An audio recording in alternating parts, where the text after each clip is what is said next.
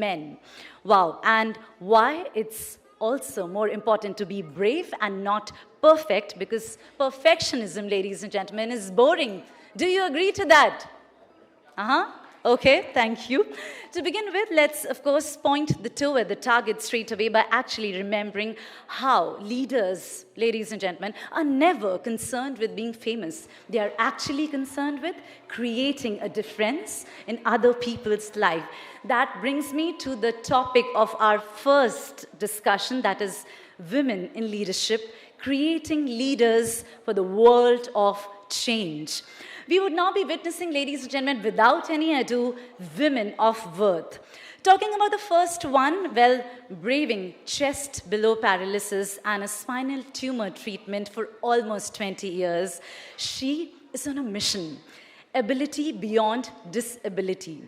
Well, she is an international sportsperson, par excellence, and a recipient of awards, unka to kya hi kehna, so many. But I will take a moment to read that she is a recipient of 5 prestigious President of India honors, the Padma Shri, the Khel Ratna, the Arjuna Award, the President's National Role Model Award. In fact, she is also, ladies and gentlemen, the first ever paraplegic Indian women swimmer, biker, and also a car rallyist. As the founder of Wheeling Happiness Foundation, she has taken up the cause of enhancing the emotional health of persons with challenges and empowering women through outdoor sports and so much. Her mere presence is an inspiration. And I know that as a fact because I've hosted her before.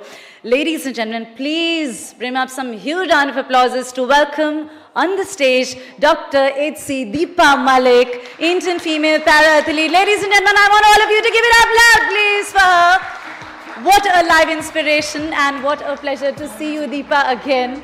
Thank you for coming all the way and inspiring us likewise, since years. Thank you.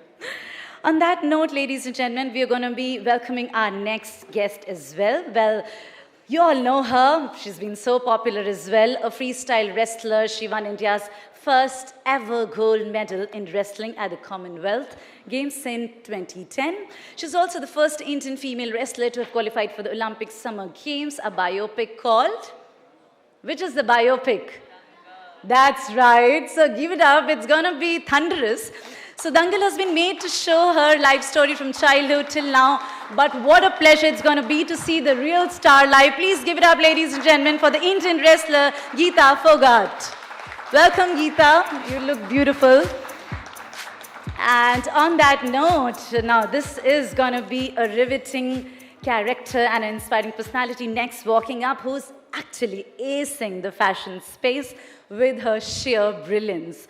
Wow, she's truly a name to celebrate. I look up to her personally, and from a strong online presence to dominating the retail market pan-India, her decade-old label, that's House of Masaba, is a big name when we count on the game changers in the fashion space. Other reasons why she's truly been a role model for many is because she is literally unabashed about her opinions and has donned several professional hats quite effortlessly, literally. Being an inspiration to many, she's a Wonder Woman in the true sense. Ladies and gentlemen, from the House of Masaba, please welcome the fashion designer, Masaba Gupta. So that's for your stunning presence, Masaba. Thank you for joining us. Well, I was all grinning when I was seeing my people who are going to be taking up the stage for this session. All right, on that note, we'll be marching ahead because I believe one of our guests has to leave early as well. So we would be now inviting the first women pilot being posted to the Suyash Pioneers. She's also a qualified flying instructor with CAT IRBMG, a qualification that's very few pilots of her seniority would actually have. She's carved a niche for other women aviators of the IAF. Ladies and gentlemen, could we please welcome the squadron leader, Kushbu Gupta, IAF. We welcome you, squadron leader, Kushbu Gupta, and we salute you as well at the same time. Thank you for joining us. And with that, ladies and gentlemen, we are going to be marching ahead. We'll be inviting somebody who heads CRISIL's global and domestic business, steering its efforts to deliver high-quality analytics, opinion, and solutions to a wide range of clients. 30 plus years of experience in the financial services industry, and prior to CRISIL, she served as a CEO at many companies, a member of governing body of National Institute of Securities Markets as well. Please welcome the Chief Executive Officer of CRISIL, Ashu Suyash. Hearty welcome to you as well, ma'am. Well, all the lovely stars, it seems like they're walking up the ramp and taking the stage, yeah? And on that note, we would be inviting our very adorable moderator for the day. Well, she's the content head and thought leader in StarRem. Well, before her career pivot to financial technology, she spent close to 14 years in the broadcast news. Well, in her last stint as a journalist, she was the senior editor and prime-time anchor at India's #1 business news channel. Of course, ET, now a storyteller at heart. Ladies and gentlemen, give it up for your moderator, please, in the house. Please welcome Tanya Bhardwaj. And Tanya, I give you this heavy responsibility of shouldering the talks with all these power women. Thank you.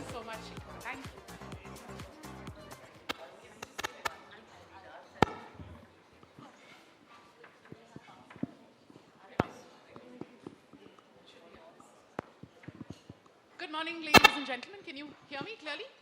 Am I audible? Oh, now I am. Okay. Hello.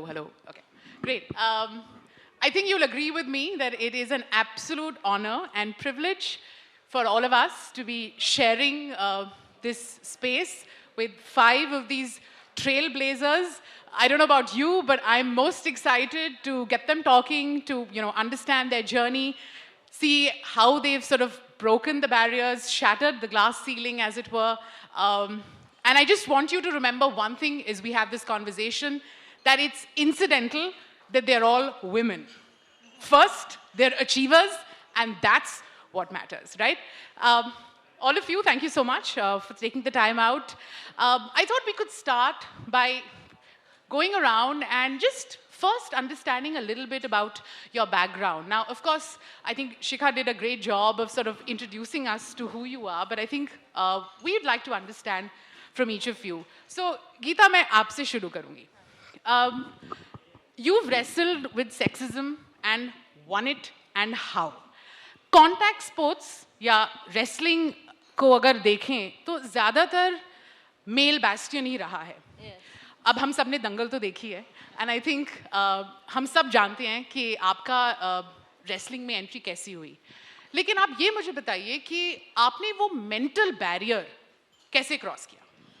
देखिए, सबसे पहले तो क्योंकि जब हमने wrestling start की तो उस टाइम मेरी उम्र 12-13 साल की थी, और हमें नहीं पता था, रेसलिंग के बारे में भी नहीं पता था, और हमें ये भी नहीं पता था कि हमें किस फील्ड में आगे जाना चाहिए. तो मेरे फादर थे जिन्हें हमको रेसलिंग में उन्होंने उतारा. और जब हम थोड़े से बड़े हुए, 3-4 साल के बाद जब हमने मेडल्स जीत रहे थे, या फिर हम गांव अखाड़े में हम ट्रेनिंग करते थे, तो गांव के लोग और पास जहाँ पे भी हम जाते थे तो लोग बोलते थे कि ये पुरुषों का खेल है, कुश्ती लड़कियाँ कहाँ कुश्ती करती, कौन से शास्त्रों में लिखा हुआ है. कई बार ऐसा भी हुआ कि हम, जैसे आजकल तो काफ़ी सब कुछ बदल गया. आज से 15 साल पहले हम जिस टाइम पर हमने कुश्ती स्टार्ट की थी, उस टाइम पर लड़कियां बहुत ही कम होती थी कुश्ती में ही इंडिया में. तो जब हम दंगलों में जाते थे तो क्योंकि हमारे बाल बिल्कुल छोटे होते थे लड़कों की तरह, और हम जब जाते थे तो कुछ लोग तो बोलते थे कि पहचान ही नहीं पाते थे कि लड़के हैं या लड़कियां हैं. दूसरा बोलते थे कि इनके बाल कटवा रखे हैं, शादी कौन करेगा. तो बहुत सारी चीज़ें होती थी लोग माइंड सेट, क्योंकि जहाँ से हम बिलोंग करते हैं वहाँ पे रेसलिंग लड़कियों का भी इतना नहीं है, मेरी फैमिली को छोड़ करके. तो वहाँ पे इन सब चीज़ों को ये बैरियर हालांकि मेरे पिताजी ने ही तोड़ा. उनकी सोच थी, और उनकी सोच ही हमें यहाँ तक लेकर के आई है. मुझे अच्छी तरह से याद है कि मेरी फैमिली का बैकग्राउंड, या मैं कहूँ या फाइनेंशियली इतना स्ट्रॉन्ग नहीं था.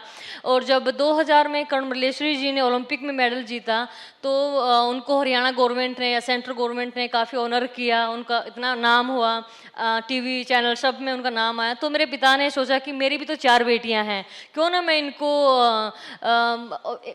स्पोर्ट्स में उतारूं। तो मेरे पिताजी खुद पहलवान रहे हैं, तो उन्होंने हमें पहलवानी में ही उतारा, और बिना सोचे समझे ना उन्होंने कि लोग क्या कहेंगे, उन्होंने कभी नहीं सोचा। उन्होंने बस अपनी सोच से ही हमें इस मुकाम तक पहुंचाया है। Squadron Leader Gupta, let me ask you, traditionally women serving at the front line has come with a lot of unease. It's not something, again, that I think most of us have grown up with. Tell us what prompted you to join the Air Force. Was it a sense of patriotic duty? Was it the urge to serve? I don't know, was it the uniform? I always wanted to go to NDA, which is primarily for the boys. And during my schooling, I was never aware that only boys can go and join NDA, because one of my school teachers' son was in the NDA, and she would talk about him endlessly, about uniform and all the physical sessions, etc. So as I was growing up, I belonged to a Baniya Marwadi family. So my parents wanted to get me married, and when I was in the 12th standard. So from actually there it started, when I used to say, tell my parents ki shaadi karaogi to main ghar se bhag jaungi types, okay, but which never happened. So over the years, the mindset of my parents changed, my family changed, which was a very positive thing for me. And then I was allowed to take a chance with the SSB. And that's where my Indian Air Force career started. And throughout these 13 years in the Indian Air Force, the organization has been very positive with the women. I have never felt that I was any different from my male counterparts. My training was absolutely same. I was treated the same way. But one thing I would like to bring in here, when I got posted to Siachen, I got posted to Leh actually. My unit is in Leh, but I was operating ex-Siachen. So when I got posted there, one of my civil friends, he mentioned ki, you are the first one there. You're going to be there amongst maybe 5,000, 8,000 men. And if something happens to your aircraft goes down. So those men haven't seen like, what, female in 6 months, 1 year. Kya hoga tumhara? So that was something which I could not even imagine coming from a civil friend of mine. And trust me, 2 years operating from in the base camp, in the Siachen, amongst 5,000 men, being the only one, not a single day I felt that I'm a different gender or I'm odd one out. I'm only women operating there. I was treated as good or as bad as anybody else there. Right. Dr. Malik, your story is one of grit and perseverance. Life throws you this curveball, and not only do you embrace it, but you throw yourself into sport with reckless abandon. It was just easier to be taken care of, right? Yes. What motivated you? I think this is not moving. Can I have that one? Yeah, this is fine. Thank you. Good morning, everyone. And yes, we were in conversation before we came into the room, and Tanya just said that maybe in spite of some of us who are sitting in the room, we are lucky. We are lucky that we are coming from educated background. We are lucky that we are pre-empowered. We are from the urban society. And most of us in the room are financially pretty stable. But in my journey, Tanya, my objection was to the word lucky. Because with chest below paralysis, my family was still keeping me. When I say family, my in-laws. My husband was still married to me. And I was made comfortable in a remote farmhouse where they had created a wheelchair amicable room. And they had given me all the facilities with a maid, etc. to take care of this body, which has no bladder, no bowel control. So even my urine and my stool drills are managed. And I need assistance. But that is all the identity I was left with. Either a financial liability, or crippled, or going to die in a room in our own urine and feces. I will not be a good mother. And in spite of all this, my family is keeping me. that's when I started looking out for various ways and opportunities, which again were not there because, at least in my country, nobody had seen a woman in mid-30s with chest below paralysis trying to do what I tried to do. But I think all this became my sources, whether I say I tried to do biking again, I crossed a river swimming with just 2 arms, uh, or I took the car and I went up the high mountainous region and I did raid the Himalaya car rallies, fought for a license for 19 months, and eventually joined the world of sports at the age of 36 to becoming an athlete in 2010 when we were together in the Commonwealth Games. That's where she created history. And it was my first stepping stone into athletics on a serious note. These were all just mediums to prove my abilities beyond disabilities, changing the mindset of the society that my life had ended, and also probably create awareness towards the mindsets that there is a stereotypical mindset. Even my husband got lost in the way because he didn't know how to nurture me thereafter. The only thing they found was to keep me in a room safe and comfortable. And that luckiness was the objection, and I kind of took on the journey. It was a lot of learning. I always say that I never had legs to walk, neither did I have footsteps to follow. So without legs and without walking, I had to actually create footprints and then follow them and find my own way. And sports, I guess, became the biggest platform where I could break these stereotypes. I did get noticed for my biking and my driving, but sports, because my achievements were larger, and it also gave me a larger purpose, I got involved in the policy making, and the policies were made, but policies were made far before the mindsets had actually started accepting. And I'm really, really happy that in past 4-5 years, ever since I've become the Paralympic medalist, practically every stage has started having a ramp of this kind also. So that's a huge transition, and I'm very happy that has happened. Masaba, let's talk about you. You're a boss lady, a force to reckon with in the fashion world. Was this logical? Is this what you thought you would do when you were like, I don't know, 5 years old? Is this what you wanted to do? No, actually, because I mean, I grew up in, my mother is an actor, my father is a sports person, and I grew up in, in between all of this glamour and the idea that a woman should be in front of, the camera, and she should be glamorous and she should always be well turned out. And I was just in that world. So I wanted to become an air hostess, I remember, because at that time it was the coolest thing to be, to be an air hostess. And then I did some dancing, and then I said I want to be a singer, and then I said I want to be an actor for some time when I was about 14 or 15 years old. But my mother said, listen, just don't become an actor, because she said you'll really struggle, and you're not a conventionally Indian looking girl, and this industry will literally chew you up. So I said, okay, that's great advice, because I think parents being so critical and honest about something, because usually they just say, try kar lo, dekhte hain kya hoga, you have all the time in the world. But she said no. And fashion was the last thing on my mind. It was actually not even plan B. And when I was 19, I remember I was passing by my college, and my mom said, why don't you try design? Abhi sab to try kar hi liya, just try this, I think you'll be good at it.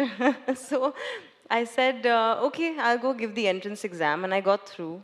And when I was 19, in my second year of college, is when I started my own label. And I remember in my college then, I had a very, I used to love color, and I used to love like the pink she's wearing, and like patchwork, and really very tribal aesthetic that I had. And all of the teachers used to diss me and, say, what is this nonsense you're making? Make something conventional. What's wrong with you? So I said, I don't know anything else. This is my style. This is my aesthetic. And I didn't complete my course, so I don't have my diploma yet. But here I am. I started the label at 19 in my house, in my room with my mother.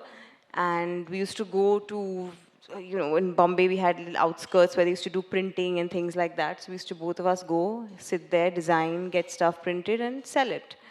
And here I am. I think at that time I was so clear that, fashion is considered that thing कि अच्छा बेटी को समझ में नहीं आ रहा क्या करना है ना उसको बोलो designer बन जाए. I was like, but it's not fun and games. It's a serious profession. And I think till today, I struggle with being taken seriously as an entrepreneur. Yes. And every time I'm here on a panel like this, I have to say that everyone else here has far more challenges than I have had. I come from privilege, and I have to say that here because I've heard all these stories. But I just think that it's so hard to walk into a room and convince people that this is a serious business and that fashion is serious business.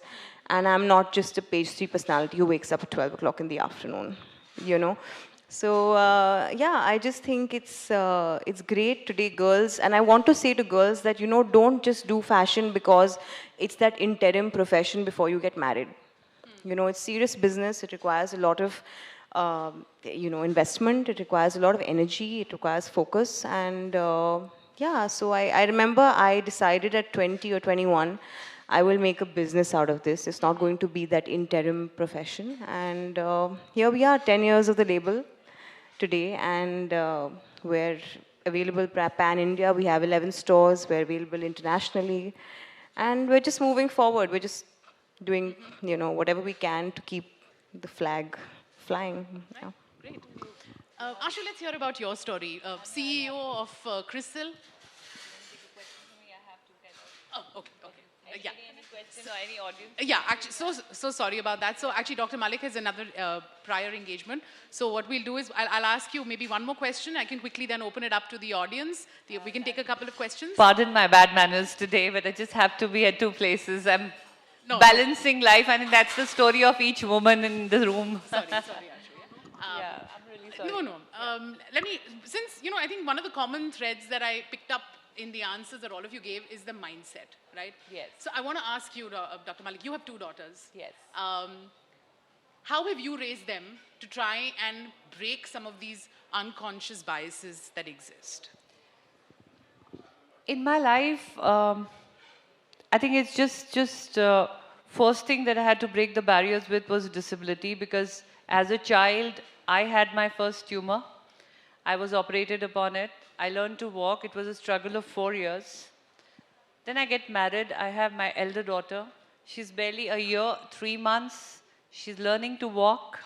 And accidentally, she gets out of the main gate of the house, goes on the main road, meets with an accident, has a severe head injury, and the left of her body gets paralyzed. I struggled with her paralysis for 4 or 5 years. And then I'm so tired of hearing from the people, "Maa ki bimari beti ko lag gayi." Because I would scream on top of my voice and say, I had a tumor, she had an accident, genetically not connected, but the rebel in me made me have another kid 5 years later, and my younger daughter was born. So I think my journey has always been about breaking barriers. And let me very bluntly say it from this platform today, that me being a mother on a wheelchair, with an elder daughter who has recovered from her hemiplegia. Of course, she's entirely recovered, maybe just 5% of a little bit of difference in her left arm and her right arm is left. And still there is this whole thing, because one is 29 and the other is 25 now. The societal bias is still there, and they say, who wants to, it's okay, achievements, she's brought laurels for the country, but is ghar mein apna ladka kaun dega? We don't want our son to become a nurse in the house. So I think these societal barriers continue around disability, and what I'm happy about that I have brought up to very empowered citizens. I will not say girl or a boy. I will say citizens of the country who have learned to give back to the society. They are very inclusive in their thought process. They do not abandon people just because how their physical appearances are. They are more accepting. And I think that's the kind of younger generation we need to form, because these citizens are going to make the new India more empowered, more barrier-free, even in the minds, in infrastructure, and in their thought processes. So I'm very proud that I am mother of 2 daughters who make good citizens of this nation. Excellent. Does anyone have questions in the audience? Very quickly, because Dr. Malik has to leave then. Anyone? Any questions? Okay, in that case, then let me ask you the last question, Dr. Malik. What would your message to some of the women here in the room be in terms of how we can carve out a space for ourselves with equal footing with men? I think that's first barrier we have to break within our own minds. And I say that people look at you the way you look at yourself. And this is something which I have learned from my life. As long as I was agreeing to be nursed as a crippled person, I was treated as one. The day I declared my abilities beyond disability, today everybody looks at me as an achiever, because I believed in myself. So please continue to believe in yourself. And at the same time, if you are a mother, then please bring up your daughters so that they would have a role model in you. So give them that all-round development. And if you have a son, please teach him how to respect women. And then we are going to have this each for equal that we are talking about. Women liberation is not about putting the other gender down. It is not about telling that you are superior. It is about that I make 50% of the population of my country, and I am going to educate and empower myself in such a way that I become a citizen who can contribute to the development of the society, to the family, and to the nation that I live in whatever way. Yes. So I think that's what we women have to look at, and take onus, take responsibility, and above all, be each other's strength. And before I leave from here, I have to tell you, right, sitting in this panel, I want to share my today's experience. Of course, when I was playing, they were as young as my daughters, but I was so inspired by the medal that Geeta took in 2010. We were in the same village, competing in the same area. So the inspiration came from there. So a woman inspired me. And today my looks are inspired totally the way Masaba inspires her mother, Neena Gupta ji, to dress up. So my daughters knew Masaba was going to on the panel. So they surprised me. They said, Mom, you also got to get ready, wear this junky stuff and wear a very bright color, get a nice makeup with false eyelashes, because that's how we can inspire each other.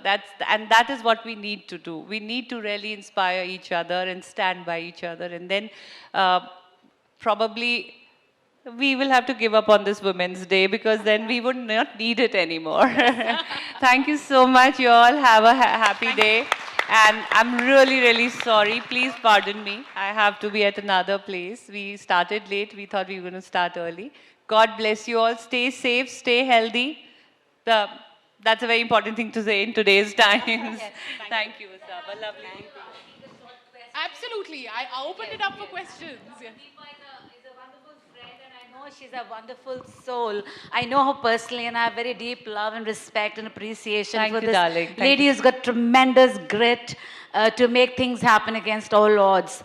But what about the ladies with, generally I'm talking about gender in, people with special disabilities, hailing from not so, affluent families, and who are coming from underprivileged families, and there's a lot of societal, denunciation. And how do you really combat all this? So we work a lot with, in our foundation in rural areas, and I'm very happy. My daughter is the one who actually started the foundation, and she's been working very hard with that. We discuss with them, we reach out, we have village rural programs. And we also talk to the caregivers. I think when it comes to battling and combating disability so it's very important to create the society in which she lives or the atmosphere in which she lives, that has to be more aware. And we teach them what kind of prosthetics can be used. We teach them what kind of rehabilitation that can be used. We kind of empower them with the knowledge of dealing with the kind of disability they live with. Half the time we don't even know. A lot of women ask me, you say you have chest below paralysis, no sensation, no bladder, no bowel, then how do you even leave your house? So probably they don't even know that there is something called diapers or urine bags, you know, and how you can actually learn body management. So yes, it is huge. 80% of our country lives in the rural areas. Yes. We really have to reach out, but I think that is where each one of us can contribute. If each one of us take responsibility of changing 10 families or 10 lives where you find people in different challenges, we are going to spread the word around. And whatever I do, I try to talk about it in the media. I try to talk about it in a way that it reaches the masses. So I try to lead with an example. I'm doing my bit. I think each one of us has to do our bit to create a bigger change. Sure. It calls for a renaissance, probably Yes, at the yes. mind level, and also the financial Yes. support that probably needs to come forth Yes. from the government level. Yes, and there are policies, and when we do these rural workshops, to my horror, I come to know that the people don't even know that these policies exist. And in one of these rural workshops that I was doing, and when we told them that, Mataji, आपको ये तकलीफ है और आपको सरकार से इतनी pension मिल सकती है अगर आप अपना सरकारी कागज बनवा लेते हैं, मैंने तो बेरा ना है सरकारी पेपर कित बनेगा कि जी हेल्थ ऑफिसर बनाएगा. She literally limped her way to the health officer who was sitting in that meeting. We make sure that we have government officers, we have health officers, we have Red Cross people. She says, तूने तो ना बताई मेरे ते. बोले माता जी हमने paper में निकाला था कि हम यहाँ से ऐसे शिविर लगा रहे हैं, तो मैं तो पढ़ी लिखी ना हूँ, मैं कित पढ़ूंगी. तो then said नहीं पर हमने ढिंडोरा भी पिटवाया था. Then she went and she got hold of the sarpanch. मैंने तेरे को वोट डाल के सरपंच बनाया, तूने मुझे तो बताई ना. And then imagine that rural woman, the moment she got empowered with the knowledge that she is entitled to a medical certificate followed by a monthly pension by the government scheme, she stood there and she said, पिछले 22 साल से मेरी टांग टूट चुकी है accident में, मुझे पूरे 22 साल का हिसाब चाहिए, ये सारे पिस्सा जोड़ के दिलाइयो मने. Hats off. Creditable. Thank you. Creditable. So it's just that we have to spread more awareness. They have the power to voice. They have the power. It's just that they need the direction Yes. and somebody to support and Yes. guide them. Thank you so And much. we all can do that. We can Sure. do that. Thank you so much. Thank you so much.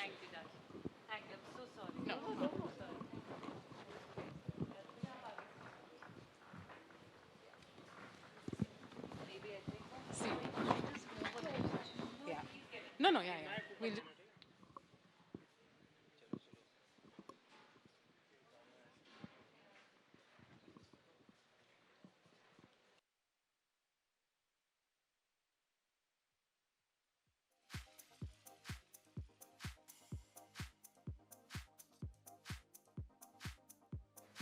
Right.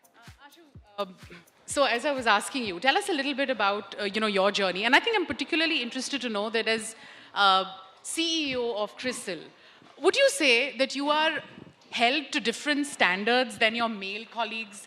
Did you, as a woman, have to work twice as hard to get your seat on the table compared to what maybe a male colleague put in? I would absolutely say I had to work twice as hard. And to be honest, did I worry about it? Absolutely no. I think I became aware about the need to work twice as hard when people started asking the question. And that's simply because I am what I am today, because my parents, and I can sort of date it back to maybe when I must have been 2-3 years old, always said, you have to be the best at what you do. And that's the ethos with which I grew up. And the best at what you do had no gender to it.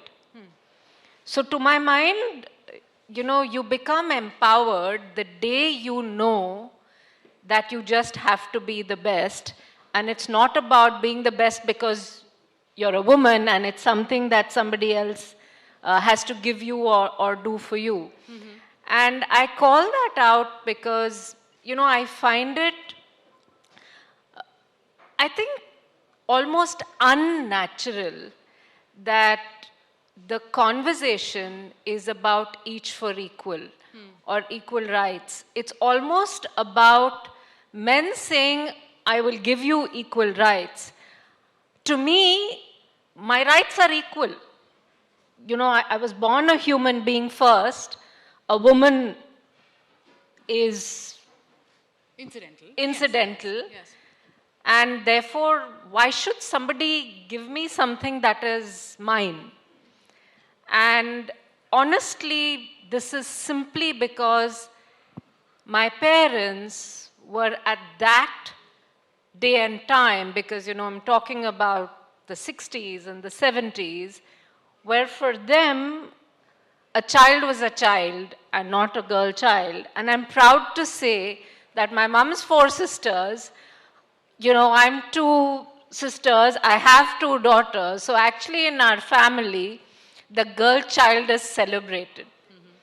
And I say that because I think that's what makes a woman special.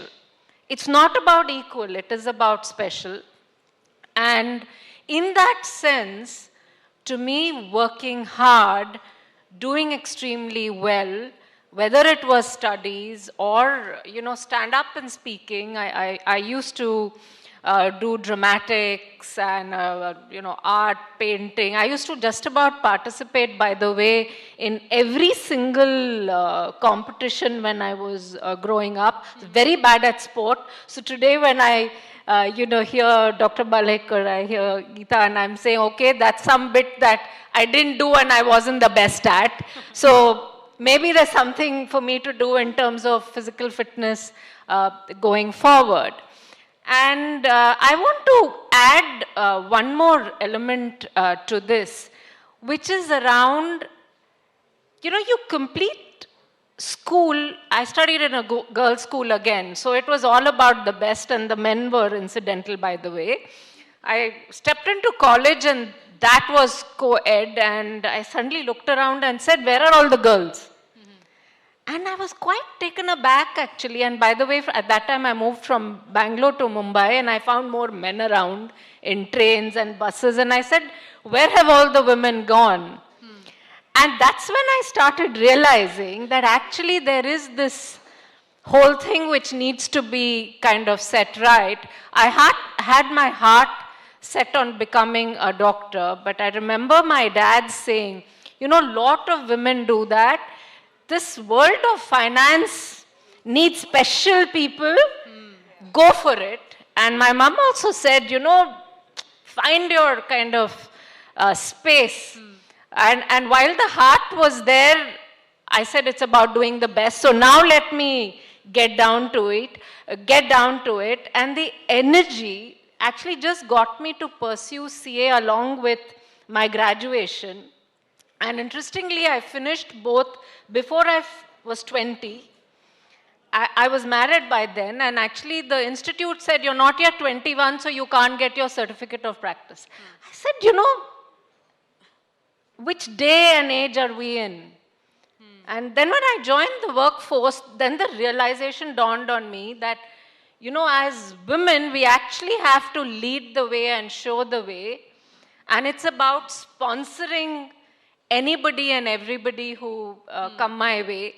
And along the way, back to your question, you know, that point around working doubly hard came through, but a very, very important thing.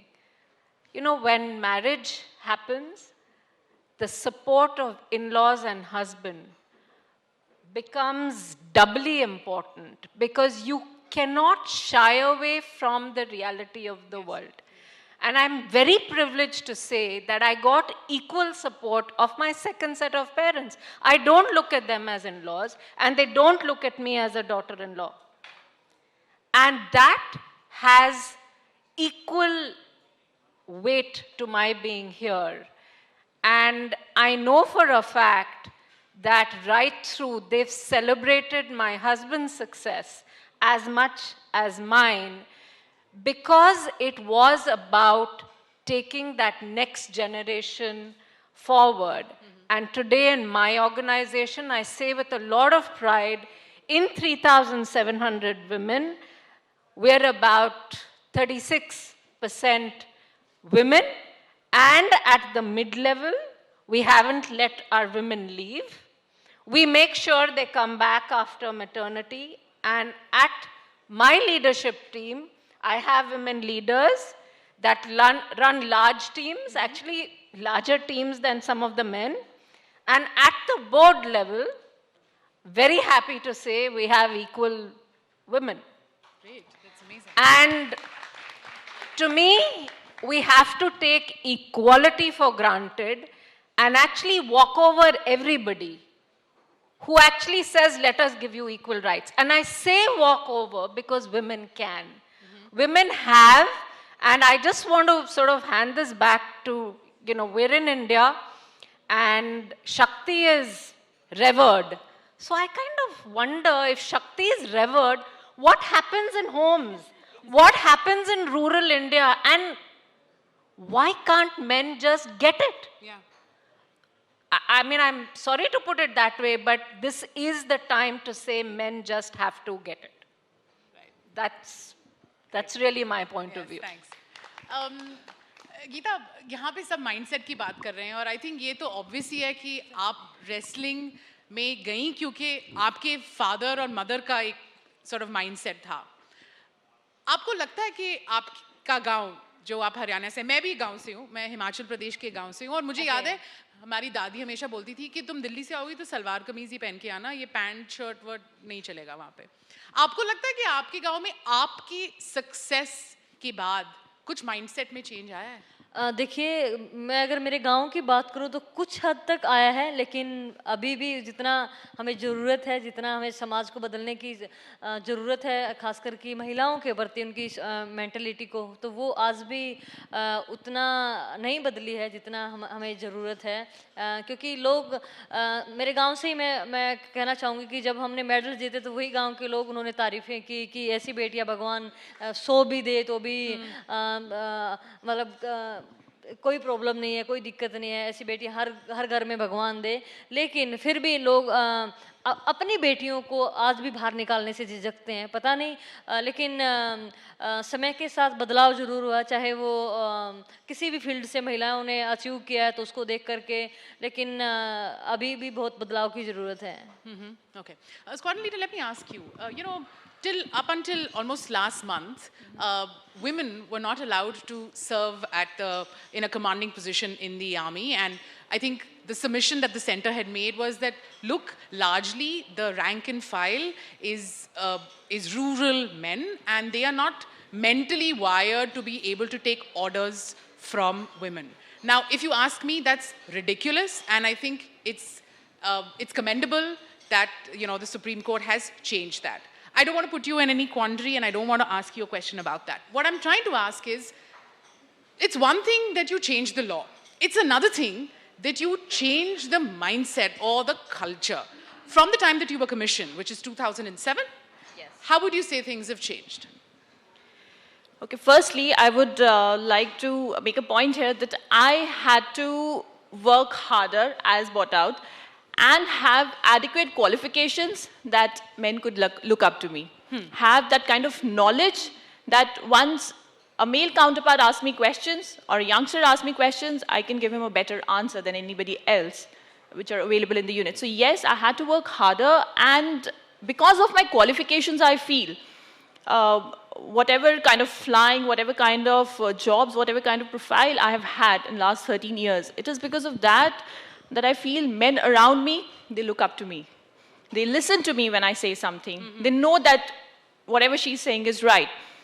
When I became a flying instructor, My pupil, who was a boy, hardly about 17, 18 years old boy, he comes and he had tears in his eyes saying that, ma'am, I never expected that I would have a lady instructor. I always thought that I would have a male instructor and I would be treated in a very different manner. Can I just I feel like that corner over there, completely distracted, especially that man smiling over there. If आपको interest नहीं है तो आप चले जाओ ना. Room भरने की कोई ज़रूरत नहीं है. आपको मज़ा आ रहा है तो बाहर करो ना. The people trying to speak here, there's so much disturbance. I mean, I think a summit should be managed a bit better. The sound console, non-stop, there are women trying to talk here. If it doesn't interest you, just get on your phone, talk on Instagram, no? Some respect. Especially you behind there. Leave. Leave the room. Yeah, please continue. Okay, let's continue where I left. Yes, I had to break the stereotype when I became an instructor. When I used to take classes, people would try, the guys would try and poke me, asking all sorts of nonsensical questions and try to find out how much do I know, how much metal do I have in me. So yes, I had to prove myself. But otherwise, working environment in the Indian Air Force, where we have had women officers inducted since 1993, I never sort of had any problems in my workspace in having, I would say that I'm treated somebody different or asking for my rights of being equal, no. And I would like to talk here of the Permanent Commission. Indian Air Force is the forerunner in this. Permanent Commission was being offered to the ground duties like logistics administration from maybe 7-8 years before. And yes, for the flying branch, women in flying branch, it was open 2 years back. And unlike any other organization, all the fields in the Indian Air Force are open to women and taking over combat roles. So there is absolutely no difference. They will be considered for any position in any field in the organization. Okay. Masaba, let me ask you, where do you think we are in this arc where the narrative needs to change? That it's not just about women being equal to men, but the fact that everyone should have an equal sort of footing and seat at the table, no matter what your identity, your gender, your caste, your religion. You know, I have to say, I think the narrative will change when women support women better. And I think we had this discussion earlier that I think women are each other's worst enemies when it comes down to certain things. I see women who, I remember when my mother had me out of wedlock, women were the nastiest to her. Women put her down way more than men did. How did you have a child without being married? How is she going to go to school? Tum kya kar rahi ho? Just find any man and get... She was almost married off to a gay man. Can you believe it? And this was a woman suggesting this. So I think, be it at a workplace, especially at a workplace, I would imagine a woman needs to take charge and empower other women. Having said that, I think until women educate their sons, and I don't mean sit them down and talk to them about how a woman should be treated, but I mean lead by example, which means, you know, tell them that they have to have some sort of respect for a woman who may be in a higher position than them at a workplace, take orders from a woman. I believe, I don't know if I read correctly, but women being in positions in the army was met with a bit of backlash because they didn't want to take orders from women. Yes, it was. I'll answer that. I remember that. Yes. And I think that's where the problem is. And I think a large part of it has to do with how women don't lead by example. So if I'm a woman and I'm taking whatever shit comes my way from any man, and especially in the house, that's how my children will think. That's what my children will think is the norm. And I think that that's the main concern in Indian homes, that women are unfortunately, and I say unfortunately because sometimes they're just not in a position to do better, you know, and they have to be in that position where they just kind of, you know, make do with whatever, however they're treated. And I think for me, my company, we employ over 170 people, and we have, I would say, 80% women. And I remember someone once told me, they said, you know what, hire some more men, there'll be a balance of the emotions. And I think women do as good. And I'm not saying that, you know, women, especially today, I think what's happened is with this whole feminism debate, men have been made to look inferior. I think the idea is to say that nobody is inferior or superior. Everybody comes at the same ground, at the same stage, at the same level. And then basis ability, basis your potential, you lead from there. So I think the narrative will change when women start to not put other women down to begin with. Okay. Yeah. Ashu, let me ask you, you said that close to 33% is the kind of representation that women have at CRISIL. You know, many times, and I can say this firsthand, you have mentorship programs in offices. You have a stress on diversity hiring. But more often than not, it almost seems like it's a problem that's left for the women to solve and not so much for the men, right? I want to ask you, maybe you have examples to give us about how it works at CRISIL, or if you have any ideas on how we can make men champions of this change. Yeah. So glad you asked that question, because if you remember, I asked you, it's a panel talking about leading change and women leading change. Where are the men? Right? Because I expected it to be a diverse panel. Yes. Well, there are men coming on the next panel. In the next panel. So maybe some of this should get asked. And I'm happy to see that the audience at least has some bit of balance there. Some talkative men who are annoying us, but okay. So the good thing at CRISIL is that we have men who champion change. And it is so important to have men champion change. I am the first to say I am a product of several men having championed change. Because all along, I've had a male boss. Okay, through lot of challenges, difficult pregnancies and health issues and a lot of, sometimes you have challenges at home. You have challenges at the workplace with colleagues. And these men championed my cause. And had they not done that, including one of them when I was going to resign, when I had my baby and I was just finding it hard, in a city of Mumbai. First I used to spend 4 hours on the train to get home and stuff like that. He said, there is no way that your resignation is going to be taken. So I did tell him that it has been. He said, that's okay, and he just tore it up. And he loaded me incidentally with more work harder, that I actually forgot that I had resigned. And that is one of the most wonderful ways of respecting women. Women tend to feel weak when there is emotional trauma. But at that time, if instead of sympathy, you get empathy and you get empowerment, you flourish. And in that sense, one of the things we've done at CRISIL, which is the reason I say not only do we have a lot of women that we hire, but we have women in leadership positions, because one, we don't come at it from gender. It's about hiring the best for the job. So we're told, we don't go and tell our hiring managers that we want this ratio. We say get the best person for the job. And let me tell you, today you have statistics showing you that one, you have almost equal women graduating. But if you think about who tops university, who tops 10 standard, 12 standard, medical, it's all women, right? Yes. So actually, if you hire the best person for the job, by definition, you'll hire a woman. So you need to actually coach men to say that hire the best person for the job.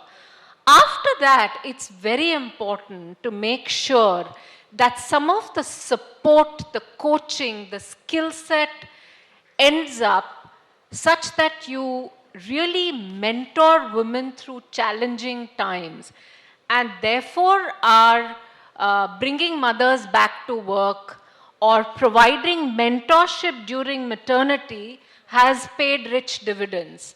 Because at that time, we really help women believe in themselves that they, it's on, I keep saying, and in that sense, role modeling is important. I say it's 9 months. It's not a lifetime. If there is a problem, sometimes, trouble with, even you'd be surprised, things like house help can, come in the way of a woman getting to work. And I keep saying it's a day or week in your life. Don't give up on life because of that. So having those very sensible programs makes a difference. And one very important thing which I think needs to be taken up in the corporate world with vengeance is about protecting appraisals and ratings when women take maternity time off. Very often, for whatever reason, people say, but she's worked only for 3-6 months, how can the rating be same? And at CRISIL, we've implemented that, and that has made a material difference to making sure women stay with us and eventually make it to the top. So I am a proponent of saying that, the state has come up with policies on better maternity leave versus the time when I had my babies, childcare or creche. But the need of the hour is public-private partnership, because the social infrastructure, the social barriers are so intense that the government alone cannot do it. It's government, people, organizations partnering to get women to go ahead. And I'll tell you why it needs to be done selfishly. Because if the world is equal in men and women, and that's standard statistics, you know what? Economic growth and world GDP will double if you get women in the workforce. So, there is a very strong economic argument, growth argument, progress argument to make this happen. And that's the reason I'm very vocal about this and vocal about doing more. And I'd urge women, I'd urge companies to go beyond what the law requires to make this happen. Great. We have 5 minutes left, and I'm going to open it up to questions. Yes, the lady there in the sari, please. Can someone get her a mic? Do we have a mic? Let me give you mine then. You have a mic? Oh, okay.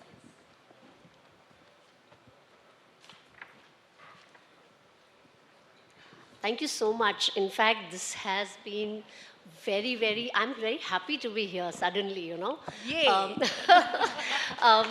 Especially after hearing Ms. Masaba or that women supporting women. But coming from you, the CEO of CRISIL, I've missed your name. Ashu, yes. Ashu ji. It gives so much strength here to all women here that, it's not, we are talking about, I think women empowerment today is a misnomer. What we need to work on is women power, leveraging women power towards complementarity of genders for a better workplace. But I surely believe, Phogat ji and, the lady here, I think I would like to ask, anybody can answer this question. Do you see a direct linkage between the emotional strength and the happiness quotients at family and at workplace because of, this power we are talking about? I mean, working at complementarity, I believe in that. Thank you. So I'm going to say, and I'd really like everybody to take this one because it's such an important question that you've asked. So I really believe emotional quotient or emotions is equal to happiness. When women are happy, the family is happy, and you produce the next generation of happy people. And when women are able to work to their full potential, and this is not just about the workforce, it's about doing your own business. Even if you're a homemaker, I think you should be revered. The family progresses because the woman actually makes that sacrifice. That's a very big thing. I think the women at home should not be looked down upon. And therefore, it is about nurturing that and not saying women are high-strung, emotional, and therefore that's kind of a problem. In fact, now, studies show that emotional quotient have actually gotten workplaces to progress more, and it is indeed a program or a workshop or a skill that is being taken up in leadership programs for everybody, especially men. Wow. So it just tells you that that sensitivity, that whole thing is so important. And why is that? You know, the real behavioral thing or trait is because we are human beings.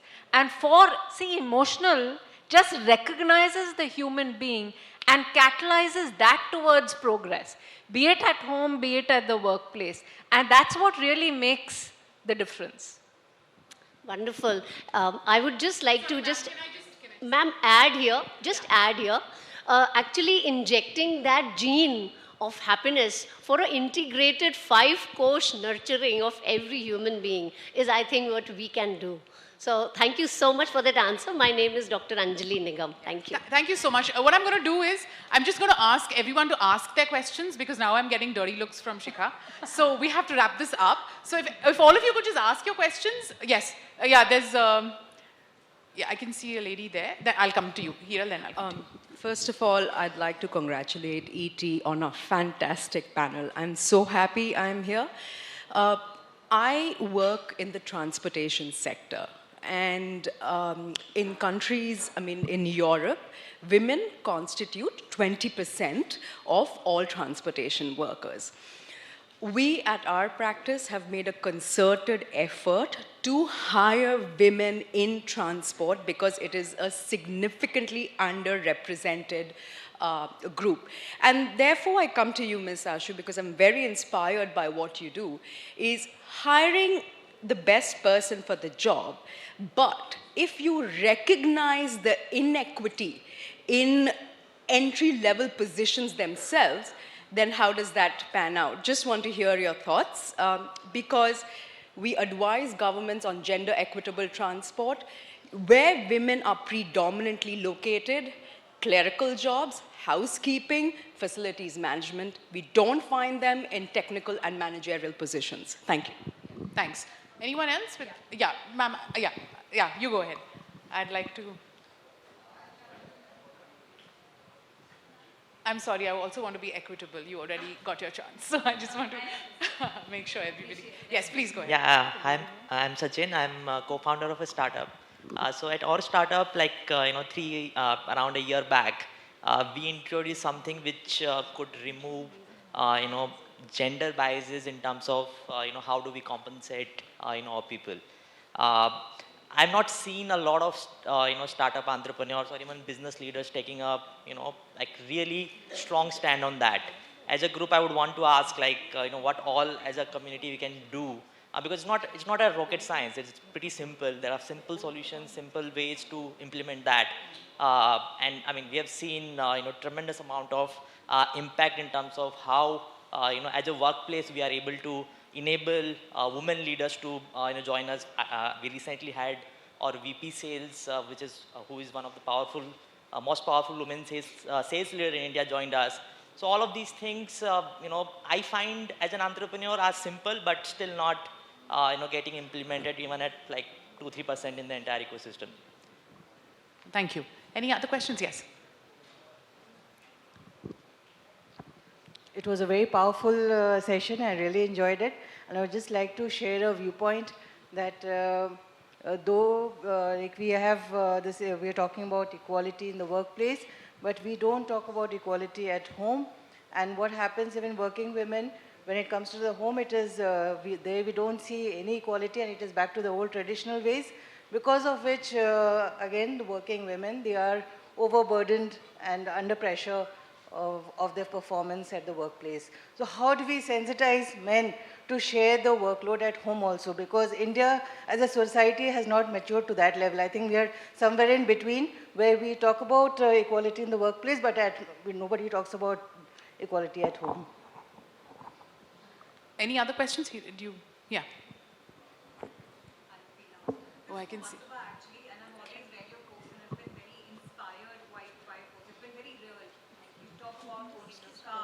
Stuff like that. So I just, and because you, as you said, you come from a privileged background, but I think you're putting it very mildly because you've had a lot of struggles which we've read about and stuff that you still continue to face with a lot of bravery. What I want to know from you is, do you think there is still a lot of conversation that is required on our definition of beauty standards and the way, or the, you know, the way we kind of measure women, you know, in terms of how, you know, how should they look and stuff like that? So can I request Ashu to first take the first two questions and then Masaba? I have a small question. If I Sorry, may. can we just answer these, then I'll take your question, promise.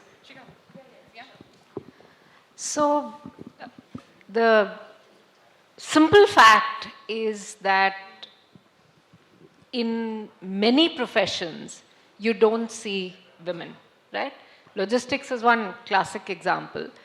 And to start with, it's simple because everybody puts safety ahead of everything. And that whole social conditioning, that social barriers then drives everything. You know, almost you know need bold people, that's like their organization. And now there are many examples of women entrepreneurs just hiring only women for all kinds of jobs and in some ways course correcting it, right? So to my mind, in some ways, it was easy for me to tell my people that hire the best person for the job because I had actually the privilege of also taking over from a women CEO.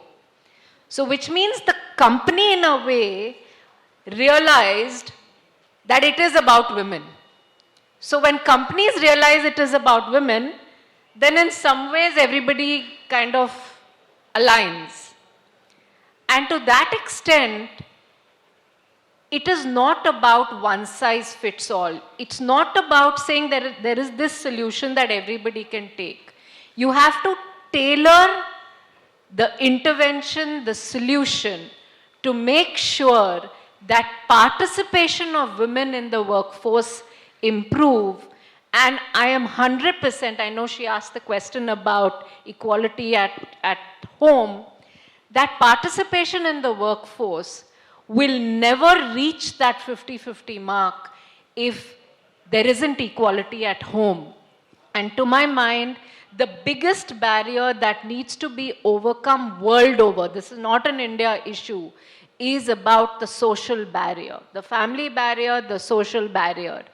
And it will not change till women become the leaders of change. You don't need to be a leader to make change happen. And that's something I really want to talk about. Women at home can lead change. You don't need to be sitting in a corporate job to do it. But if you are in a corporate job, you make it your mantra. And I'm telling you why. Because you are indeed fortunate to be there. You've got that extra platform like this, right? I want to see housewives on this platform. Because that's how equality at home will happen. And we just owe it to ourselves as women to just make that happen. I completely agree, and I just wanted to add to that actually with your question as well. I just think that, you know, I've seen consistently that I don't think you can sensitize men. The power to change really lies within you. I think the minute a woman says enough is enough, puts her foot down and says that I demand for you to cook for me if I come back home late and me to cook for you if you come back home late. Something as simple as that. And I would tell you, all of these things start from the damn kitchen, unfortunately. And I think if that changes the way we look at the way children are brought up, things like that, I think then is when real change will come about. And I think you can't change another person. You can say what your sort of boundaries are. And I think once women define their boundaries, things will change. And I think today what's happened is we see that, you know, women are consistently, say for example, walking out of marriages or leaving abusive relationships and things like that. Earlier, that never happened. Today, it's happened because a woman is financially more independent. And I think if a woman has a hold on her money, she will not take anything from anyone, and that's when real equality will come into the room, is what I really believe. to answer your question about beauty, I think beauty is such a broad term. I don't think there's a definition for it, frankly. The more I think about it, the more I find that it can be anything. And, when you said that, I was just thinking, why did I even have to? I woke up with an allergy this morning. I didn't have to put makeup and come to this damn panel. I could have just come the way I woke up, And I think that's where, we really struggle with trying to keep up with an image that people have created of us. And I think that is nothing but a burden on yourself. I don't think it makes a difference to anybody what you look like. It's just something that you assume that people perceive you to look a certain way, and then you lose weight to fit into a particular size. You do lots of things to your face to look a particular skin type. But I really feel like women at some level have set up these unrealistic standards of beauty for themselves. I have to say fashion is to blame. Fashion puts really unrealistic expectations on women. Some of the things we've done is, in our campaigns, we make sure that we have women of all sizes, all nationalities being a part of the campaign, so that people are not intimidated by what we do. And I think that the idea of a fashion model, the idea of somebody looking a certain way, someone being more preferred because because they're lighter skinned, all of these are expectations that we've put on ourselves. I would urge editors of fashion magazines, most of them women, to change the norm. And I tell you, Bollywood, fashion and cricket, no one listens to anything else in this country. So if these three can drive that change, anything is possible. Yeah. Gita, आपसे भी मैं पूछना चाह रही थी यही कि घर जो एक हमारे ऑडियंस मेंबर ने ये सवाल पूछा, राइट, कि हम ये कैसे इंश्योर करें कि घर पे भी इक्वालिटी बनी रहे और हो, इसके बारे में क्या? देखिए, ये हमारे मैं कहूँगी कि हमारे पेरेंट्स से हमें सब कुछ सीखने को मिलता है, जो कि हमारे घर में चाहे हमारे माता पिता हों या हमारे घर में जो भी बड़े हों, दादा दादी, तो अगर वहाँ पे हम हमारे माहौल को चेंज कर लेते हैं, वहाँ पे हम उस बदलाव को शुरुआत क्योंकि हमारे पिता ने हमें लड़का या लड़की ऐसा सोचकर नहीं उन्होंने पाला हमें कि पहलवानी करवानी है तो पहलवानी करवानी है, ये नहीं देखा कि लड़की या लड़का है। और मुझे लगता है कि जब फैमिली से ये सब चीज़ें हमें स्पोर्ट में मिलती हैं तो हम कोई भी किसी भी बैरियर को हम तोड़ सकते हैं, किसी भी हम मुकाम को हासिल कर सकते हैं, क्योंकि जब फैमिली का सपोर्ट हमें मिल जाता है तो सब कुछ मिल जाता है। और मेरे पिताजी हमेशा हमें कहते हैं कि कोई भी बात हो, कुछ भी हमें लाइफ में करना चाहते हैं तो वो बोलते हैं कि दुनिया क्या सोचेगी, ये सोच को छोड़ दो, इस चीज़ को भूल जाओ, तुम कुछ करके दिखाओ, दुनिया अपने आप आपको सलाम करेंगी। तो यही सबसे इम्पोर्टेंट है कि हमारे फैमिली, खासकर की लड़कियों के लिए मैं कहूँगी कि हमारे पेरेंट्स को, खासकर हमारे माता पिता जो हैं, उनका अगर लड़कियों को सपोर्ट मिल जाए, उनका अपनी बेटी के लिए सपोर्ट मिल जाए, तो हमारी छोरियाँ किसी भी फील्ड में छोरों से कम नहीं हैं। Scotland, I'd like to ask you as well. Of course, you're an officer, but you're also a wife, you're also a daughter. Are you ever torn between these responsibilities? Not at all. I have been very lucky. My husband helps me with all the household chores. He would cook, do everything rather. And I think I'm totally off my house when I walk out of my house to my office for my flying in the cockpit, because half the things are sorted because my parents are understanding, my in-laws are understanding, my husband is understanding. So I have full support from all fields. Great. Any other questions? There's have to really wrap up now because last question from the gentleman in the red tie. I promise. Okay. Yeah. Yeah. Very good morning. I'm Rahul Soni from the World Economic Forum. First of all, I must compliment the idea of starting change at home. Charity begins at home. But point I see a little getting missed.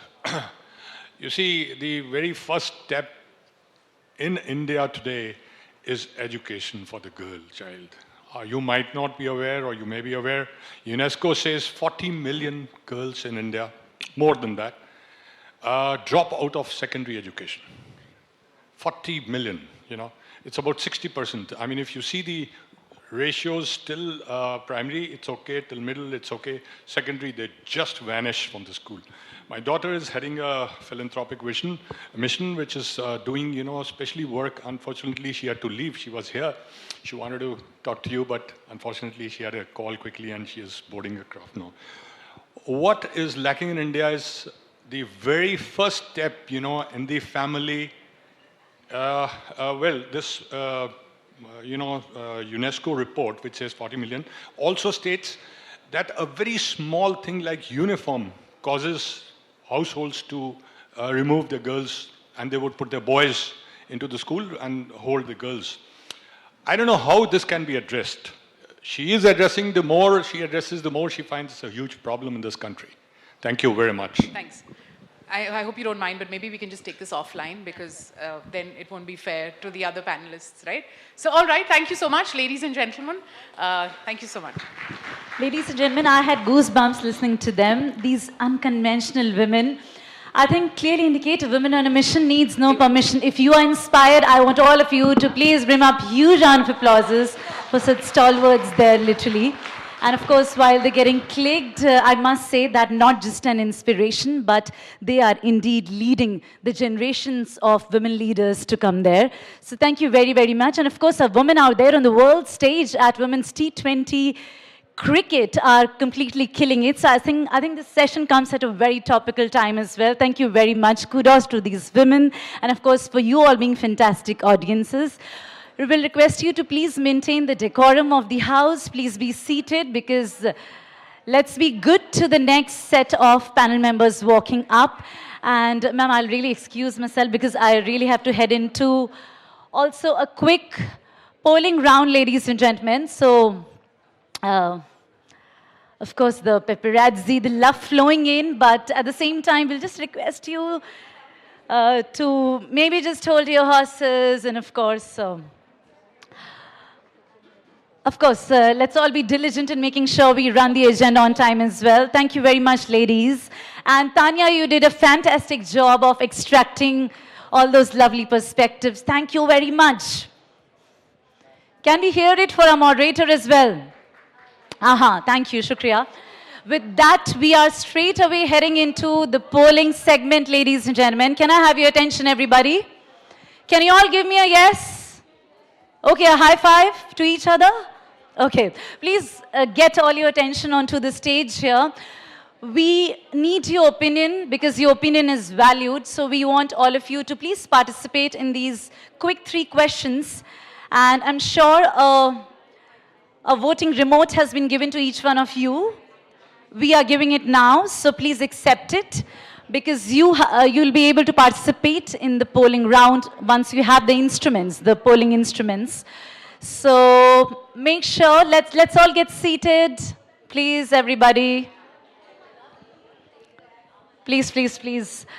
Okay, so once everybody gets it, in the meanwhile, let me also explain how you have to go about it. So the question gets flashed on the screens there. You have to choose your options from A, B, C, and D. If your polling machines, the remote is already on, you directly have to press the option that you're choosing, that's A, B, C, D, and followed by a OK there. Just in case if your machines are not on, of course, you know the power on button, switch it on, give in your poll, and press OK. Are we okay? Ladies and gentlemen, I don't blame you that I have distracted attention from all of you, but we really need to get sorted, please. Requesting everybody to please settle down. Please take your seats, and we would really urge you into not further getting into more selfie zone there because I'm sure you've captured enough of them. So requesting everybody, these ladies here to please get settled. Ladies, can we have you settling in? You heard so many good things, and I think it's fair on our part to be diligent, good audiences. Please, please. Us. That's more like it. Thank you. Well, on that note, today's eventful day, ladies and gentlemen, it's going to be all about learning from the past, business innovation, disruption in this gets over, and if we have a bit of time. So she had some wonderful lines written. But let's get sorted, everybody. Okay, hashtag ETGBS, you know the official hashtag. And yes, those are the instructions there, how to use the voting pad. All right, so we have a fancy name of the thing as well. So, voting pad, are you on? Everybody's attention? Eyes peeled, all set. Are we good to go, ladies and gentlemen? Good. So, all right, let's go ahead with the first question, team. Can we get the first question rolling in there? All right. So as you can read, which amongst these do you think are the biggest barrier for women targeting leadership roles? And option number A is work-family barriers. Option B is underinvestment in social capital. C is stereotypes of women as managers. And D is organizational culture. Please choose your option. Quick, wide and sharp. Press OK after choosing the option, and I can only give you the last 10 seconds to think and answer, because your views and opinions are going to be widely published, and we need to understand what do you feel, because you're the heartthrob of this focused session. Can we move on to the, okay, all right, we have the results there as well, super. So option number A, which is work-family barriers. Noticeably so. So that stands as a major factor that you all think, and you can have a look at the figures out there. With that, can we move on to the second question, guys? All right, so please stay focused, because this one is asking, globally over 2.7 billion women are legally restricted from having the same choice of jobs as men, something that we discussed about, right? Of 189 economies assessed in 2018, 104 economies still have laws preventing women from working in specific jobs. 59 economies have no laws on sexual harassment in workplace, and in 18 countries, husbands can legally prevent their wives from working. Oh gosh. By what year do you think we'll be able to close this gender gap? I'm sure you can read your options there.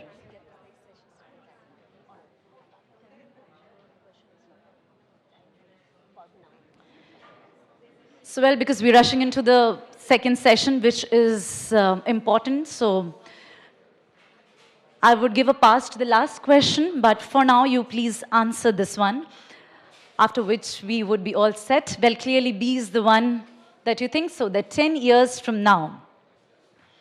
So that's there. With that, I think I'm going to be spearheading into the next session. But before that, I would also request, as part of hygiene announcements, our attendees, our audience members, to not really stand up in between to click pictures and videos of the happenings on stage, because that just interrupts the videographer's work there. So we'll request you to please cooperate on that level.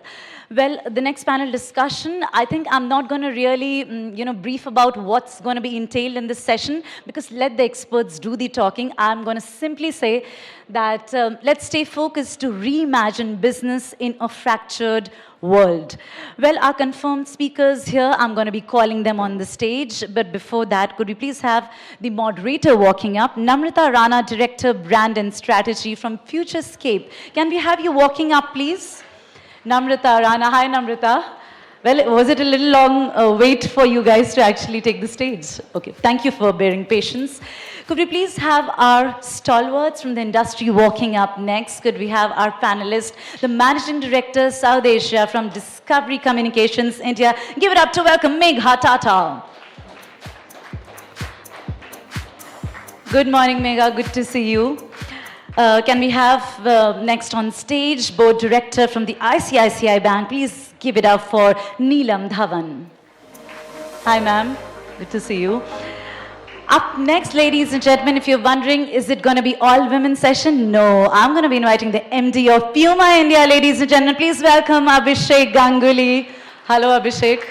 Well, I'm an avid, brand loyalist there. So with that, I'm going to be inviting the President of Uber India and South Asia. Please welcome Pradeep Parameswaran. Hi, Pradeep. Welcome. And with that, I'm going to be lastly and finally inviting Suresh Narayanan, Chairman and Managing Director from Nestle India Private Limited, ladies and gentlemen. Welcome, sir. And Namrata, I'm going to be handing over the strings of the conversation straight to you. Thank you. Hello. Yeah. Good morning. It's absolutely fabulous to be here and to listen to such a wonderful array of people who have diverse views on the things that are happening in our world today. The topic of our discussion really is reimagining business in a fractured world. It actually means that we've already decided that it is a fractured world. And the second thing that we've decided is that business really needs to be reimagined. So why have we decided on this? Is it really a fractured world? Would somebody like to comment on it, Neelam? You want me to start? Thank you for directing the question. It's indeed a fractured world. It is a changing world. I don't think we should say it's fractured or broken. It is changing very rapidly. And that's why we need to adapt ourselves to survive in this world. And, you know, it goes back to say, is the survival of the fittest. How do you ensure that the businesses of today are fit for tomorrow? And that's the reimagining part of the business which we need to do. So what is tomorrow going to look like? If you just take transportation at one level, transportation's been hit in a dramatic way because of the coronavirus issue. And yet, at the same time, if you were to just look 2 years back, everybody would have said that transportation is transforming in unimaginable ways with self-driving cars, connected cars, ride-sharing, and many, many other things. Pradeep, what do you think is going to happen now? So first and foremost, I think it's super important to recognize the challenge that we are facing. And it is absolutely a public health challenge of the nature that we haven't seen in the recent past. Right now, at least as Uber, we are very focused on following advice that is coming from health experts, from various health ministries around the world, and making sure that everybody in our ecosystem, whether that is riders, drivers, our employees, are all well aware of the actions that we need to be taking so that we can minimize and slow down the spread of corona. So absolutely priority for us to make sure that we are in line and playing our part in that. If I step back for a second from that, Namrata, what I would also say is we have never had a chance where transportation could have been disrupted in a way that we are seeing it today. And that's because technology has changed so dramatically. And even now, I'd say that we are at the very, very early stages of this kind of disruption. For folks who follow politics, transportation tends to be very deeply ingrained in everybody's agenda. If you ask the New Delhi government, where are the various things on their priority, transport is by far their number one priority in addition to all the things that they've been doing. In fact, I saw one very interesting note come out from Paris, where the mayor or the person who's in the race for the election has said that I want to reimagine a city where any commute is not more than 15 minutes and it is done in a sustainable mode of transport, which means that you have to reimagine transport in a way that it's not only about the vehicles, but it's about zoning, it's about where you put commercial and where you put residential areas, how you think about delivery. Should that be happening at the same time as people moving? Do offices all need to start at the same time? There are a number of things that you would have to bring together that historically data was not available and tech was not available for us to bring that. And I think that's going to change. And we have a chance, true chance, to head off some of the horrendous congestion behavior that we are seeing, particularly in a country like India, where urbanization is going to increase still, right? We have still not done with that. And as that happens, more and more people are going to be in the workforces in cities fighting for the same square inch on the road. And if we continue to only do transport the way we are doing it today, that fractured nature is absolutely going to get worse. And so I think the emergency around changing that is here and now. So that's really interesting. So a small problem, seemingly small issue, which is that how do you go from one place to the other, actually manifests itself in a completely different way when you start thinking about how we travel within the city. So the city that you are talking about is really going to be transformed. And that has many, many challenges and implications for, say, for example, food companies. So how is food going to transform in urban centers, in rural centers, and how do you think that, are we up for the challenge now with climate change appearing? Namrata, that's a very interesting question. And honestly, the fact of the matter is, irrespective of whether your world is transformed, your world is disrupted, or your world is fractured, human beings in their current form of having mouths and alimentary canals and digestive systems will have to continue to eat and drink. I mean, that's a hard reality. Now, a world full of eating pills and downing water is probably not the best form of having nutrition.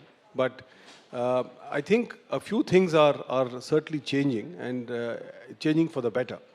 Number one is the authenticity of food.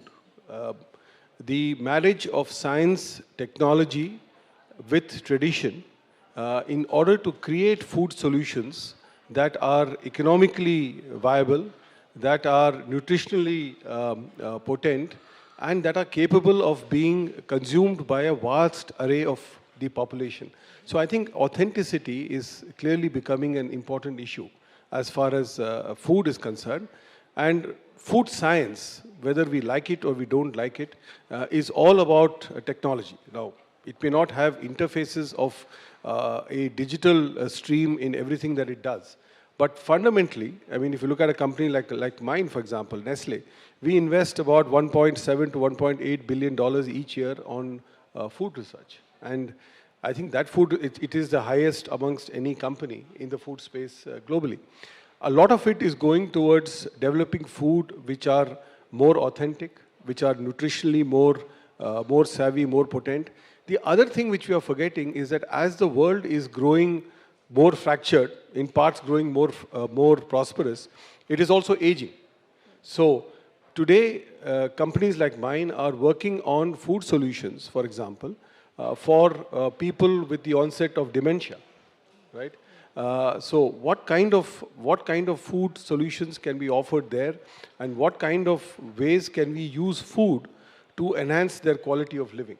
So food would be at one level affordable food, which will use food science and technology and local ingredients and various other things to make it more accessible.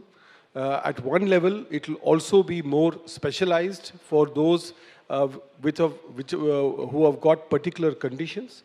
And in all of this, I think the model that companies would need to use is authenticity, sustainability, because that is an important piece. We are growing fast as a population, and yet the food solutions that we have found are all obverse, meaning the resource that we are utilizing and the kind of food that we are generating and growing and feeding our populations is in reverse direction. And I think all of these is where the so-called disruptions that we talk about, the technological disruptions, the disruptions in terms of the demand for more authenticity, more trustworthiness, greater safety, all of these are probably going to, in some manner, change the way in which we have the texture of food being consumed across the world. And yet, my own belief is that we will not descend into obviating organoleptics of food and just popping up some pills or eating some other form of nutrition and satiating ourselves. That's really interesting because if I can paraphrase, what you mentioned is that trust and traceability in food is actually becoming more and more important. Where does my food come from? How was it grown? And also the kind of nutritional challenges need to be addressed. And I believe that you're doing a lot of work in that area, and there's a lot of innovation that's happening in that space.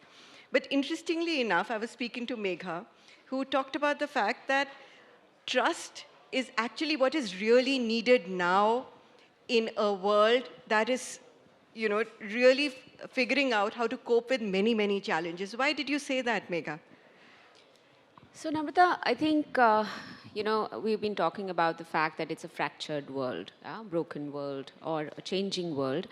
In all of this, we all get into the rut of making a business work. It needs to be profitable. We need to grow our revenue. All that's good. We get that.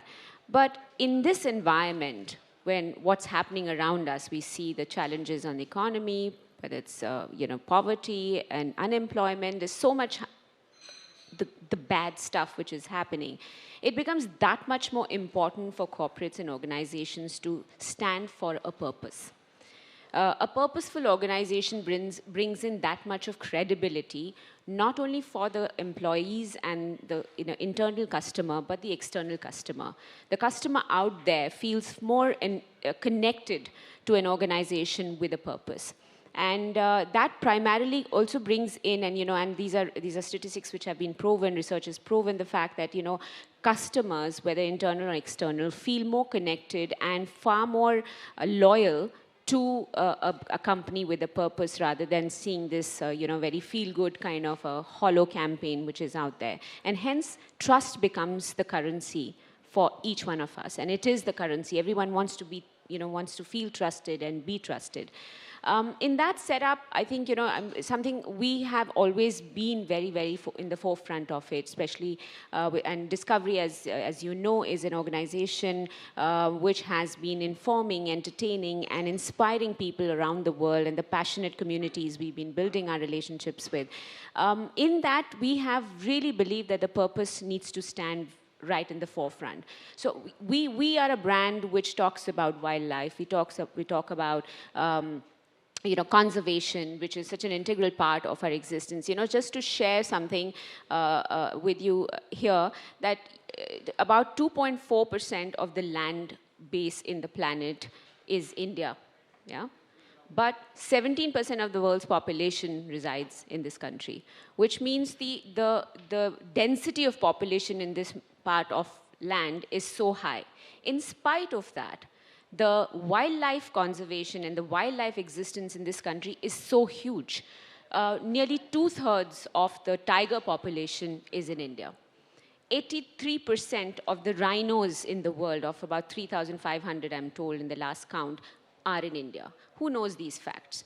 The fact is that this is out there, but it becomes, hence, as we being the leaders in that space, we being the leaders in the world of environment, it is important for us to take that messaging and that conversation forward. So we've done a lot, whether it is supporting in partnership with WWF.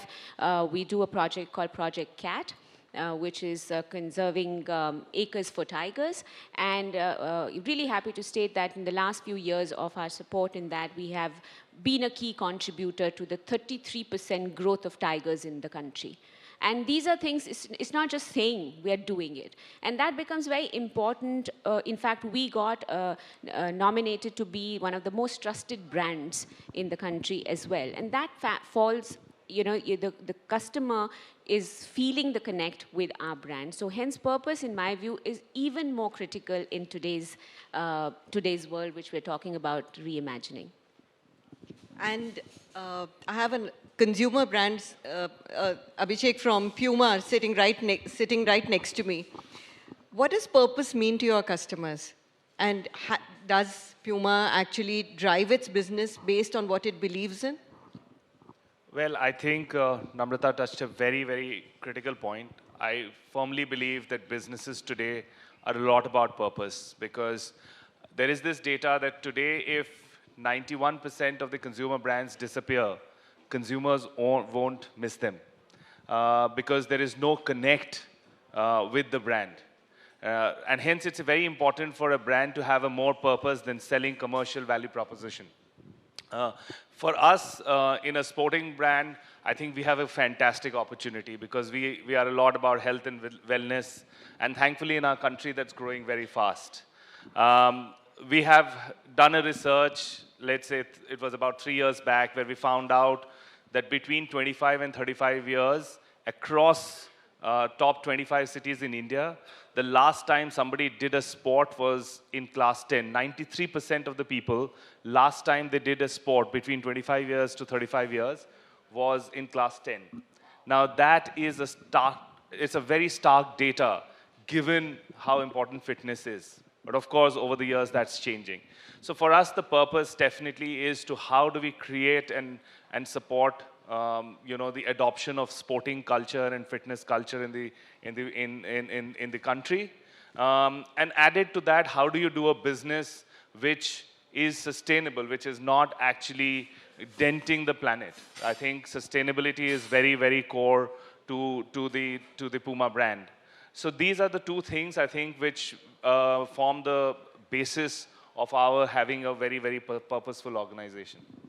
Thank you so much. And Pradeep, that sort of leads me to asking you about a lot of questions that are being raised about the gig economy. And why is Uber at the forefront of all the negative conversations around the gig economy? And does being part of the gig economy really mean that you don't have a corporate purpose? I think it's one of the questions that we are grappling with because Uber is the lightning rod for this conversation around the gig economy. Neelam's here with us. If you think about evolution of many industries, contract workforce has been part of industries for a very long time. And it has been always constructed as a means to provide support to companies where you may not need full-time workers. I have to say this, as Uber, it is going to be absolutely our and kind of the full spectrum of gig economy companies to actually provide support to the workforce. I don't think we can avoid that responsibility, and that mindset is already shifting. If you look at the dialogue that is happening in Europe, in parts of the US, California being a great example, and some of the conversations in India as the labor laws get reframed, this conversation is going to be quite central, which means companies like us have to take responsibility and provide support as well as purpose. So for example, when my driver partner gets on the street, they need to feel like they are there because they are actually helping provide a real solution to move a person from point A to point B. The tough thing is this. Our purpose was built so that we can take private vehicle ownership off the roads. Right? India has 18 cars for 1,000 people. China has 120. The US has 800. Can we imagine a scenario where our aspirations as they grow up, if the number of vehicles on the road becomes like China, 5 times, 6 times as much, that's not the world that we want to live in. I have an 11-year-old boy, an 8-year-old girl, both born and raised in Gurgaon, both are asthmatic, right? And quality of air and transport's contribution to that is a real problem to solve. So my driver partner on the street needs to feel like he's part of that purpose where because he's on the road 10 hours a day and moving many, many people, they are avoiding private vehicles coming on the road. That's not trivial, but they will believe in it only if they feel like they are taken care of. And that becomes a responsibility of all the companies in this economy, whether that is an Amazon that has got delivery workers, or a Swiggy which has got food delivery people, or whether that's Uber or Ola which has gig workers who are doing driving and moving passengers around. See, everybody says that this entire issue of purpose and the responsibility towards your drivers has come up because you don't treat them as employees. And a couple of court cases also have been done around the fact that are they employees or are they not employees? Is that really the issue or is it something else? It's not the issue. I think it is only a question of how do we as companies think about the role that each of these people play in what we are trying to deliver as our purpose and mission. If you recognize that role and you provide purpose and mission and you provide the care that they need, it is critical. I'll give you a few examples of things that are not in the public domain because frankly we want to do and talk less. Last year we had 90,000 driver partners who were availing microloan services from us. These are people who don't have formal credit histories. Our banking system don't provide them solutions today. But they have a marriage in the family, somebody fell ill, they had to take care of something in their village, and they needed 20,000, 30,000 rupees, microloans. We have the data to know their driving history, their behavior on the platform. That data comes together with lending companies that are able to provide those loans in incredibly simple ways, right? We have services that we are providing which is about healthcare. So our partnership with the government on Ayushman Bharat on one hand, as well as with private startups like DocsApp, where you are able to get video recommendations and video services with a doctor. These things start to become part of the mainstream, which you would not think about as part of the mainstream a few years back. So the responsibility has to come to us along with the governments. Remember, you take the European example. The government plays a very, very important role in providing social security and protection. And that is evolving in India, but both the private sector and the government have to come together to take accountability for it. That's really interesting. So what you're saying is it's how you think about the stakeholders in your ecosystem and not necessarily what the policy is. Is that really what we're saying? There is no policy, right? Okay. It's a new phenomenon. We are all making things up as we go because we are learning more and more every month. And so frankly, you learn, you take accountability, you try things, and you work with your stakeholders to be able to move things forward. So how do we transform in a real-time world? Here, what I hear from you is that things are changing rapidly. You've got to learn really, really quickly, and then you've got to transform.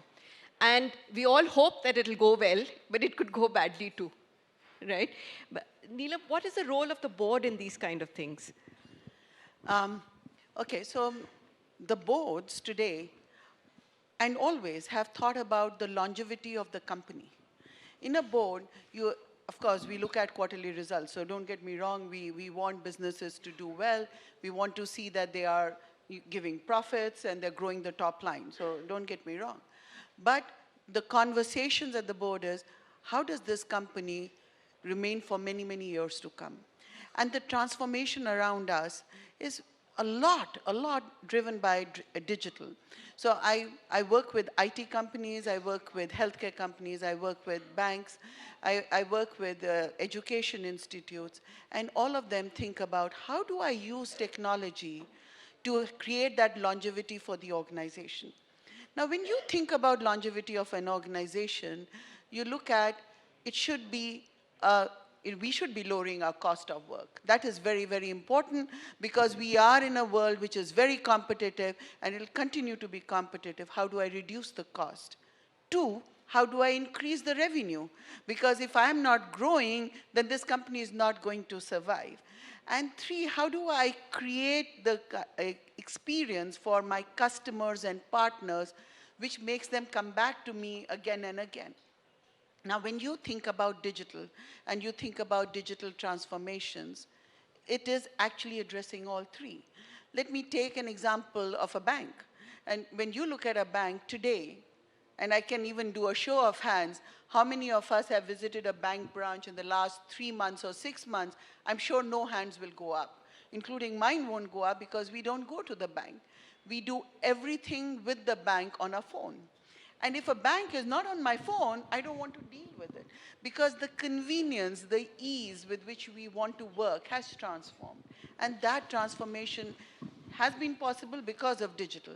How we use cabs has been transformed, again, by how we use the apps on our phones. So digital plays a big role. But what we are not realizing is, because so much of it gets done online, the cost of those transactions is much lower. So it's good for your business. It does focus on your bottom line, right? And today, we say a company which is using data, analyzing data, they are able to service their clients better. They are able to understand what kind of behaviors they are, just like Pradeep talked about lending to the drivers. You know your customer profile that much better, and you have tailored offerings for them, which helps you, guess what, grow your business. Growing your business in the good old days was have relationship managers, they go out, boom, they talk to the client, and then they get business. Today, can I tailor make the offerings to what the customers want?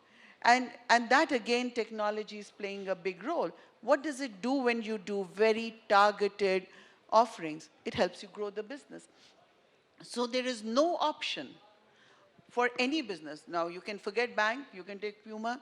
There is no option for him but to give that digital experience of what quality he has, what innovation he's driving, and then that translates into business. It could be through e-commerce, it could be from real estate. I think that's what's transforming around us. And if we don't take both the consumer experience, the cost of doing business, the growth in the business, all put together and say, how do we transform it? You're right. We may become a brand which was there when I was growing up and is not there today in the world. And that transformation, every board talks about. How are you transforming customer experience? How are you driving down your cost? How are you growing the business? And digital, AI, even machine learning, sometimes robotics, automation, are in the heart of these conversations. And my last point to say on this topic is, I think the boards are becoming more tech savvy. If not, they are putting people who can have this conversation with them, and that's where a lot of conversation happens on this. Suresh, I wanted to understand from you how an organization like Nestle, which is over 100 years old, has managed a lot of changes, and they've seen several ups and downs. And now that you're facing competition from a whole bunch of people, I mean, everybody is, sort of getting into somebody else's business. So at one level, Uber is, is an organization that is helping people travel, but at the other level, they're also helping people get loans. And you are a food company that defines itself as providing nutritious food. But at the other hand, there are beverage companies who have suddenly started saying that they will provide, different things. And they're also trying to say that, we are going to be a health products company. So how do you define yourself, and how is this transformation being aided by digital? Well, it's a good question, Namrata. And, for me, I buy all this argument about artificial intelligence and machine learning and productivity and digital and everything else. But I think, I'm still of the opinion that business translates into 2 or 3 important things that every business model has to establish. We talked about, and Megha talked about very well, this whole question of purpose and values. And I think it had been said by Peter Drucker many decades ago that culture eats strategy for breakfast. I think one of the issues that we have not focused upon adequately enough in the rush to ensure that we grapple with all the things that are changing in this world is to build corporate cultures that have got the right blend of a purpose that is well defined and a set of values that are translated into behavior. I mean, I believe, and I think I'm a great admirer of Sant Kabir, unashamed for many years, and I think he said this beautifully in a very different context. He said, "Jab main tha, tab hari nahi." So when I was there, when ego was there, tab hari nahi, ab hari hai, main nahi. Sab andhyara mit gaya, jab deepak dekhe mahi. So I think the problem in most corporates, look at all the failures around us. These have not been because strategies are wrong or because people are idiots. And some of the brightest minds go into this place. They use words like disruption and disengagement and this, that, and the other and come up with some very fancy stuff. But where they have trodden off the path is on the purpose of either the organization, the purpose of leadership, or indeed the values that enshrine this organization. Again, Kabir said it beautifully, "Aisi bani boliye, man ka apak hoy, auran ko sheetal kare, apu sheetal hoy." We have forgotten the value of respect today. To be respectful is considered to be servile. To be respectful is indeed what businesses are all about. So I believe that getting ourselves focused, whether we have powerful business models or powerless business models, time will tell. But get the culture, purpose, and values of your organization right, because these will help you not only in good times, but my company went through hell and back 5 years ago. It didn't come back strongly because of any great leadership mantra that I used. People credit me with a lot of things. I say most in all humility, it is the 7,500 people in my organization who lived and breathed the purpose and values every single day, where respect mattered in every single transaction, because we have also extended stakeholders. For the last 60 years in this company, we have been working with 100,000 farmers in the Punjab. They first gave us 500 liters of milk. Today we collect 300 million liters of milk. 70,000 out of those 100,000 are female, women dairy farmers. Now, I think building the ecosystem, nurturing the ecosystem, nurturing relationships, having a human face to your business, and also having the ego that is kept at a very subdued level. And above all, I would like to close with a third doha of Kabir that said, Bura jo dekhan main chala, bura na milya koi, jo dil khoja apna, mujhsa bura na koi. The problem with all of us is that we are so much caught up in how big we are, how successful we are, how mighty we are, that we don't see that there is an ant that has entered your trunk and that could potentially kill that elephant. I think at Nestle, we try and keep ourselves with our feet on the ground. We are an understated company. We are not an in-your-face company. Respect, dignity, courage, loyalty, and determination matters. We are not a company of brilliant Nobel laureates, but we are a company of soldiers who believe in the values, who believe in the purpose, who believe in the ecosystem, and therefore are a successful company. I think if we adopt this in good measure, all the disruptions around you will be part of your business model. If you choose to walk away from it, it's a totally different case. Very well said. Thank you so much for that. And there's a lovely video somewhere on the work that Nestle has done. So if Jyotsna or somebody else, Priyanka, you can play that, that would be really nice.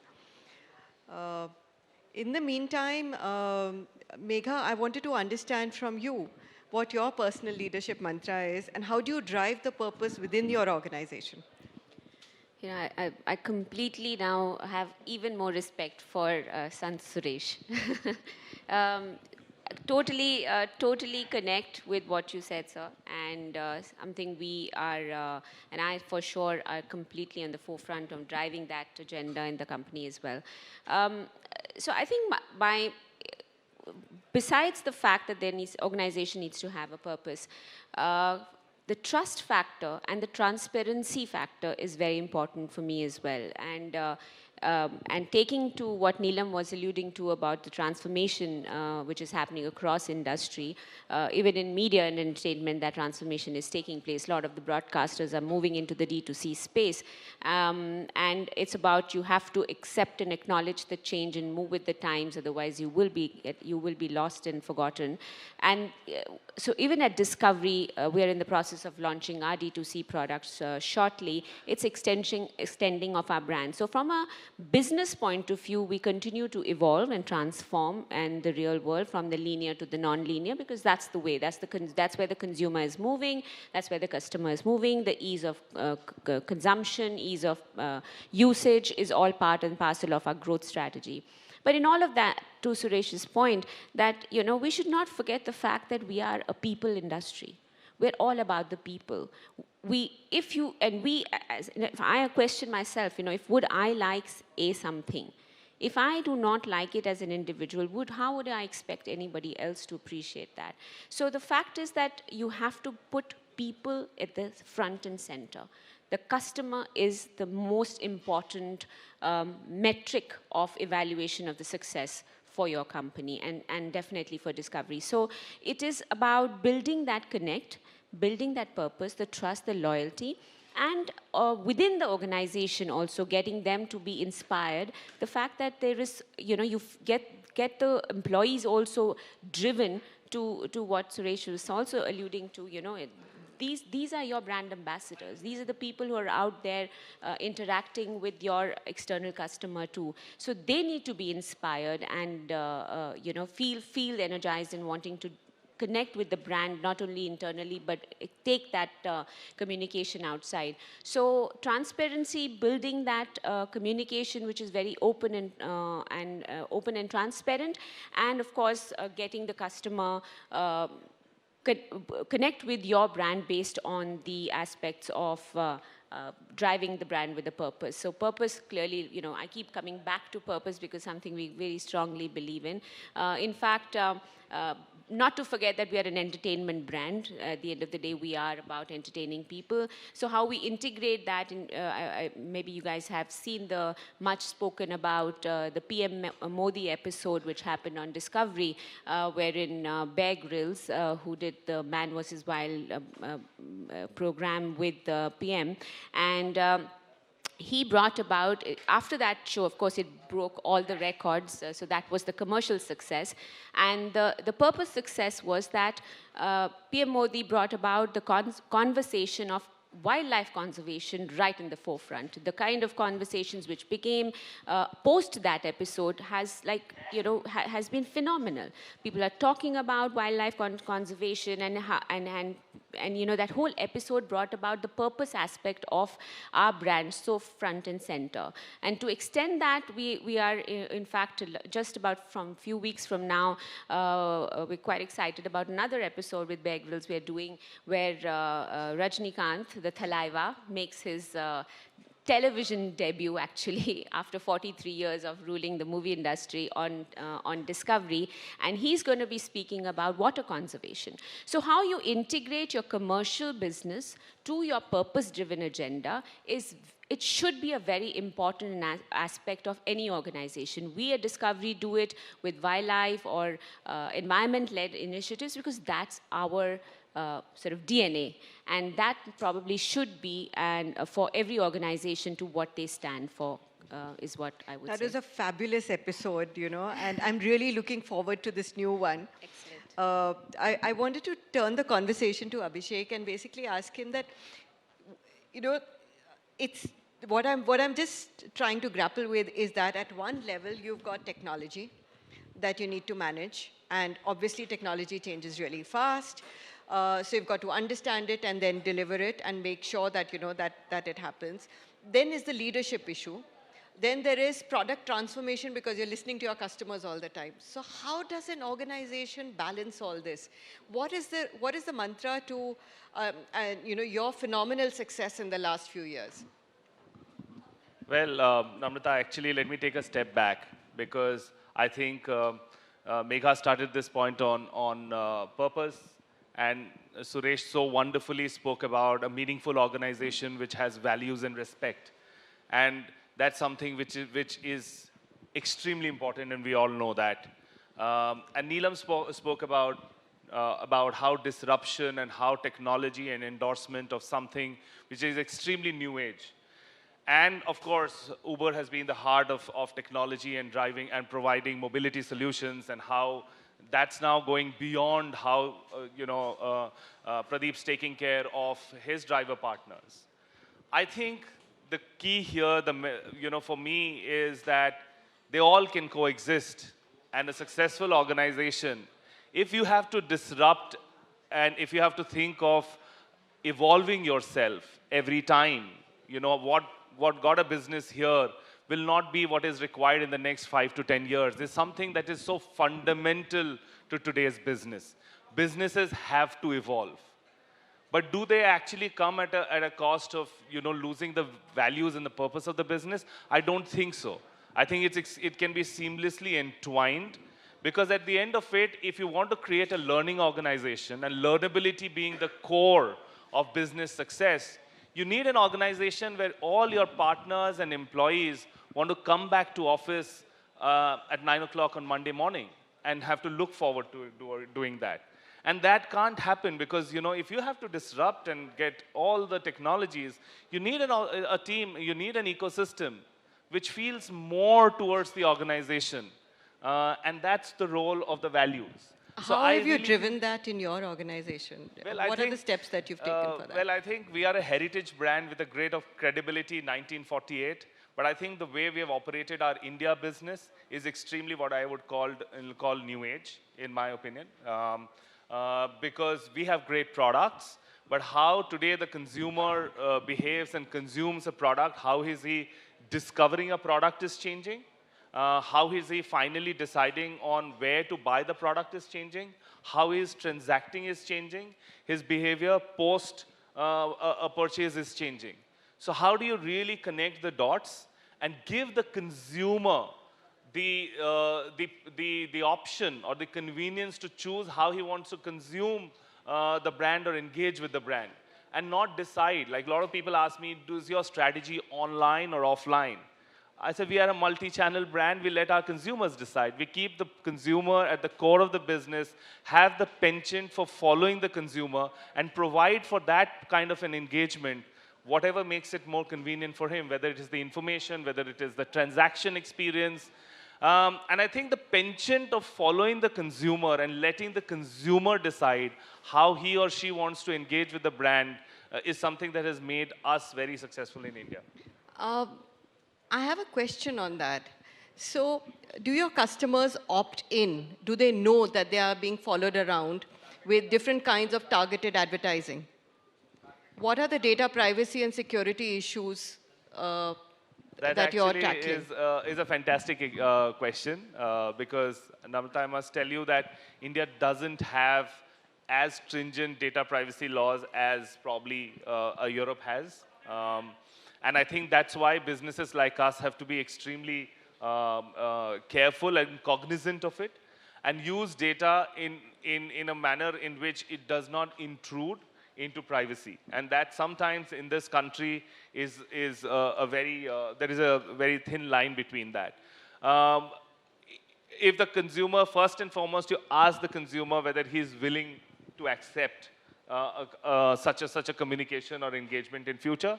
And secondly, what consumers really like is if their behavior or their transactions with you actually help them in future interactions and future information with regards to the company, they don't mind it, right? But one has to be completely non-intrusive in reaching out to the consumer, and sometimes it is definitely a trade-off. So, my next question really is, and something that's I've been thinking about for a while, is that how do we scale purpose? How do we scale the changes that we are making because of the disruptions that are happening? Because everything works at a small scale, right? So if you want to make a small change in an algorithm, like Uber in a particular city, it might work for that city. But in a completely different context, in a different industry, in a different sector, it may not necessarily work. And I was listening to you some time back when you were talking about the fact that, you're going to introduce different forms of transportation. So you're going to look at not just ride sharing in cars, but you're also looking at ride sharing in bikes. You're going to look at flying taxis. Are you? And what is the changing paradigm? How do you actually distinguish between privacy versus personalization versus understanding what the customer really wants? It's super difficult to answer that just in our context because Suresh, as you were talking about culture, I was just reminded as Uber, we are less than 10 years old. So in the context of the companies that are here on the stage, it's a very young company with lots of things that are evolving. We have done some things that are amazing, and we have made some really tough mistakes, right, that we are learning from. Your question around scale, and I was looking at the words that are on the panel on reimagining business. Let's think about transport. I guarantee you, if I ask you the question here, how many of you all enjoy your commute to work every day? Like, there's one person at the back who says, I enjoy the commute, right? 2 people. Because it's actually become a horrendous experience. If you think about the problem we are trying to solve, we started as press a button, get a ride. It was a fabulous technology. But as we have got into it, it's actually quite humbling to figure out how difficult this problem is to solve. Let's take Delhi as an example. It's a classic. This Delhi Metro. How many metro users here? Right? Truly a world-class institution, 3 million riders a day, and top 5 in the world. Have done a brilliant job. There's DMRC, there's Delhi Bus, DTC. There is auto drivers, there are rickshaw drivers, there is Uber, all the ride-sharing companies, there is Ola. On top of that, there is the commercial trucks, there are the Amazon deliveries and the Swiggy deliveries, everything together. What's amazing to me is, to use the word reimagine, if you had to design transport for Delhi, ground up, which we don't have the luxury, but if you were to imagine it, would you build transport the way it is built today? It's impossible to imagine that this is the answer. Because we have the multiplicity of agencies that have built this over a long period of time, we are ended up in the situation today where needs to be dramatically broken up. So, to your question, how does it scale? First, a company like Uber should not aspire to do it by themselves because we can't. Second, once you have the humility, can you bring all the things that are required for all these agencies to work together? Because you could argue that the number of cars, the number of autos, the number of metro trains, the number of buses. The technology allows you, and the data today that we have between various systems allows you to tell you precisely how many can you afford to put on the road. That doesn't exist. So if you take purpose in a bit more of a, I'd say, I was struck by how Dandapani talked about this today. If you take purpose as a 50, 100-year-old, 100-year journey, and truly think about yourself as an orchestrator bringing multiple people together, right? And I haven't even talked about sustainability. Think about all of the implications of that. That's the only way that real problems can be solved, right? What I will say is that we are thrilled that we are in a position where we can at least try, right? It's too far out for us to say that we are the solution for urban congestion. Frankly, in many places, we are the solution. We are adding to urban congestion, not taking away in some cities. And that has to change because the solution exists today to apply the technology to bring all of these together, and that needs to happen over a period of time.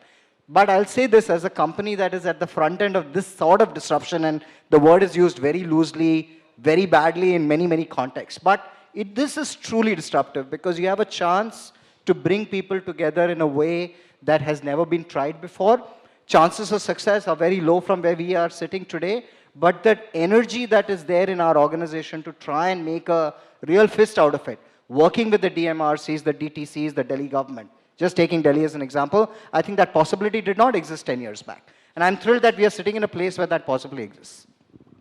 Thank you so much. So if I were to just sort of summarize the discussions that we've had so far, we're really talking about the fact that purpose is the one thing that stands front and center and building trust in our customers, in the people who we work with, and all other stakeholders to actually drive the change.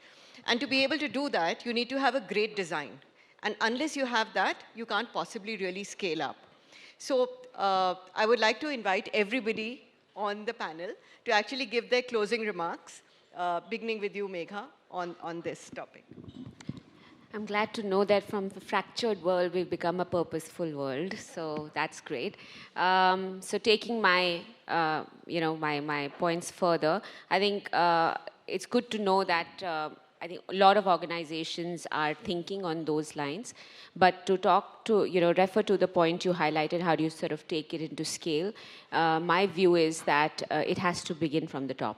The organization heads, business owners have to take that into your front-end agenda, not a box to be ticked for them that they are a purposeful organization. So the only way to make that forward is for business heads or the CEOs of the companies to take that into a core strategic agenda for them and evaluate their success based on how you've been able to do. It's easier said than done. I must also admit that because the shine of money is far brighter than the shine of purpose. And so that balancing act is very important for organizations to do. It doesn't have to be either or, it has to be an and economy. And that's something which all organizations, and we at Discovery definitely are at the front of it. Neelam? So I'm going to talk about what's in my mind is future of work and future of life is changing very rapidly. And it's not about the technology companies changing. I can't be a good investment banker if I don't know how to use AI. I can't be a good doctor if I don't know how to use the software which drives the machines which I'm using. I can't even be a good manufacturing person on the shop floor if I don't know how to do IoT. Technology is touching every profession, whether we are doctors, whether we are engineers, whether we are bankers, whether we are lawyers. So that world is coming in where you cannot be good at your work if you don't know how to use the technology, which makes you much better. I can be a better doctor if I know how to use technology. I can be a better lawyer if I can use technology. Future of life is also transforming. We are living in a virtual world and we are living in a physical world, and both of them will coexist. I'm happier working with my bank online. I'm happier shopping online, but I live in the physical world and I want the experiences of the physical world too. And that is going to transform how we live. And when we live, it is going to be the three screens which are still very, very critical and important around us. It's about mobile, it's about TV, it's about our computers, how we will use them and how will they make us work in life. But they're also, the entertainment of life is also on these three screens more and more. So we are in a world where technology will touch us both at work and in life. Suresh? Well, I just would like to add that, at Nestle, which is 80% millennial, I am the Pitama Bhishma, right? So I keep telling them that when I retire, the 5-year reduction in the average age of the company. But the only thing I would like to leave a thought is, I agree with all the fracturing, all the digital, all the AI, all the role of technology. But I don't want organizations to do what Mirza Ghalib accused himself of. And he said, Umr bar Ghalib, ek hi bhool karta raha, धूल चेहरे पे थी और आईना साफ करता रहा. So if we don't do that, I think we will be a successful organization. Abhishek, you. It's difficult to give a closing remark after something like that, because that's closing actually. But I just want to leave with a thought that I firmly believe that learnability is going to be the key skill. Learning to learn. And even business leaders, if they don't reskill themselves, add skills, will become less relevant in future. I firmly believe that what got us here will not keep us here is a strong mantra that I personally endorse. And at the end of it, I believe that adoption of this change and evolution and having a solid organization which is based on purpose and value system can extremely coexist sustainably. Not much to say. Maybe I'll try a different context. I'm often living in this world of social media that we live in a country which is so crazy about social media. We sometimes lose context, right? If I believe some of the history right, one, we are living in the most peaceful times that we have ever had as human beings. It doesn't feel like on a day-to-day basis, but fewer people are dying from wars than we have ever died this century. Second, it is the healthiest human beings have been physically, at least. We are living longer than any previous generations lived, right? And frankly, we are living with conveniences that people in the past never had an opportunity. So there's one part of the history which is so positive. Obviously, new problems are coming up. Like two that particularly strike me as an individual, not in my role in Uber. One, climate change, of course, because the world is becoming unsustainable in the way that we are consuming resources for the 7 billion people that live here. Mental health is becoming much more of a challenge than we would have ever imagined. And those two things are new issues that we need to deal with. The one thought that I do want to say is, personally, I am the most optimistic I have been in my lifetime, which is, last 45 years, because I see the possibility that is now emerging with a set of people who are absolutely fearless about solving the most difficult problems. We have young people coming up that don't have the baggage of the past, that don't think of things as impossible. Some of it is challenging, but it is deeply, deeply positive for me that they have the courage. Second, they have the resources. The earth has never had so many resources to help them solve the problem, other than natural. And lastly, truly, to Neelam's points all through the course of this debate and discussion, truly technology is available in ways that was not there in the past. So my overwhelming thought is, I am truly the most optimistic I have been, because we have a chance to really solve some of these hairy issues that we have never had a chance to solve in the past. Fabulous. Thank you so much. So my takeaway is that we need to have the courage, we need to have the belief, and we already have the technology. All we need to do is really to scale it in the right way. Thank you so very much for your time.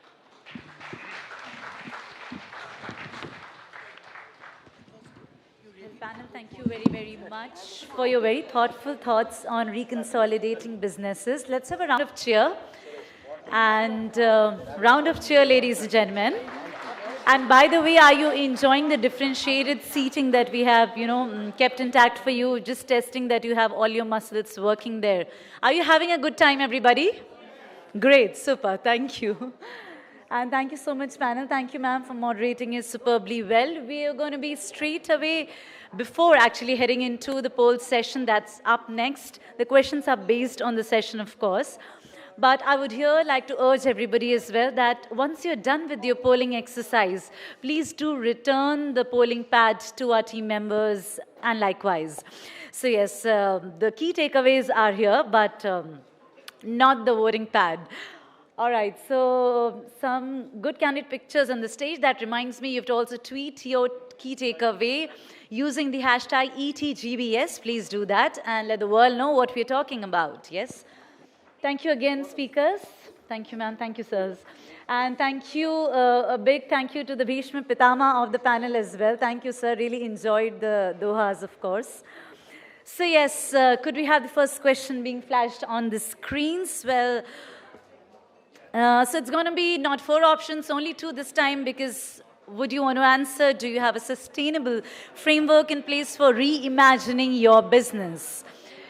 So please answer in a yes or no, and like after every session, there's a pandemonium, I feel. So we request everybody to please be calm, be seated, be a good audience member, and allow us to, proceed further. And by the way, take your time to answer this one. Once you all have participated, then only we can have the results being flashed. So please be considerate to us as well. All right, if maximum people have answered this, can we have the results being flashed as well?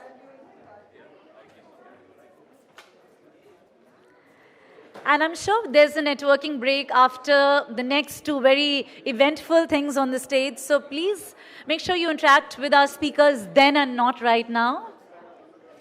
And here are the results. Most of you feel that that's a yes. All right, with that, we'll move on to the second question, team. Now, the second question says that by how much in percentage terms has adding a sustainable framework increased the cost of your company budget? Important because the question is business oriented. Please choose between A, B, C, D.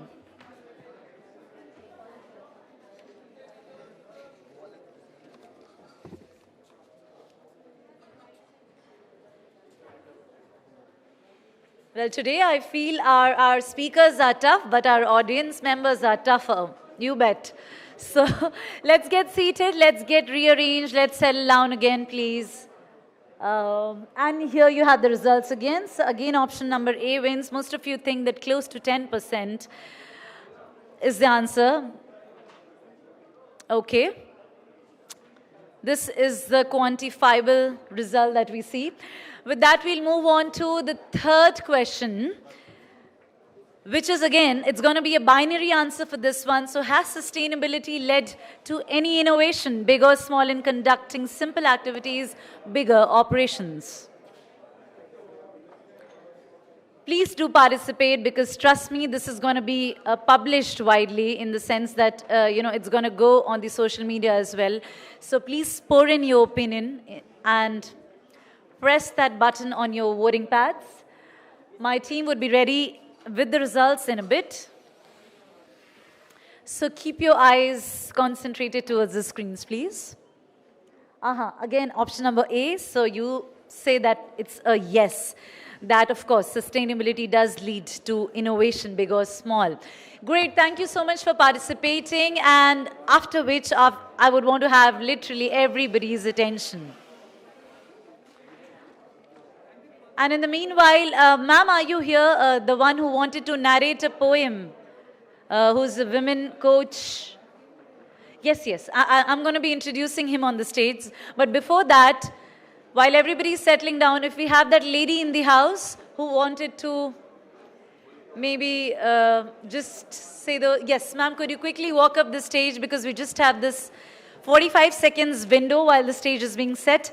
So ladies and gentlemen, as a part of impromptu edition of 45 seconds into our agenda, please welcome a women coach who will introduce herself, and she has a couple of lines for all of you. By the time she narrates those lines, I want all of you to please and please settle down because there's going to be something very, very eventful that's going to happen on the stage right now. As you can see, we are setting up, so please focus on us. Ma'am, all over to you. Thank you, E.T., for organizing such a beautiful summit. I was mesmerized by the panel before and now. And while the women in the panel were sharing their experiences, being a woman and a leadership coach myself, I was just thinking of these words that I wrote on last to last Women's Day. And here they go. For all the women in the room and beyond, women, you run the world. Women, you stun the world. You are unique. You are you. You need no evidence. You need no proof. You can instill life in dead. You can still have doubts in your head. But you have a life full of joy ahead. Take some charge. Make some change. There's nothing on this earth which isn't in your range. These words aren't new, and I know these words are new. These words are just a few. Hear your inner voice. Make a choice. Take a leap. No one shall weep. Women, you run the world. Women, you stun the world. Thank you so much, Shikha, for allowing me to express my emotions. Ma'am. It's just that we were running out of time, else we would have, like, beforehand itself. Thank you very much. What's your name, ma'am? Oh, and she's handshaking, with me. So, all right. So, thank you so much, Deep. Thanks a lot, and God bless you. Let's have a round of cheer for her. So, yes, thank you. And all right, to all the men out there, I will go and give a personal invitation, requesting all of them to settle down. So, all the wonderful men out here for whom we clapped as we began the innings today, can I request everybody, all of you, please settling in? That's what, yeah. So, we are heading into one of the most intriguing segments of the day, which is going to be all about Disrupt X. So we're going to talk about challenging the status quo. But before that, I find it a little challenging making all of you seated. So this side, gentlemen. Hi, Deepa. Good to see you back in the house. Thank you. Yes. Can I request this side, ma'am? Could we request you to please settle down? This side as well. Well, it's not every day that we are unconferencing in such lively settings. So this side, could we request you to please settle down? We're just beginning with the next session. So, hello, thank you for the session, but we'll just request you to please settle down. Thank you, sir. Everybody, if you could all settle down. Everybody, okay. So as you're enjoying being seated this way, like I think it's my first event wherein I see my audiences being beautifully settled in some yellow, green-looking bean bags, and of course, that good smell of food also coming to us. Requesting everybody in the last 10 seconds, please settle down. Seeking your kind cooperation, please, everybody. This side as well at Diageo and as well as Mahindra, we'll request you people to not engage with the people at the moment, please. Thank you. All right, are we set and good to go? Yes? Okay. You know what, ladies and gentlemen, what Maya Angelou once said, that my mission in life is not just to survive, it's also to thrive. And to do so with some humor, passion, style, and of course, a lot of disruption there. So ladies and gentlemen, we do have somebody with whom you would actually experience the zenith of artistry, ladies and gentlemen. And he is talented, he is sharp, he's gonna make sure that you are super entertained at the same time. So if you're on your mark and you're get set and you're almost on the get set mode and ready to go, ladies and gentlemen, please welcome, everybody put your hands up in the air. Yes, I'm going to be inviting an artist, a speed painter in the house. Please welcome Vilas Nayak. There he is. Vilas, थोड़ी सी और तालियां आपके लिए है ना? Come on everybody, give it up for him please.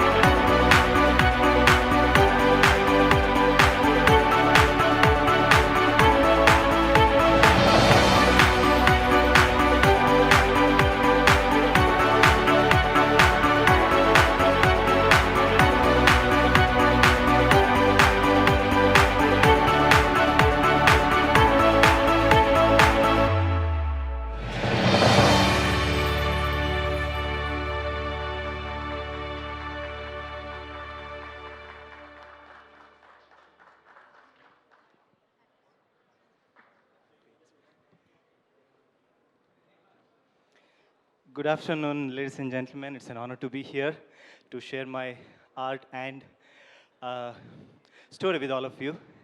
I would probably the only speaker at Global Business Summit to have a paint splattered attire, but that's how I like it, you know.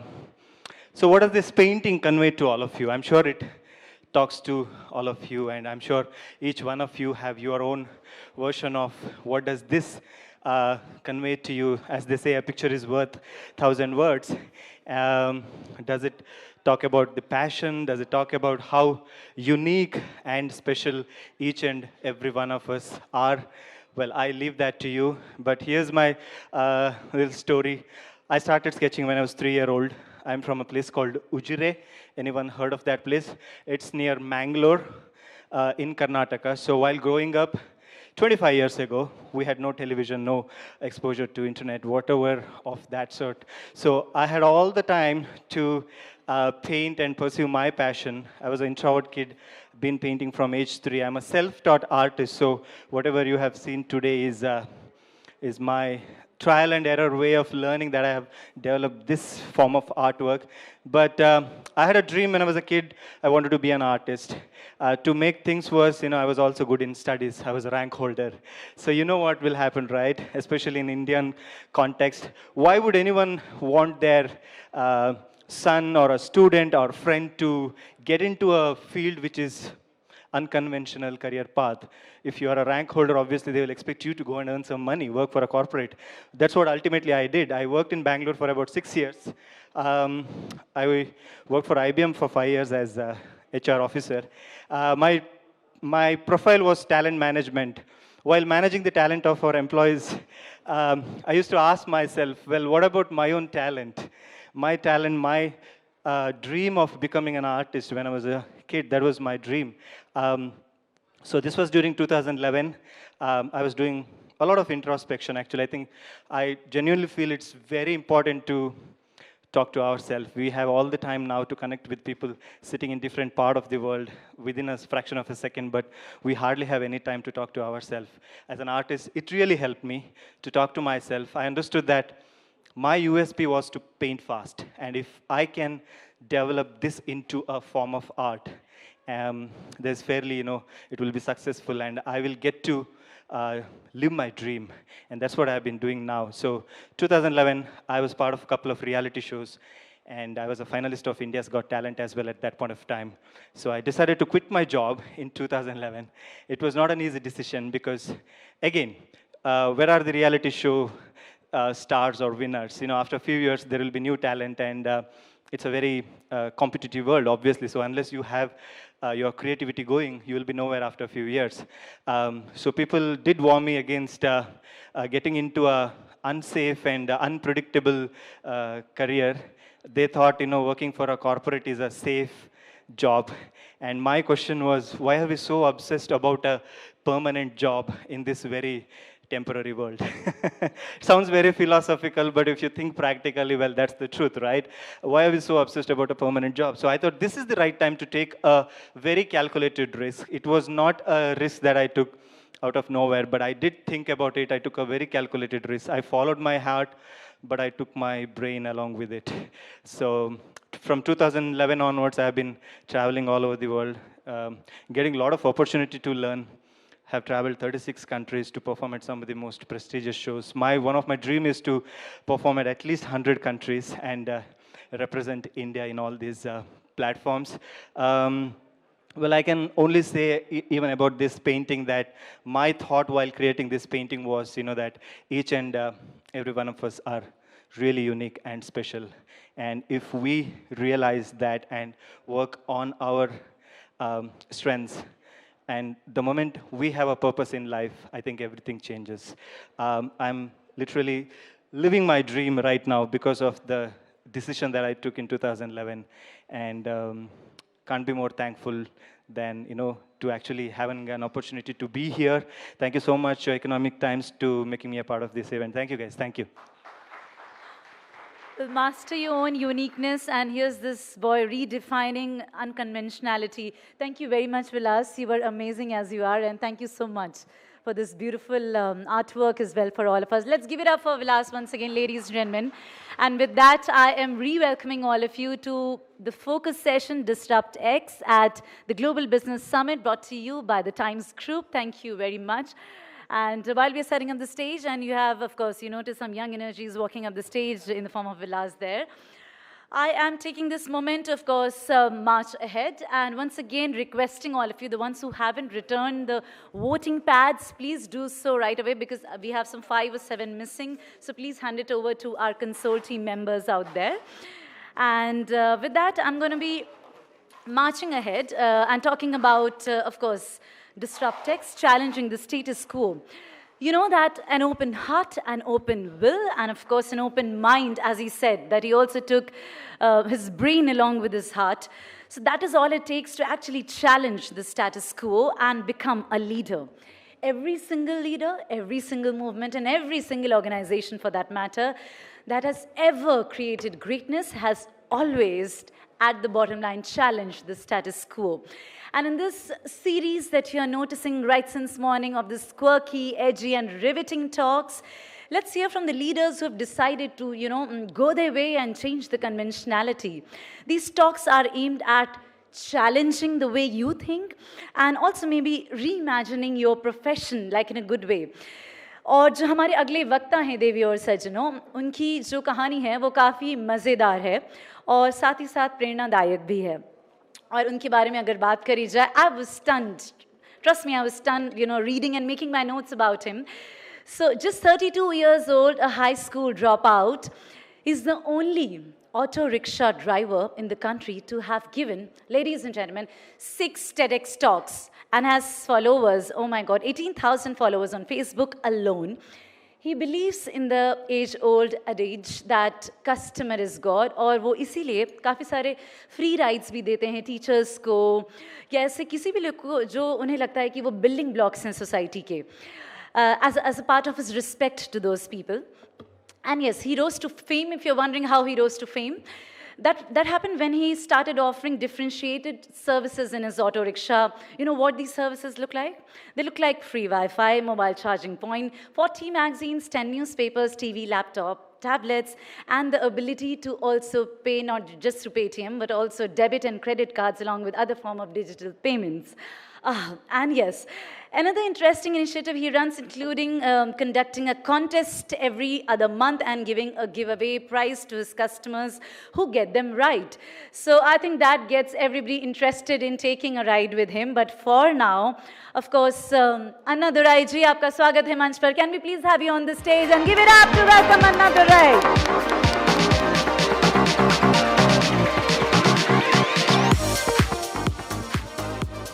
Very good afternoon to all. Thanks to this wonderful opportunity, ET Global Business Summit. Thank you so much. 10 years I am the Economics Times and Times of India customers, so I am so proud I am standing here. My daddy is also automan. My 2 elder brothers also do the same job. This is my family background. During my childhood, we concentrate on many activities except studies, so we choose this job. I didn't willingly choose this job, but I tried to do currently available job with willingness. I am able to eat only from the money I earn through my customers. I was really thinking what my customers really expect from me. Majority of customer expectation is safety and respect. So I wanted to give them something more. My thoughts turned towards media. So I started providing 6 daily newspaper in the morning, 2 in the evening, along with 35 to 40 monthly and weekly magazines spread across wide range of genre. Femina, Filmfare, Read, JFW, Galata, Autocar, Infinite Thoughts, Lonely Planet, Aval Vigadan, Ananda Vigadan, Kumudam, Kungkumam, Nakiran, Juvi, Reporter, Corporate Citizen, the Economics. Lot of magazines also I am provided. After which I realized only 25% of my customers were reading. What do you think the remaining 75% of my customers will be doing? Everyone using the mobile phones. No one hit his eye. All of you use the Facebook, WhatsApp, something. So 8 years back, it was not easy to access internet while traveling. So that day I am providing to the D-Link router, data card, configure, I am providing the Wi-Fi connection. This type of I am providing to the Wi-Fi connection. This time packet router, we can help him to the easily access internet. So this time my auto inside few more networks. Airtel unlocked device, Idea, Vodafone, Jio, and BSNL, lot of Why I am providing few more networks? Because all network is not good speed in all places. This place, any one network slow speed, you disconnect, you connect another one networks. I always believe that we should never give somebody something, but when we do, we should make it the best. So I'm providing to the reasonable high-speed internet connection my customers. Because no internet is better than slow internet, correct? That is more important, that is the reason. So even the IT corridor of Chennai, you would think everyone would be the technically advanced, but that is not so. Few of my customers don't even have a smartphone. So I am started providing Samsung Galaxy Tab 2 Note 800. So you want that, you take use. Every electronical product is 3 years is more than outdated. My customers is more smart, so I am providing to the latest Apple iPad Pro also. You don't question anyone, you want to that, you take and use it. But simple condition only for travel timing. This is more important, okay? So even I could not open some of the email attachments in my tablet, so I part and provide the laptop also. So you take and use it. And my auto inside one of the small size TV. This is 9 languages program. Hindi, Telugu, Malayalam, Kannada, Punjabi, Western, Tamil, Bhojpuri and Nepali. I don't know other languages. I want to go to any Andhra, Kerala, Karnataka, Delhi, Bombay, Calcutta, any places I want to go. Small tea shop, Tamil song play, Audi, my feel. Any Hindi customer travel my auto. Bhaiya, your favorite hero? That sir also saying Shah Rukh Khan. I play for the Kisi rogi tumse mulaqat hogi. That song also I play it. Next that sir also saying Bhaiya, you know Hindi. Yeah, I know Hindi. आप कैसे हो, आप कहाँ से हो, अपना खाना खा लिया, मैं ठीक हूँ, अच्छे से रखना, धन्यवाद, वापस और मिलना, मुझको भूलना मत, कुशल मंगल यात्रा, आती देव भव, फिर मिलेंगे मुझे भी 1 2 3 4 5 6 7 8 9 10. ठीक है, ओके ओके, भैया भैया, बदे बदे, धन्यवाद धन्यवाद, thank you, Hindi over. Any Telugu customer travel my auto, I play for the Telugu song, Dhanyavadalu Malli Kaludum, I am saying. Any Kannada customer travel my auto, I play for the Kannada song, Dhanyavadagadu Madhya Panya, I am saying. Any Malayalam customer travel my auto, I play for the Malayalam song, Nanni Vindu Marnum, I am saying. Any Oriya customer travel my auto, Dhanyavad Puni Asandu, I am saying. Any Bengali customer travel my auto, Dondubad Avar Ashwin, I am saying. Any Gujarati customer travel my auto, Dhanyavad Bacha Aujo, I am saying. Any Marathi customer travel my auto, Atta Mache Satagali and Sarvana Shubhashandya Akal also I am saying. Any Punjabi customer travel my auto, I play for the DJ Wale. Babu Mera Gana Chala, to lot of Punjabi, Yo Yohani Singh, Guru Rattava and lot of songs also I am played. And Satri Akal, Kita Vadya I am saying. Kita means how are you, Vadya means I am fine.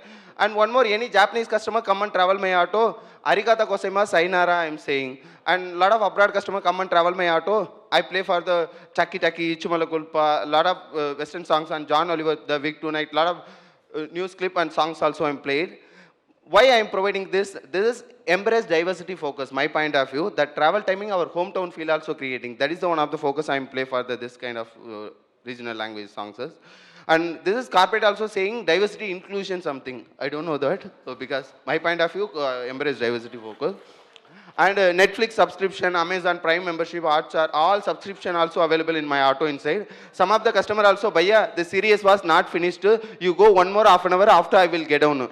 Bhaiya, where do you want to get down? Can you please you tell me? Bada problem on Netflix subscription, so sad. So that is one of the reason. And arcade subscription also available in my auto inside. You also playing next level of experience gather my customers also travel timing.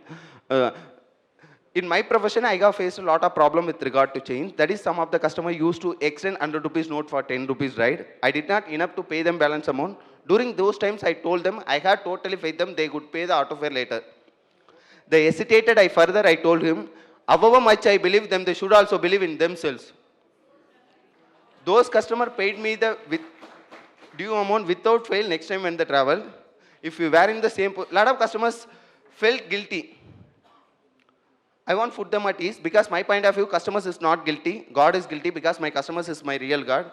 6 years back, immediately I go to approach the bank manager. I asked the swiping machine. Manager, madam also, which shop your shop, ma'am? Ma'am, I'm in auto wala.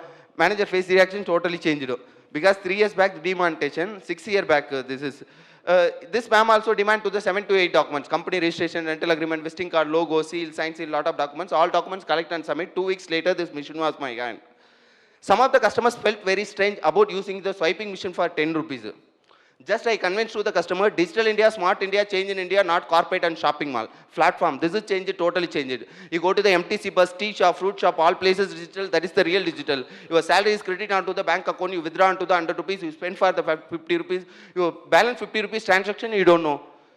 All places digital, your transaction is very openly. You go to your office outside, one of the petty shop also earning for the daily 20,000, 50,000 something. You also earning for the daily 1,000 rupees. You pay for the tax, that are also not paying for the tax. What is the difference? Your salary is accountability, our income is not accountability. I am also convinced to the customer. This time also 50 to 60% customer, Anna, you give me a mission. That customer self-using a nice experience also creating. Chalo, chalo, bye bye. That customer also buy, chalo. Your purse outside, you pay the money, that is the waste of the time. So, my point of view, 15 minutes, correct? Yeah, 5 minutes. Sorry. Sorry. So this is my point of view. 2014, 15 and 16, my bigger money also go to the Arun Jaitley sir budget. My felt is very proud. I am the tax-paid person. So lot of digital payment method also available in my auto inside. So this is 2010, one of the customer dropping onto the my auto inside charges facilities is available. Belkin 12 watt to 220 watt converter. Your laptop also charging point available in my auto inside. APC power bank, MI power bank, Samsung power bank, HP power bank. All power bank are also available in my auto inside. So and Google Next Hub, Amazon Echo Show also available in my auto inside. So technology is updating. So you also update yourself. And currently AWS Deep Lens also available in my auto inside. This is artificial intelligence, machine learning. There are some of the sign languages, everything also. Physical challenging people also travel my auto. Easy to use my handling for myself. So and my auto inside is fridge is available. So you especially you use to the metro train, buses. So you take and drink water bottle and paper boat. This is all free. Don't pay the money. And cooling water bottle, hot coffee also available. Chennai filter coffee is bada famous. So lot of customer also, Anna, I have so tired. Can you please 1 cup coffee? So customer also take and drink. And breadwood box also available in my auto inside. Some of the customer is hungry, you take and eat. You don't question anyone, you want that, you take and eat. So air cooler also available in my auto inside, chill traveling. So Chennai is bada hot place, that is one of the reason. And then after some time, I had this great idea to share some of my income with my customer. So I started conducting contest on the go. It was customers relationship development contest. I printed out 5 question general topics. It is an objective type and ask name and email address only.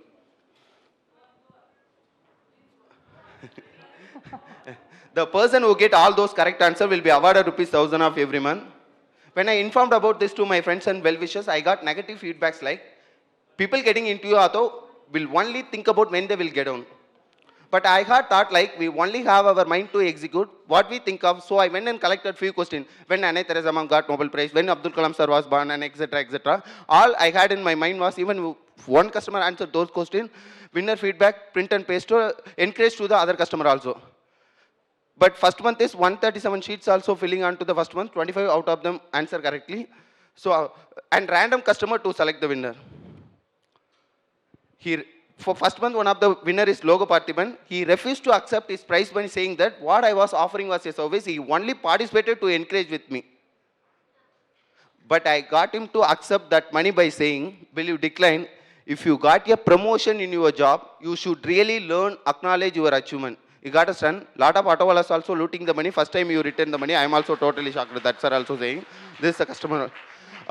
This is the token treat. This is the, how do you focus earning customers loyalty in auto inside? That is the Jebbesos are business, 2 platforms are business, 2 main focus. One is referral, one more is repeated. How do you focus? This is my auto inside. This minimum customer travel 20 time, 30 time, 500 rupees, 20 time 250 rupees, 40 time 1000 rupees. One of the customer, this is also monthly 4 to 6 customer winning onto the 250 rupees project. 15 time one of the customer also travel my auto, calling our friend, hey, you go to Anna auto, Anna give me the token, you and me go to the movie. Backside is seating, referral our friends. So a lot of customer also wait and travel. So this is, and this Chennai climate is unpredictable. Daytime is hot, morning time is rain. So this is, my auto inside 30 umbrella is available. You want to that, you take. I am tied up to the each one bus stop near, one shops also. This time is rain, you take umbrella. So 1 month, 2 months, whenever you free, you return it. If you get wet in rain, you get sick, correct? You get sick, you miss your office. You miss your office, how do you travel my auto, correct? So customer careness is more important, that is the reason.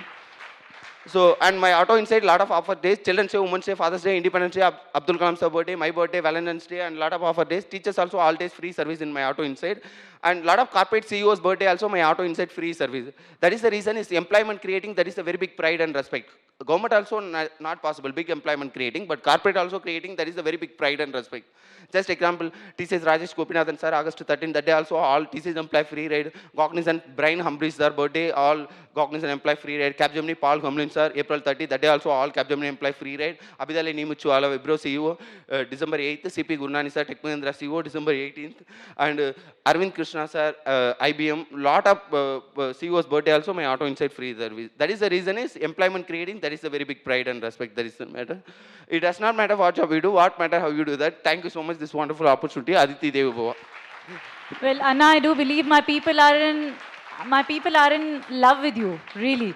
And before you leave the stage, I'll ask just one question. What is it that's not there in the auto rickshaw? What is that one thing that you don't have in your auto rickshaw? Pardon, I'm not understanding. Yeah, so you have everything in your auto rickshaw. Yes. What's that one thing that's missing and you want to have maybe? Yeah, nothing, ma'am. Human brain is very powerful machine. I'm also thinking. Missing is a first aid kit. Everything also available. That is the unique places is available. Some of the, so nothing. Lot of missing. Wait and see, including more. This little bit only. Oh God. Thank you very much. Thank you Thanks so much. Yes. So, all right, ladies and gentlemen, up next, who is coming as our next guest speaker? Okay, so the real celebrity is here, definitely on the stage. But yes, I'll be quickly heading on to the next session as well. Thank you very, very much. Thank you so much. Thank you so much. This Once wonderful again, opportunity. really proud of your power there and in terms of how you've really supplemented this thing so uniquely. So ladies and gentlemen, we have already introduced her to all of you in the first session. You know that she's a superwoman. We'll be up next very quickly inviting on stage the superwoman, the Indian female para-athlete. Please welcome Dr. Deepa Malik once again on the stage, please. Zordar Taliyan, everybody. And joining her in conversation would be the Chief Manager, the Economic Times Indian Leadership Council. Please also welcome Ishita Dey.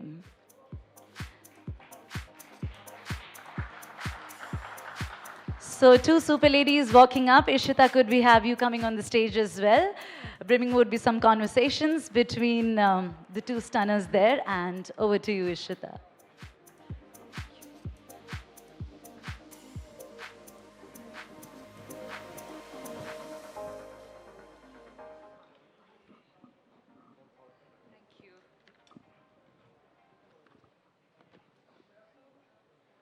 Good afternoon, everyone, and good to see you all again.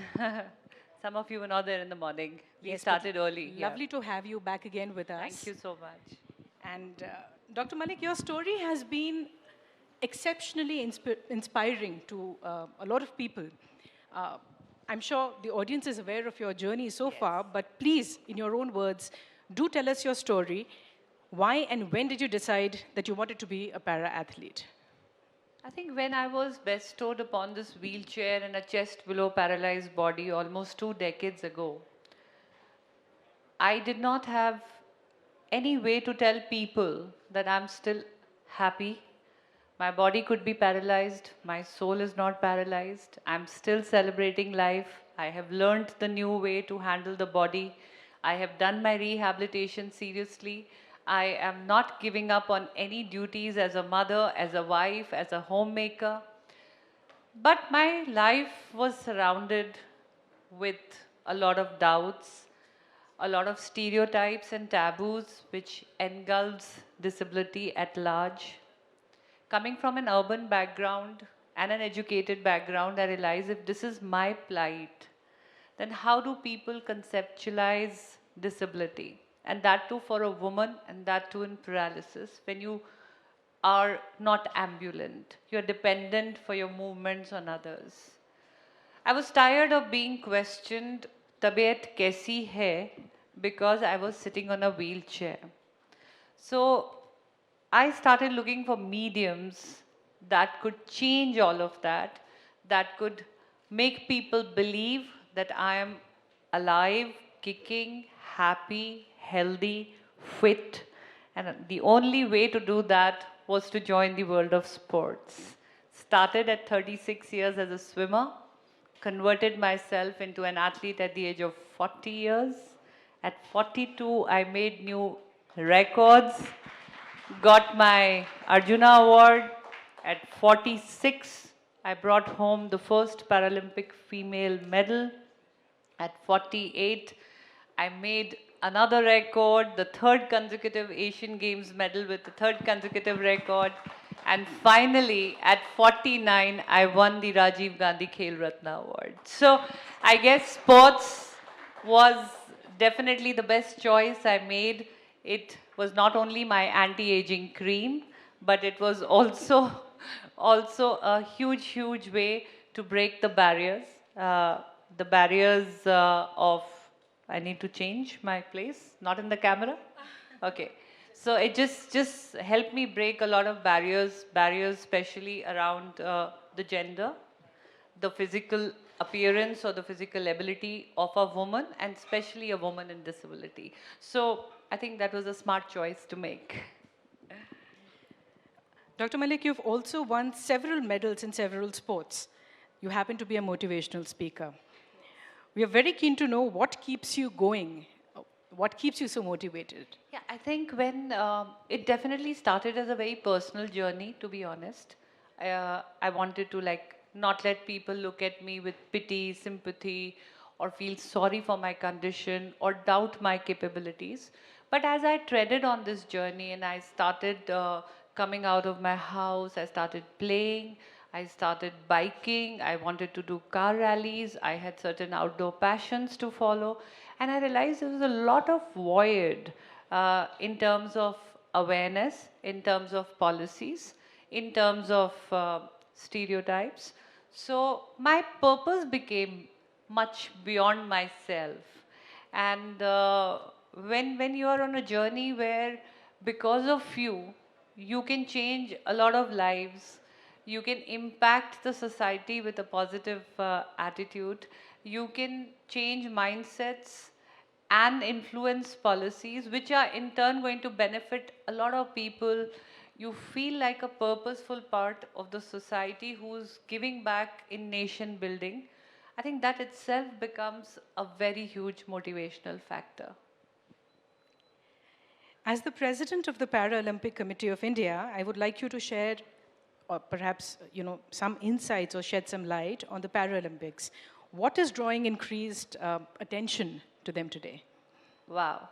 So, ladies and gentlemen, officially this is my first interview in capacity of the president of the Paralympic Committee of India. So that's the new role I have dawned on, and I'm very, very proud that it is happening around the Women's Day, because this is the first time ever in the country a woman is in leadership role when it comes to Paralympic sport, and especially an athlete who has been nominated to become a president of a federation. So it is a very important transition of my life.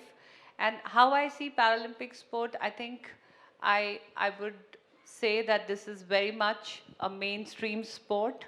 I request everybody to stop looking at it as a charity or as a recreational sport meant for people in disability. This is a very, very competitive sport. Even when I was preparing for my Paralympic event, that's the shot put, my every gym session used to be of 14,000 kgs in this body, which is chest below totally paralyzed, and the spine is totally battered. So if I can absolutely say that please introduce your children, your family, yourself to these sports, watch them, follow them, because it's a saying that people go to play in Olympics to become heroes, but already those are heroes. They reach and play at Paralympics. Wow. So celebrate their abilities beyond disabilities. And the way the globalization is happening around the para sports, it is getting absolutely mainstream and integrated. We are very fortunate to have a Prime Minister who has initiated all inclusive policies as far as sports are concerned. We are part of the same policy of training, awards, rewards, job opportunities as the able-bodied are.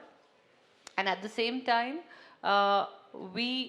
if you follow Paralympics, you'll come to realize that 2024, when it's going to happen in Paris, they have launched the mascots, the emblems, everything together. Today, United States of America's Committee of Sports is no longer called Olympic Committee or Paralympic Committee. They have just one name which says Olympic Paralympic Committee.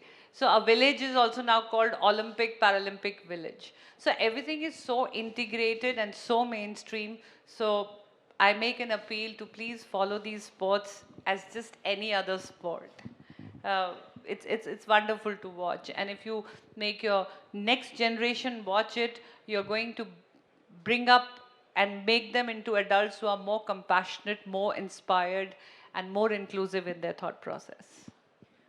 What is the committee at the Paralympic planning next? And we've got a very, very august gathering in the audience sitting here. How do you think the people would be able to help or support in this? I think it's time that we are also looked upon as a mainstream sport. We need support. Like I say, parasports is still in its infancy in our country.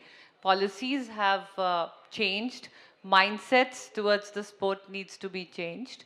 And if I give you statistics, and if I take you back to Rio, which is so fresh in our mind, 2016, a squad of 160 plus had gone to play at Olympics in the able-bodied Olympic sport. And we got only 2 medals. We remember PV Sindhu's silver and Sakshi's bronze.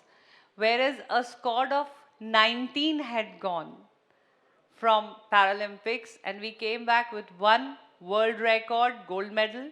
We got another gold medal in Mariappan. We got my silver, and Varun Bhati won a bronze. So it was absolutely double. And if you in proportion see how many sports persons actually went for Paralympics. And similarly, if I take you to 2018 statistics, we were 184 of us who had gone, and we brought home 73 medals from 2018 Jakarta Asian Games. And able-bodied was a squad of 550 plus, and they got 69 medals. So you see, we have already arrived, and as the newly found president of the newly found committee, I make an appeal to everybody here.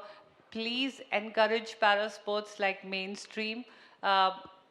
We can be a very, very important part in reflecting India's glory internationally. So support us, follow us, telecast us when it comes to the media houses, and the CSR initiatives.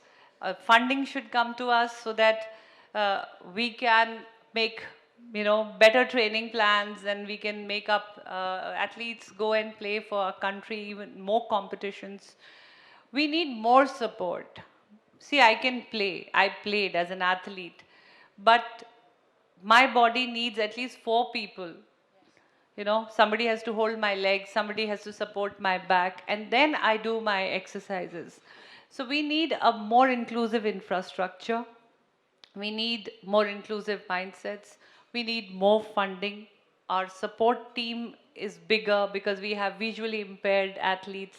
True. So you need a guide runner to go with it. A person like me who's in a wheelchair needs a wheelchair attendant to go. We need nurses, we need nursing assistants, physiotherapists. So each disability is different, each requirement is different. But the medal that we bring home is not different. It is still the same medal for 130 crore Indians. And the same national flag goes up and the same national anthem is played in that arena. And it is for you all that we win the medal. So we really need your support, and we need your support financially, emotionally, and physically for you all to be there when we are winning the medal and cheering us. When we look back, we should have the Indian media, and we should have Indians backing up for us and clapping and cheering for us, because it's for you that we win that medal. Absolutely, 100%. Thank you so much, Dr. Malik. It has been a true privilege and honor to have you on stage with us Thank today. you so much. And thank you for not just celebrating womanhood, but also celebrating Paralympic sport in India from here. Thank you so much.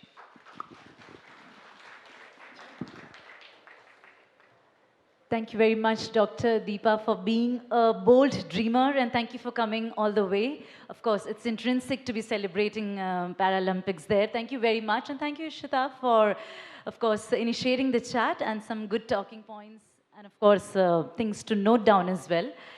Thank you. Well, we have this one last session coming up before we break for lunch, so please hold your horses. Watch and be for with us. I'm again saying it's the Paralympic year. It's 2020 Tokyo coming up. You will see more medals coming from Paralympics than Olympics. That's more like it. Give it up for that one, everybody.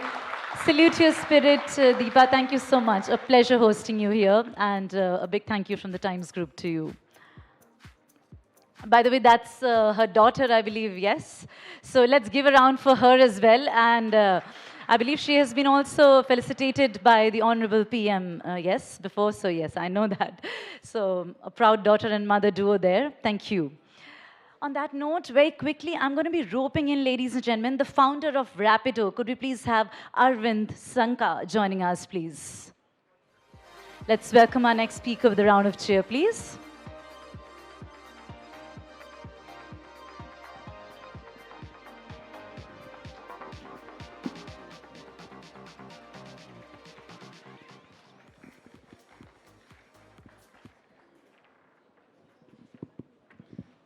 Thank you very much, Edie, for having me here. This is the first time I'm addressing this kind of audience. So, yeah, spare with me for a couple of minutes. How many of you heard about Rapido? Okay, quite some. Sure. So, for people who haven't used the service or haven't heard about us, we are into two-wheeler taxi. People might have used a three-wheeler taxi, people might have used a four-wheeler taxi, but we came in and said, okay, India is a two-wheeler dominated country. Why should we, maybe why not on a two-wheeler? And that's where we started around 4 years back. Just like a lot of startups, it's not an easy journey. For the first 2-3 years, especially because it's a completely new concept. A lot of people have a lot of apprehensions that whether people will travel on a two-wheeler, sitting behind a stranger, whether it is safe, whether female will use the service. A lot of questions, definitely, but there is only one thing that we believed. As a founders, we think definitely there is a lot of opportunity, that is number one. But number two, why we were able to exist in the market even now is because of the team. I mean, from maybe before the speakers, Mr. Anandji and also Dr. Deepa. I mean, you guys are one-man show. I think you guys have done it and you guys have won it. But for me to be here, one of the major reasons is because of the team. Because it's not about one city, 2 cities that we are present. We are present in more than 90 cities in the last 4 years. But one of the major things that I should say that made us successful is about, we think, as like any other startup, one thing we strongly believed is it's not going to be easy. We just need to stay there. In our last 4 years, our bank account went to zero more than 3 times. But one of the major things that we said is, no, it's not going to stop here. We can't just give it up. We left our comfortable jobs. A lot of people are dependent on us. And we don't see ourselves as a taxi service. One of the major disruptions that we are doing is employment. We have more than 300,000 captains. We don't even call them drivers because we don't think they are drivers. They are people who are helping you to travel from one place to other, and they are giving their spare time. Say a lot of people who are blue-collar employees, a lot of people who are underemployed and unemployed people, these are the guys who work for 2-3 hours with us and make extra money and make sure you travel from one place to other in a traffic conditions like this. I think that is our strength, our captains who are helping the people to commute from one place to other. One of the major things that we have learned is it's not a tier 1 phenomena. A lot of other cab sharing companies are very much prominent in tier 1 cities, but we are very, very deeper into tier 2, tier 3, and tier 4 cities, because in India, we don't have a great public transportation in every part of the country, but we have a lot of two-wheelers in every city that's possible. So I think that is one major learning for us in terms of the opportunity in tier 2, tier 3, and tier 4 cities using an existing asset. I'm not creating new assets. I'm not asking people to buy new vehicles. You have your own vehicle. You have your own free time. I think that is one major strength for us, which is our supply, which is our captains. And every employee in our company thinks about how do you make sure our captains are happy. If we are making sure our captains are happy, I think the customers they give a great service to our customers. I think these are, after working in different cities, after seeing a different scale, now we have more than 300,000 captains. We are having more than 3 million customers every month who use our service. The major reason they use is because they're saving time. Not only saving money on a two-wheeler to commute from one place to other, you can save a lot of time in a traffic conditions in a tier 1 cities like maybe Delhi, Bangalore, and Chennai. So that is our major learning in terms of what customers need from a commute options.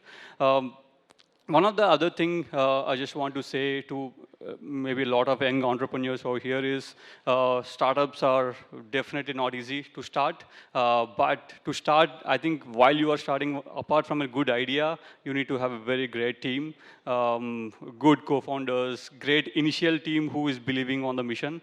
I think it's not about you alone, like you should drive the vision and mission, but I think a team should come along with you. Team should believe in you, because you can't do each and everything in your company. A lot of things are dependent on your team, they believing in the vision.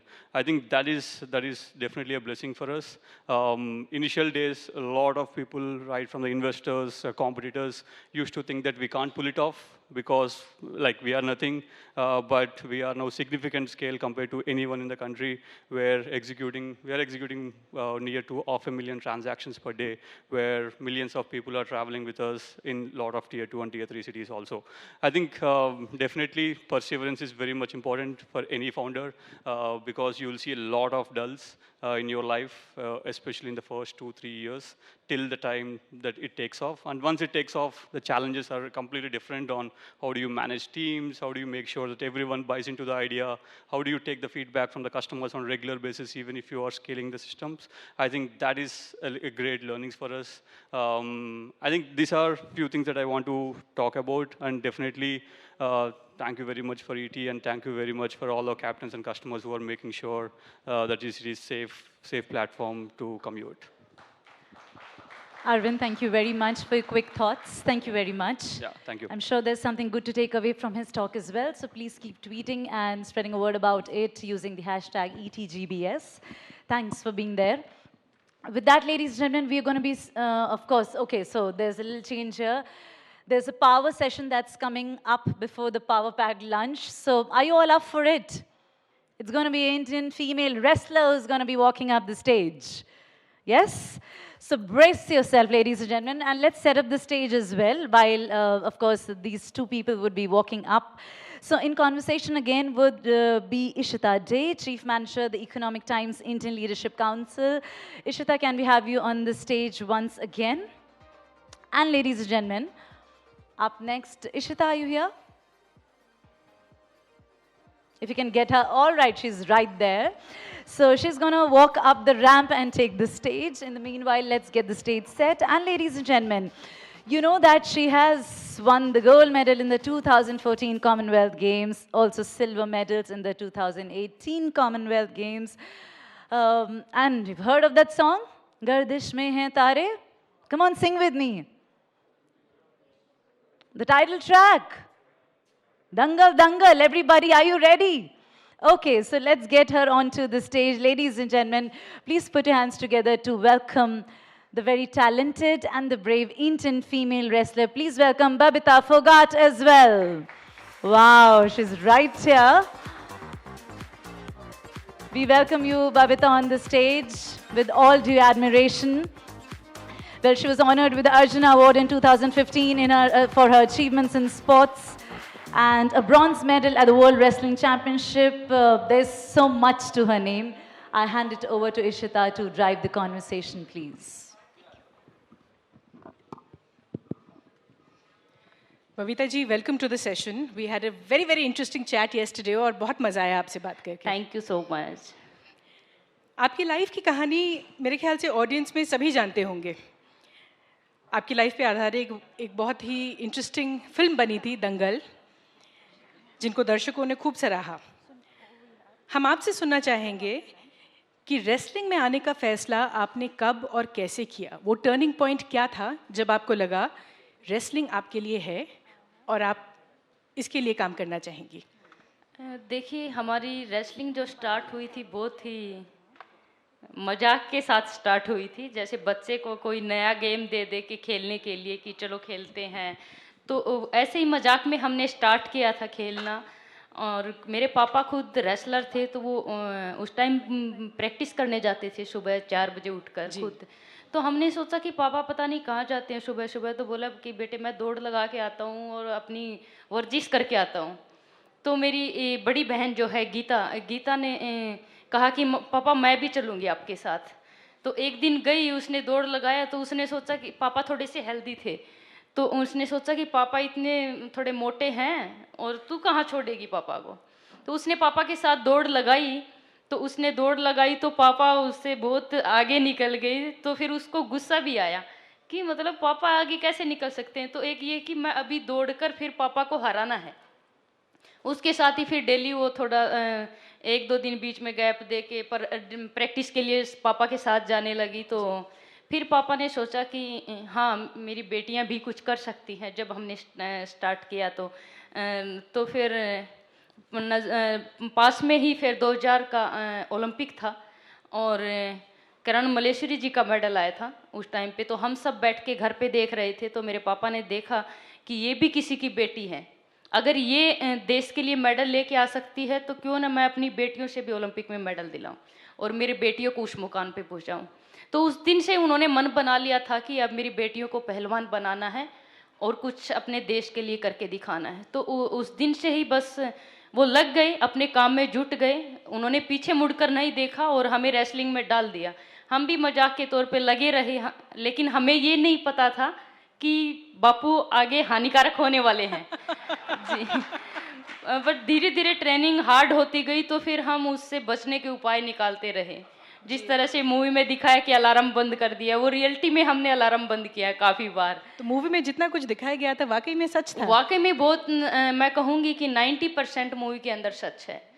और हम mostly, क्योंकि मेरे पापा कभी भी rest नहीं देते थे, चाहे वो शादी का घर में शादी हो उसमें भी नहीं जाने देते थे. क्योंकि छुट्टियां होती हैं बच्चों की तो मामा के घर, बुआ के घर, कहीं ना कहीं मौसी के घर जाते हैं, हमें कहीं नहीं जाने को मिलता था. तो हम ये था कि मतलब किस तरह की हमारी लाइफ है, हमारे माँ बाप हमारे साथ ऐसा अत्याचार क्यों कर रहे हैं. और मुझे लगता कि हर बच्चे के लिए जो भी कोई टॉर्चर करेगा या उनको तकलीफ देगा, चाहे वो माँ बाप हो चाहे वो टीचर हो, हर किसी को हानिकारक लगेगा. तो हम भी ये सोचते थे कि मतलब यहाँ तक भी सोचते थे कि हमारे माँ बाप मर क्यों नहीं जाते, हमें इतनी तकलीफ दे रहे हैं. तो बच्चे थे, क्योंकि इतनी हार्ड ट्रेनिंग और कभी एक दिन का भी रेस्ट नहीं मिलता था. यहाँ तक स्कूल का भी संडे मंडे, कोई त्यौहार के दिन तो छुट्टी होती है, हमारा कोई संडे मंडे ही नहीं होता था. तो मेरी मम्मी को बोलते थे कि मम्मी देखो रेस्ट की ज़रूरत तो मशीन को भी होती है, हम तो फिर भी इंसान हैं. तो मेरी माँ एक ही शब्द कहती थी कि बेटे आपके भविष्य के लिए कर रहे हैं, कि आपका भविष्य सुधर जाएगा, आपकी लाइफ बन जाएगी. ये 2 साल की मेहनत है, उसके बाद आप कामयाब हो जाओगे, उसके बाद ये फिर अपनी मर्जी से जो करना चाहो कर लेना. पर यही कहते थे कि कितने दिन, और हर दिन मतलब जब भी हम पूछते थे माँ से तो कहती थी कि बेटे 2 साल और. अभी भी अगर उनसे पूछते हैं ना माँ कितने साल और, वो अभी भी यही कहेंगी बेटे 2 साल की मेहनत. 2-2 साल करके 20 साल तो आज निकाल दिए हैं और हम कामयाब भी हो गए. पर अभी समझ आई तो हमें भी यही कि हम बच्चे थे, हमें पता नहीं था. बट मेरे माँ बाप जो थे वो हानिकारक नहीं थे, हमारे लिए बहुत लाभदायक थे. हमारे देश में ज़्यादातर लोगों का मानना है कि रेसलिंग महिलाओं के लिए नहीं है, इसको पुरुष के लिए ठीक समझा जाता है, पर महिलाओं में कई पाबंदियां लगाई जाती हैं। तो ऐसे विचार के बारे में लोगों की जो ये सोच धारा है, इसके बारे में आपका क्या कहना है? देखिए, जब हमने रेसलिंग स्टार्ट की तो आपने बिल्कुल ठीक कहा कि रेसलिंग को पुरुषों का गेम माना जाता है। और हरियाणा जैसे राज्य के अंदर जहाँ लड़कियों को मतलब घर से भी बाहर नहीं निकलने देते थे, लड़कियों को बस एक घर तक और चूल्हे चौके तक ही सीमित मानते थे लोग, तो वहाँ पे हमारा रेसलिंग जैसे गेम को चुनना और खेलना बहुत एक काल्पनिक चीज़ थी। पर मेरे पिता ने हमारी रेसलिंग स्टार्ट करवाई। हम लड़कों के साथ ट्रेनिंग करते थे और शॉर्ट्स डालते थे, तो उस पर भी लोग कमेंट करते थे, ताने मारते थे कि लड़कियां हैं, इनका भविष्य खराब करोगी, इससे अच्छे पढ़ा लिखा ही लो, कम से कम डॉक्टर बन जाएगी, इंजीनियर बन जाएगी, इनको क्यों बिगाड़ रहे हो। और फिर लड़कों के साथ ट्रेनिंग करते थे कि इनको शर्म नहीं आती, लड़कों के साथ ट्रेनिंग करते हैं, शॉर्ट्स डालती हैं, ये हमारे समाज की रिवाज नहीं है, ये हमारा पहनावा नहीं है। पर मेरे पिता और मेरी माँ एक ही चीज़ कहते थे कि तुम लोग सिर्फ मेहनत करो, तुम अपने मेहनत पे फोकस रहो, किसी भी चीज़ की जरूरत है चाहे मेरी जान मांग लेना, मैं तुम्हें दूंगा, लेकिन तुम सिर्फ और सिर्फ मेहनत करो। तो उनके ये शब्द हमें हमेशा ये कि मेरे माँ बाप अगर हमें सपोर्ट कर रहे हैं, मेरे माँ बाप ऐसे बोल रहे हैं, तो हम किसी की नहीं सुनते थे। गांव के लोग हमें भी बोलते थे, ताने मारते थे। कभी कभार मेरे घर में भी मेरी दादी, जब हमने स्टार्ट किया, मेरी दादी बोलती बेटे अच्छा नहीं लगता, थोड़ी पूरी पैंट पहन ले या वो ट्रैक पैंट डाल ले। तो हम यही बोलते दादी जब हम प्रैक्टिस करने लग रहे और वैसे डालेंगे तो क्या दिक्कत है। नहीं बेटे थोड़ा अच्छा नहीं लगता, पर कोई नहीं, मखा बड़े हैं, इनका काम है। पर जब लोग गांव के बाहर जब हम कभी प्रैक्टिस करने जाते या गांव में लोग बोलते थे, तो हम एक ही चीज़ कहते थे कि जब मेरे माँ बाप को कोई दिक्कत नहीं है, कोई प्रॉब्लम नहीं है, तो आप लोगों को क्या प्रॉब्लम है। और ये मेरे माता पिता ने सिखाया भी है, अगर कोई तुम्हें ऐसे बोले तो बोल देना कि मेरे माँ बाप हमारे स्पोर्ट में है, मेरे माँ बाप खुद कराने, तो आपको क्या दिक्कत। तो वही चीज़ हमने उनको बोलते थे कि हम मेरे माँ बाप को प्रॉब्लम नहीं है, आपको क्या प्रॉब्लम है। तो वो वहीं चुप हो जाते थे और फिर एक दो बार कहा, फिर बाद में बोलना भी बंद कर दिया। शायद इसीलिए कहते हैं कुछ तो लोग कहेंगे, लोगों का काम है कहना। बिल्कुल। अपने माता पिता के समर्थन के बारे में आपने बताया। हमारे देश में ऐसी बहुत सी यंग लड़कियां होंगी जिनको ये समर्थन नहीं मिल पाया। हमने इस बारे में कल बात भी की थी। काफ़ी लोग हैं जिन्होंने शायद बचपन में ये स्पोर्ट शुरू किया पर उनसे छुड़वा दिया गया। तो ऐसी यंग बच्चियों के लिए या लड़कियों के लिए आपका क्या मैसेज होगा? मेरा देखिए यही मैसेज है कि आपने कल भी पूछा था मेरे से, तो मैं यही कहूँगी कि हमारे साथ 5-6 लड़कियों ने, मेरे गांव की लड़कियों ने रेसलिंग स्टार्ट की थी, लेकिन समाज के दबाव से, समाज के डर से, लोगों के जो ताने थे उनके डर से उन्होंने पीछे हटा लिया, तो उनको वो मौका नहीं दिया गया। मैं कहूँगी अपने आप को सौभाग्यशाली मानूंगी कि मेरे माता पिता ने हमें मौका दिया, तो आज हम यहाँ पे पहुँचे हैं। अगर उनके माँ बाप ने उनको भी अगर मौका दिया होता तो वो भी आज यहाँ पे होते। कहीं ना कहीं उनको भी पश्चाताप है आज कि अगर हम अपनी बेटियों को पीछे नहीं हटाते तो आज मेरी बेटियाँ भी यहाँ पे पहुँची होती और अपने देश का नाम रोशन कर रही होती। बट मैं यही मैसेज दूँ कि लोगों की जो रूढ़िवादी सोच है लड़कियों के प्रति, वो उनको बदलने की जरूरत है, वो धारणा बदल। क्योंकि आज लड़कियाँ, वही दंगल का फिल्म का जो डायलॉग है कि हमारी छोरियाँ छोरों से कम नहीं है, तो किसी भी क्षेत्र में कम नहीं है। बिल्कुल सही जी, बिल्कुल सही। बबीता जी, आप रिसेंटली पॉलिटिक्स में आई हैं, तो इसका निश्चय कब किया और पॉलिटिक्स में आके आप क्या कंट्रीब्यूट करना चाहेंगी? देखिए, पॉलिटिक्स का रास्ता मैंने इसलिए चुना क्योंकि सबसे पहले तो मैं इंस्पायर थी माननीय प्रधानमंत्री नरेंद्र मोदी जी से, और उनके जो फैसले थे, मतलब देश हित में जो उनके जो फैसले हमेशा लेते हैं, उनके लिए मैं मोस्टली हमेशा से उनके इंटरव्यू या उनके भाषण में सुनती रही हूँ, तो उनसे मोटिवेट होकर मैंने पॉलिटिक्स में आने का मैंने निर्णय लिया। और दूसरा कि लोगों ने इतना प्यार, इतना सम्मान हमें दिया है, तो हमारा फर्ज बनता है कि हम भी कुछ लोगों को दें। और इसी कारण ही मैं पॉलिटिक्स में आई हूँ कि समाज में अगर कुछ बदलाव हो पाएगा तो वो कम से कम चाहे एक बदलाव ही क्यों ना हो, हम जरूर करें। और ये एक प्लेटफार्म मिला है, इसके जरिए मैं ये है कि अपनी महिलाओं के हक के लिए, उनके अधिकारों के लिए मैं लड़ सकती हूँ और हर किसी की बात मैं सबके सामने रख सकती हूँ। क्योंकि जब तक हमारा कोई बात रखने वाला ही नहीं होगा तो हमारी बात को समझेगा कौन। तो अपनी बात समझाने के लिए आपको खुद आगे आना पड़ेगा। और महिलाओं को भी मैं यही कहूँगी कि अपने अधिकार लेने के लिए या अपने भावनाओं को सब कुछ समझते हुए आपको आगे बढ़ना है और अपने अधिकारों के लिए लड़ना है। अगर हम गेम की बात करें तो रेसलिंग जैसे स्पोर्ट को और मेन स्ट्रीम लाने के लिए, ताकि ज़्यादा लोग इसके बारे में जानें, आपको ऐसा लगता है कि कुछ फ़र्क है बाकी स्पोर्ट्स में और हम रेसलिंग को और सेंटर स्टेज लाने के लिए क्या कर सकते हैं? बिल्कुल, देखिए अभी रेसलिंग को एक पहचान मिली है तो मैं कहूँगी कि दंगल फिल्म आने के बाद और सुल्तान मूवी आने के बाद थोड़ा रेसलिंग को लोग जानने लगे हैं कि रेसलिंग नहीं तो ट्रेडिशनल गेम ही था। और क्योंकि मूवी आने से पहले हमें सिर्फ वही लोग जानते थे जो स्पोर्ट्स से जुड़े थे या फिर स्पोर्ट्स से रिलेटेड या स्पोर्ट्स फैमिली से जो थे, सिर्फ वही लोग जानते थे।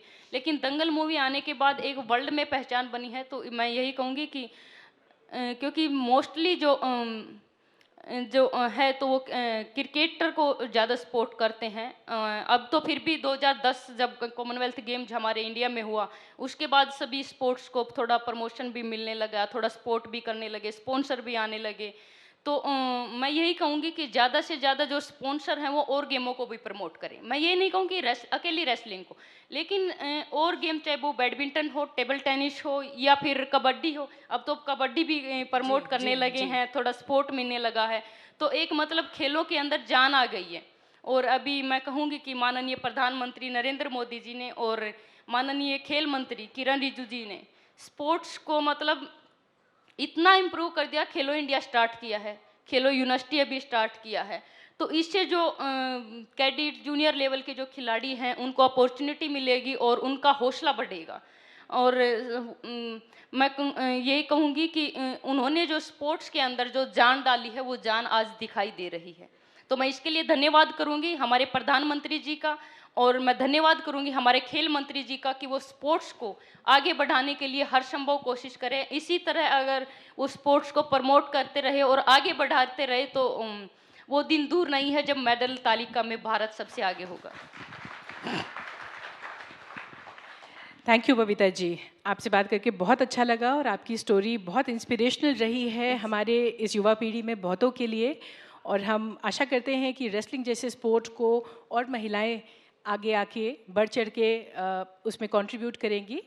Thank you very much. बिल्कुल, देखिए महिलाओं की एक चीज़ भी और मैं कहना चाहूँगी कि बहुत सी चीज़ें मैं देखती हूँ तो महिलाओं के ऊपर कहीं ना कहीं हर चीज़ का दबाव होता है, चाहे आप किसी भी चीज़ में आप निकलना चाहें। और सबसे बड़ा जो रुकावट है महिलाओं को आगे बढ़ने, मैं कहूँगी कि घूंघट प्रथा जो है वो मुझे बहुत बुरी लगती है, वो महिलाओं को आगे बढ़ने से रोकती है। तो मैं लोगों को एक ही चीज़ कहना चाहती हूँ, क्योंकि मोस्टली जो शिक्षित फैमिली भी है वो भी मैंने देखा कि अपनी मतलब बहुएं हैं या उनको घूंघट में रखते हैं।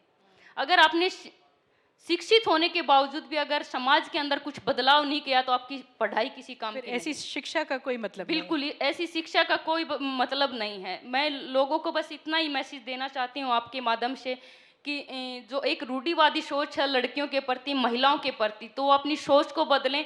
और अगर रियल में आप महिलाओं का सम्मान करते हैं, महिला सशक्तिकरण को बढ़ावा देते हैं, तो उसकी शुरुआत अपने घर से करें। Thank you so much. बहुत बढ़िया, thank you so much Babita. Thank you so much. Thank you very much Babita ma'am, जिस तरह से आपने जो भी प्रॉब्लम थी या इशू था उसका मार्मिक वर्णन किया है। Thank you very much for that. And okay, while the ladies are getting clicked, so recently I had hosted a phone launch in which Milind Soman was one of the guests. So उनके साथ selfie लेने के लिए we have to actually do the push-ups. So I'm not sure if Babita ma'am के साथ pictures लेने के लिए literally wrestling करनी पड़ती है, like how you have to do push-ups to take a selfie with Milind Soman. Thank you very much, ladies and gentlemen. Give it up for the woman herself. Thank you, ma'am, and thank you, Ishita, for once again moderating the chat so well. With that, ladies and gentlemen, it's time for some gastronomic enthusiasm. But please, just 2 seconds I'll take. So our lunch is divided into 2 portions here, 2 counters. So feel free to equally divide yourself. Secondly, at 2:15 sharp, we aim to restart our remaining sessions. So just to ensure that we are running the agenda on time, we'll request the ones who would want to resume and continue their lunch. There's also a lunch that's being placed in the porch outside. But 2:15, I'm honestly expecting all of you to be back. And let's get started at 2:15. Enjoy your lunch. Thank you so much.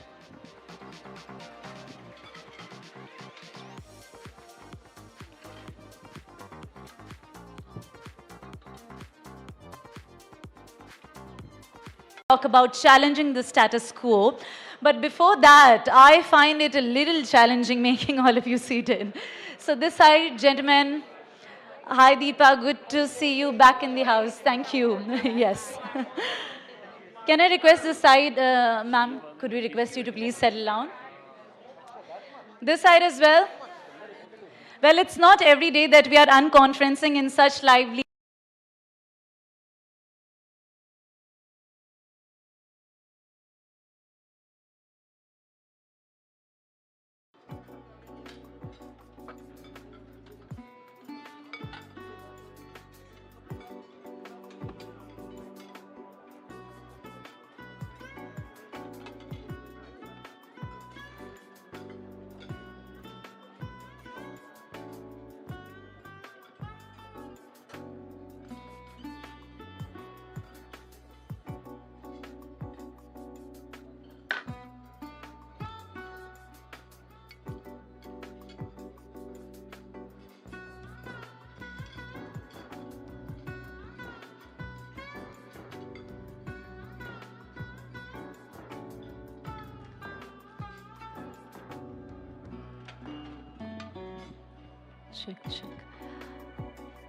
And to all our guests who are busy posing with, of course, our star guest, we'll request you all to please also focus concentration on the eating bit, and let's release her because we'll be taking her for some bites maybe. So let's just ease her out as well and enjoy our lunch time.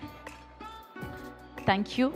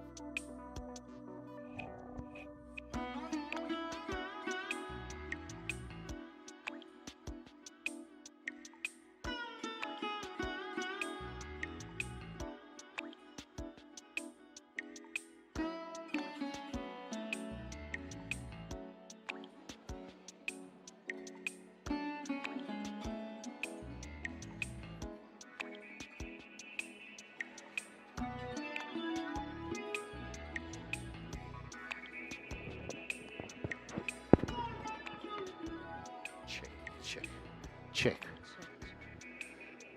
Requesting all the delegates from the Mumtaz Hall to kindly wind up with lunch and join us in the Mumtaz Hall as we shall be commencing proceedings shortly.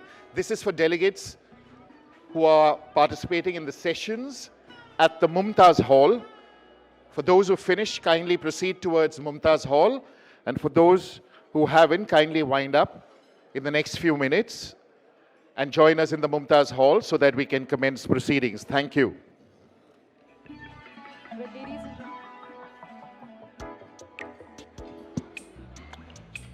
Hello, check. Now it is. All right. Folks, this is also to inform you that the insurance sessions have begun in the Roshanara Hall. So the ones who are interested and are supposed to attend, please move to the Roshanara Hall as soon as you wrap up your lunch, because the session there has already begun. Also, we're going to be starting our proceedings here in the next 5 minutes. So earnestly requesting everybody to please hurry up their lunch proceedings if they would want to be here and you'd be wanting to witness the sessions coming up. Or else, if you, by any chance, if you want to extend your lunch, there's something at the porch as well. So we request those guests to proceed towards the porch so that we can begin in the next 5-7 minutes. Thank you.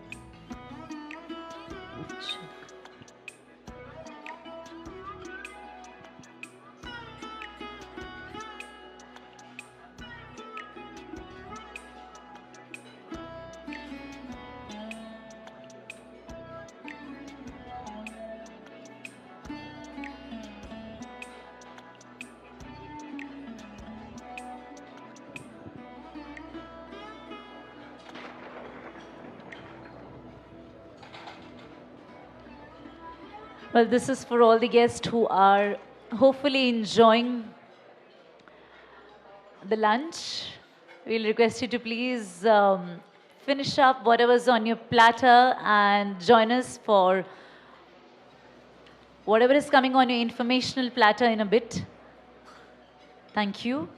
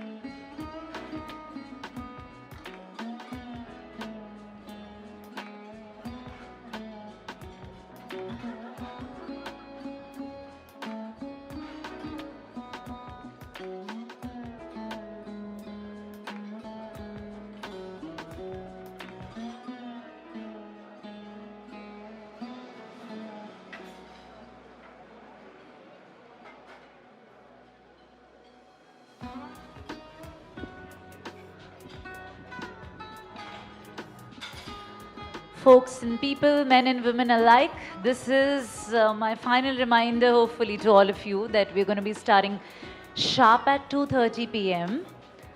So we have anyway given a buffer of like 15 minutes. So please be kind to us and allow us to begin at 2:30 p.m. sharp. Requesting everybody to please take their seats and get all sorted and look for some more fireworks on the stage. Not really, literally though, but yes. 2:30, we request by that time everybody is seated. Thank you.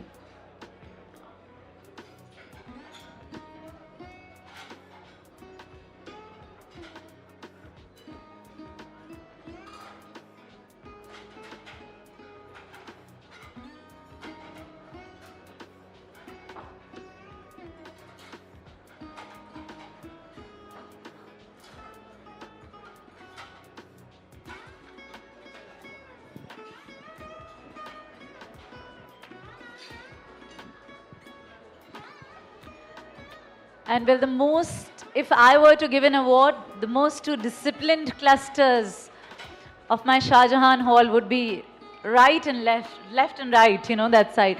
Let's give a round of cheer to these segments of people who are so dutifully stationed this side as well. So, well done, guys. Thank you for at least somebody is listening to me. And because I personally love saris, you attracted my attention. And I want to ask one thing to you. By any chance, do you practice yoga? You do? What's your name? Seema Singh. Seema. Okay, Seema Singh. Okay, ma'am, you practice yoga, so it's very easy to take a deep breath inside, right? Well, not right after the lunch, I understand. You know, but I'm not trying to be goofy. There's something that I would just want you to do. And if the videographers are around, please get all your attention here. So I want you to inhale deeply as you can. And in one stretch of breath, you don't have to exhale. One stretch of breath, you have to say, I'm happy to be at ETGBS. And we'll test as to how many times you can say that. And you have to try, of course, to say it as many number of times as you can. Are you all ready to witness this, everybody? Give me a yes. Yeah, we're all so good in pepping up the other person, right? You know? So, you had so much food, doesn't look like it all. Yeah, people don't trust foodies like us, right? But then you can give it a try, yeah? So inhale deeply so that we can all hear it. No, you don't have to exhale. So like, keep the inhaled air and in that, you say it fast, yes. I'm happy to be at ETGBS. Oh God. All right, let's have a round of cheer for her. Are you all happy to be at ETGBS? Can we all get started on that vibe? All right, so I'm going to be inviting my next speaker in the next 30 seconds, but in the meanwhile, requesting everybody once and for all. I'm sure if you're the speaker, you would likewise expect everybody to be seated and to be listening to you, right? So let's be duly respectful and let's be seated and let's resume the conversations there.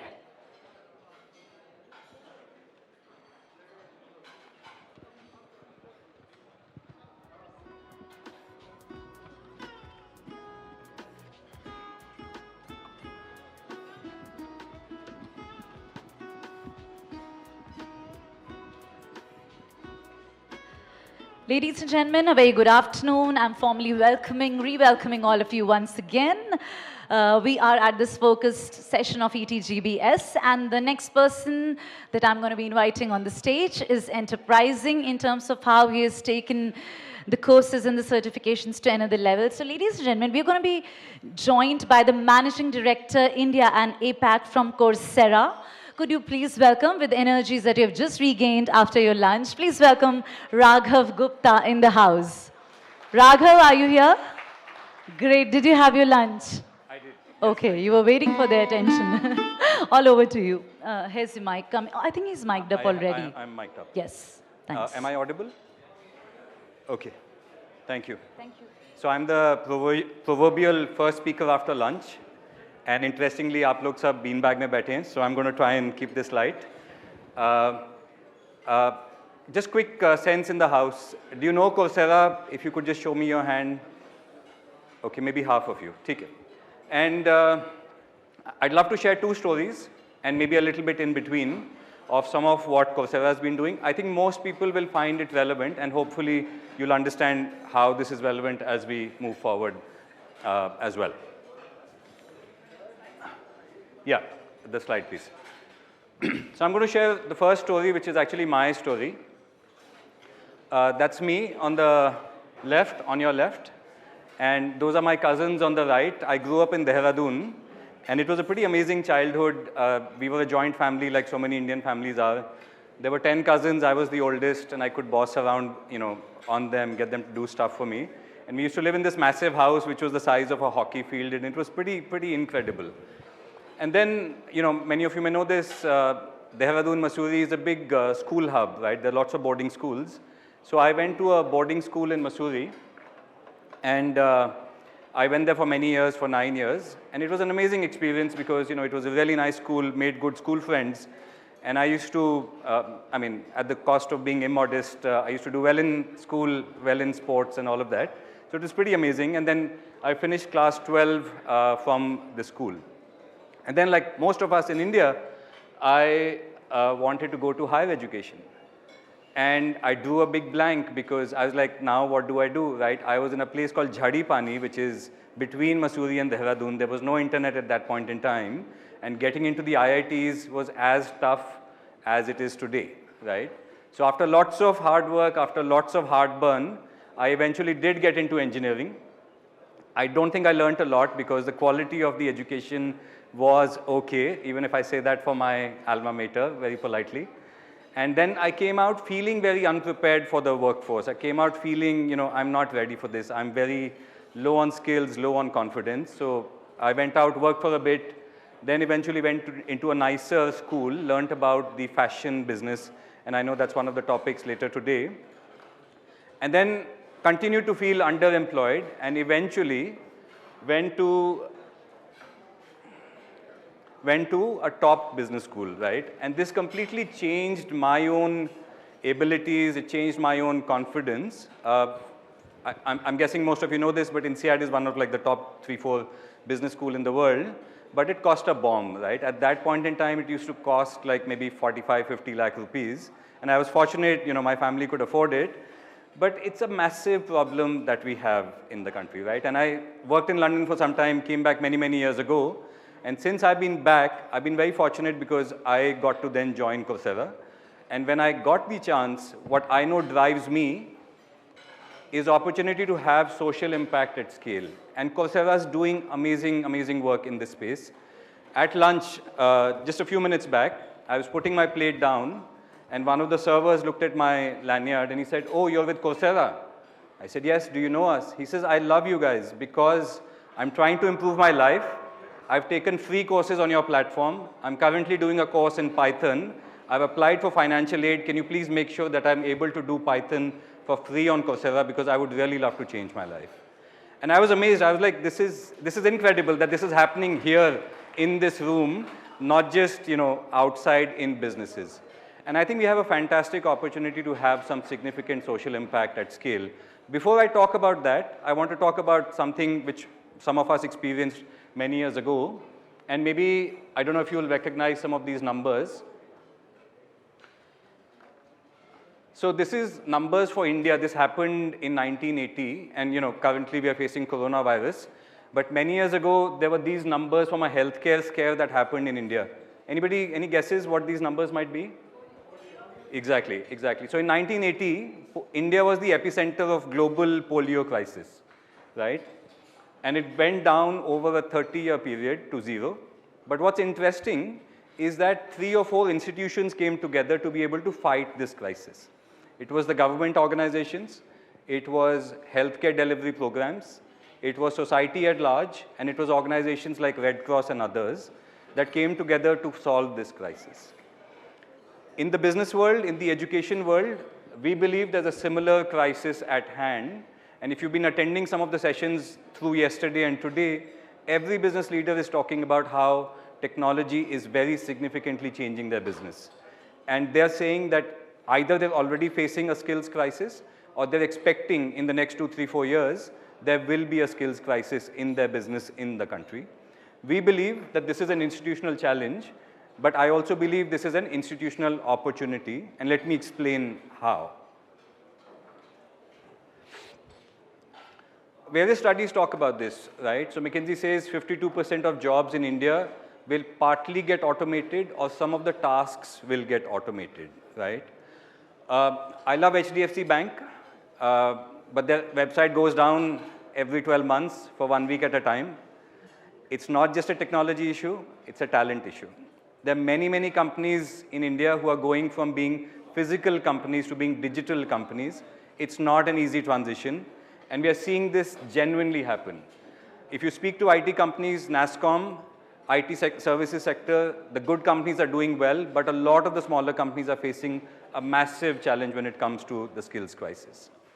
This is the current working population, right? This is all of us. And especially if you're a little bit more technical, this is very much here and now, right? If you're a business manager like me, maybe you can get by a little bit, but if you're technical, this is definitely happening. But if you also look at all the students who are the future of the workforce, the challenge is very significant as well.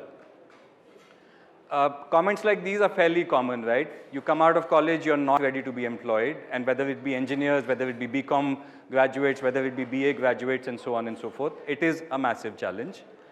And then I didn't know this before, I came to Coursera, but only 1 in 4 class 12 kids gets to go to higher education in India. What is called gross enrollment ratio, GER, only 1 in 4 class 12 kids gets to go to college in India. And to be able to change this, we need to have many, many more universities. But where's the space? I mean, where will we create these universities and colleges in a country that is already so dense?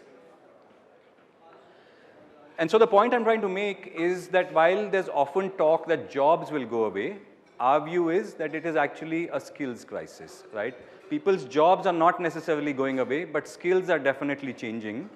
4 years ago, you know, I travel a lot, and my assistant would take all my bills, scan them, submit an Excel-based expense report. It would take her half a day every month to scan my bills and submit them. Today, every time there's an expense, there's an app, I take a picture and itself does it all. My assistant doesn't have to do it, right? So her role has changed. Her role has become more evolved, and it's a very simple example how skills are changing. The World Economic Forum says, yes, technology-related jobs will go away to the tune of maybe 75 million, but also about 125, 130 million new jobs will get created. And how do we get to the skills around that? And that's, I think, the challenge. So what Coursera is doing about it, we are the world's largest online education platform, and we partner with governments, many governments around the world. In Andhra Pradesh, thousands of kids are getting to learn from the world's best universities on the Coursera platform. And similarly, 2,200 businesses are now partnering with Coursera to upskill and build the skills of their employees. I was listening to Adesh Goyal, the CHRO of Tata Communications in the hall in the morning, and he said about how from 20% digital learning, now 80% of the learning has moved onto a digital platform, and Coursera is powering a lot of that as well. And then what I'm personally most excited about, in October last year, we launched Coursera for Campus, which is to say, let's bring some of the high quality content on Coursera to universities in India and around the world. And you'll see names like Manipal, Shiv Nadar, UPES, many Indian universities who are saying, along with what we are teaching on campus, let's bring the best of the world to our students on campus as well. And so what we are trying to do is we are saying that the skills crisis needs to be solved very much like the polio crisis by institutions coming together. These institutions are educators, employers, and campuses, right? And the Coursera platform has become very, very large, but our journey is just about started. We are 8 years old as a company. Close to 50 million people are learning on our platform globally, of whom about 5-6 million are in India. 200 of the world's top universities are teaching on our platform, so the Stanford, Yale, University of Pennsylvania, and so on and so forth, including IIM Calcutta and Indian School of Business. And now, like I said, 2,200 organizations are starting to teach on our platform as well. This started as what is called as MOOCs, massive open online courses, which are these 10, 15-hour courses, but it has evolved a lot, right? So what is called courses, there are 4,000 courses, but it's gone all the way to full degrees. And now you can actually sit in India and do a master's in computer science from an Ivy League university like University of Pennsylvania, online on Coursera. So the product system is evolving very, very rapidly. And my second story is what kind of impact is this having? So we work with Manipal, which is in Udupi, Jaipur, and Dubai. And many, many kids are learning on the Coursera platform. A few weeks ago, I was on campus, and the student walked up to me and said, I want to tell you my story. I took a few courses on Coursera. I got a summer internship. I went to this FMCG company in Bangalore. And the team I was working with manages all of their data on Excel sheets, right? And because this is an FMCG company, there's lots of data. These Excel sheets are very, very big, heavy, clunky Excel sheets. I'd taken a course on Coursera called Excel Skills for Business by some university. I asked my manager, can I help you create some dashboards? And I created these sexy dashboards on their Excel. They were so happy that I landed up with a pre-placement offer, right? And to me, this is institutions coming together. This is Manipal University and the FMCG company, and very importantly, the regulator, which is the Ministry of Human Resources Development, which says that Coursera can come to campus, all platforms like Coursera can come to campus and bring all of these together. So 2 points that I'd love to leave with you. From your personal standpoint, is your company already going through a skills transformation crisis, whatever, or will it go through a skills transformation in the next 2 years, 3 years? And second, as institutions, what are your companies doing about it? Here's one approach, but of course, I'm sure there are many others. Thank you. Thank you, Raghav. Raghav. Thank you. Thanks very much, Raghav there. And before we actually trend on to the next session, which is again going to be a chat and some warm, light conversations, I would once again request everybody seeking their kind cooperation to please settle down and no more further lunching allowed in the house today. Okay, we are lounging, but not literally in every sense. So once the sessions are on, we got to be like diligently listening as well. So on that note of good listening skills, I'm going to be once again inviting Ishita on the stage. You already know her. So she's going to be walking up, and joining her would be the co-founder and CEO of Sugarbox Networks. I give to you, ladies and gentlemen, Rohit Paranjape. So Rohit and Ishita, you're going to be taking the center stage, please, with a round of cheer, and keep those tweets with those hashtags coming in, please. Hashtag ETGBS. So, all right, over to you, people. Thank you. Round of applause, as I didn't hear them loud and clear this time. Thank you.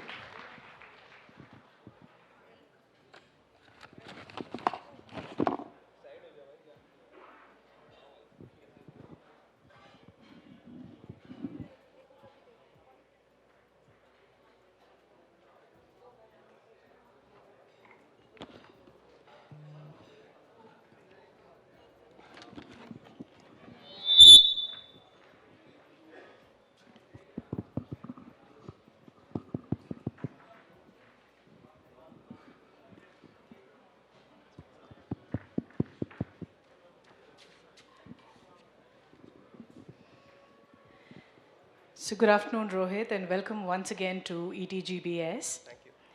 As a technology enabler, you bring to the industry something very unique and potentially unheard of. The audience, I'm sure, would be very curious to know, what is Sugarbox all about? What was the idea behind starting this? What does it do for us? Sure. So I'll say that in one sentence and then sort of try to explain it in terms of a story. So Sugarbox actually allows people to use apps in places where there is no network or the network is patchy or bad. That's one part of it. The second is it actually allows people without even an active internet connection or a SIM card to actually use apps today. Right? Counterintuitive, but let me get to what it really does. So let's take three people. A guy who stays in a gram panchayat. Second, any one of us when we are traveling, let's say on an aircraft. And third, a guy who's taking an intercity train journey. Right? So today the experience for the guy in the gram panchayat is he sort of has a telco connection. Jio has really helped there. But the data barely works. The government is trying to create infra in terms of digital India, Wi-Fi, etc. But the typical uptimes observed about 25-30% in terms of connectivity every day. Right? For him, the idea of the internet is equal to Facebook plus WhatsApp plus probably some sort of YouTube, right? Yes. That is typically his idea of what the internet is. And he's trying to go to places where he will get network, or probably once a week go and buy a 10 rupee pack for the Wi-Fi that the government is providing to go and watch this, right? He has TV at home, most of these guys do. But again, the DTH service here is really poor. So he's literally looking for something that's going to come and change his life, right? But the existing networks, infrastructure, prioritization doesn't really allow for it. The second is, our example when we are going and let's say taking an aircraft, 2 hours of doing nothing for domestic, probably 6-8 hours of doing nothing for international at least. So we have two options. Either we have to pre-plan our life, download some content onto your phone so that you get to watch it, or probably carry a book that you will get to read while you're in an aircraft. And interestingly, life has come to an extent wherein we are actually taking a cab. We are probably watching a YouTube video or a Netflix video on the way to the airport. And then you switch it off and you shift to a downloaded experience whatever you have downloaded onto your phone. Similarly, going to an intercity example, the wait times are even longer, right? You're going to spend 10, 12, 24 hours. In some cases, there's 72-hour journeys in India where you're stuck in one place doing nothing. There are probably 3-4 hour potholes where there's just no connectivity. today, the point is all of us spend so much time traveling, and that's probably the largest and the best place for you to consume apps. And that's the biggest opportunity for the apps to reach out to consumers in terms of adding value, right? Be it e-commerce, be it OTT, be it fintech, be it gaming, be it whatever. This is the time on hand that we all have. We are all in a captive state. We have nothing to do, but the apps don't work. What Sugarbox really is at a network standpoint is there's something called as a content distribution network or a CDN. So if you guys have heard of companies like an Akamai, an Amazon Web Services, so on and so forth, these are the companies that have built out internet infrastructure that is hosted in data centers around the world. That actually enables the internet to become as available as it is today, right? That is what enables millions of people to stream the same content on Netflix at the same time. However, what that has done is you are now dependent on an internet connection that you buy yourself, be it through an ISP or be it through a telco, to reach this data center to be able to access the data on these apps. What Sugarbox has really done is we have invented technology that allows me to put a CDN server anywhere in the world. And when I say anywhere, literally from a taxi to a bus to a train to a plane to a remote gram panchayat to any physical place. And the moment I have put it inside this place, I can now expose this over any form of local technology. So let's say a localized Wi-Fi, so that you can connect to that CDN server using a local Wi-Fi. Okay. All of a sudden, you don't need internet anymore because whatever data you want to access from that app already exists on this server, point number one. And because you are talking about one specific place, the predictability aspect of it is much larger, much better. The second is from a bandwidth consumption perspective, right, which is where all of the networks get loaded. Now, all of a sudden, we are thousands of people inside this one particular structure. All of us, whenever we're wanting to access anything from the internet, are actually using the internet pipe to go back to the data center and get that data down, right? So what Sugarbox does is, it will just, so let's say we want to watch a live cricket stream that is happening here. The server will go to the internet once, pull that stream, and then restream it as many times locally inside the structure as it needs to. So typically from a bandwidth utilization, what is happening is close to about 70% of the bandwidth that is transacted goes down, making the internet faster, better, more reliable. So it's essentially what we're doing is we are enabling better data transactions around the internet, one. But what really matters for you is now going back to the story, the guy who's in the gram panchayat doesn't need to bother with internet access. He can just go use whatever apps he wants to use. When you and I are taking a flight, we are watching that video on Netflix, we go inside an aircraft, we literally continue watching the video from where we left it. And when you are inside a train, you can literally shop on Amazon, you can watch a video on Hotstar, you can probably learn something on Coursera, so on and so forth, without really requiring data or dependence on data or bothering whether, oh, do I have? So it's the funniest thing, right? I think all of us have seen memes today. You have a guy inside a train who's literally trying to do this to get network, right? You don't need to do that anymore.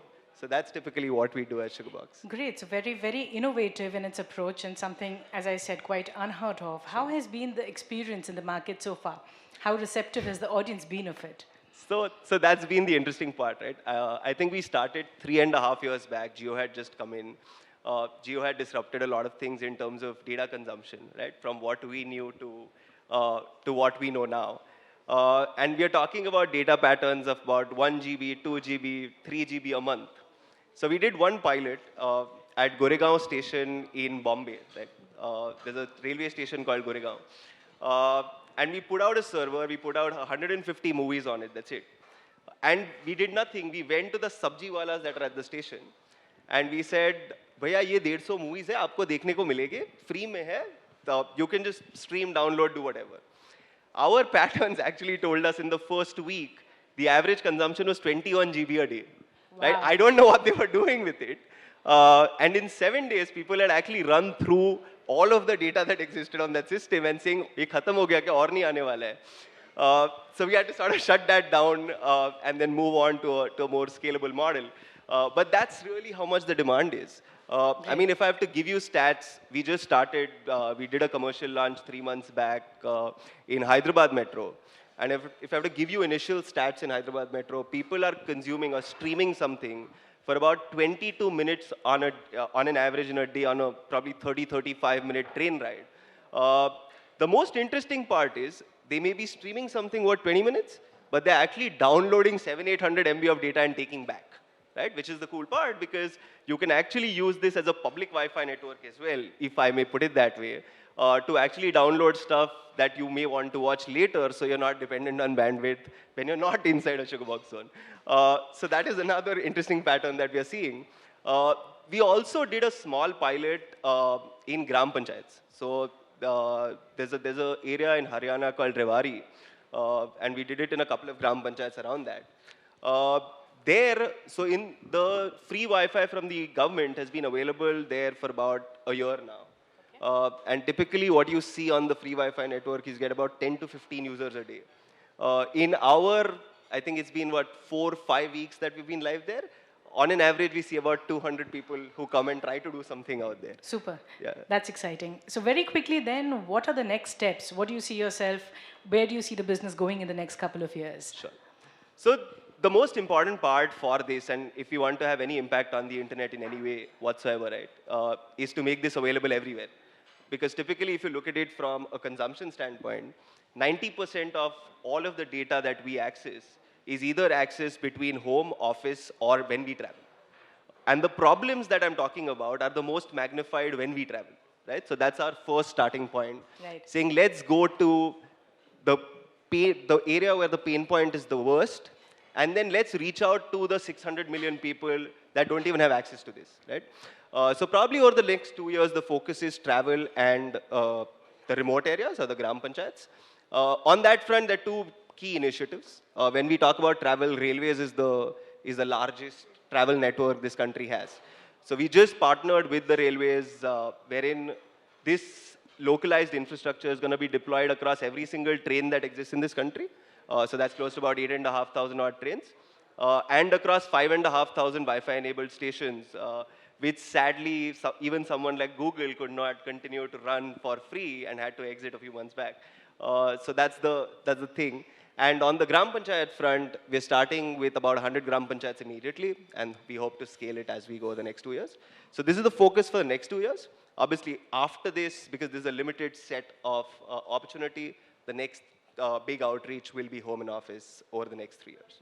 Lovely. If nothing else in the Gram Panchayats, I'm sure access to information and be able to access media is going to bring in a world of difference. Absolutely. So great job there, Rohit. It's been lovely having you for a chat. Thank you. All the very best. Thanks. Thank you very much, Rohit, for telling us how you are challenging the status quo. Thank you once again, and thank you, Ishita. You've been fabulously moderating all our chat sessions there. But the next chat, ladies and gentlemen, it's going to be between an author and an author. So I'm going to come to that once we see the pleasantries being done on the stage there. Thank you. So ladies and gentlemen, in conversation with Ira Mukoti, the author, would be Manu Pillai. So without any ado, can we have you guys up on the stage, please? Please welcome them with a stunning round of applause, everybody. We're just gearing up, warming up further, and there's so much to behold still. Thank you for joining us.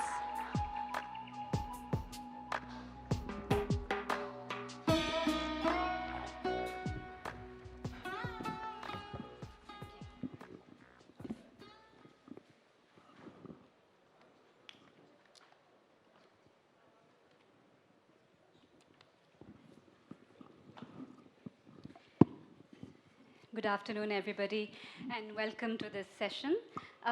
We are sitting here with one of the most prolific and articulate writers of history in India today, so won't waste too much time on background and start straight away. Manu, so what is the reason, do you think? We've seen for the past few years a huge increase in the interest and in the number of books written on history in India today. What do you think some of the reasons are for this interest and also for people picking up the subject? It's interesting you asked that question because frankly you can answer that better considering you've got a new book on Akbar out.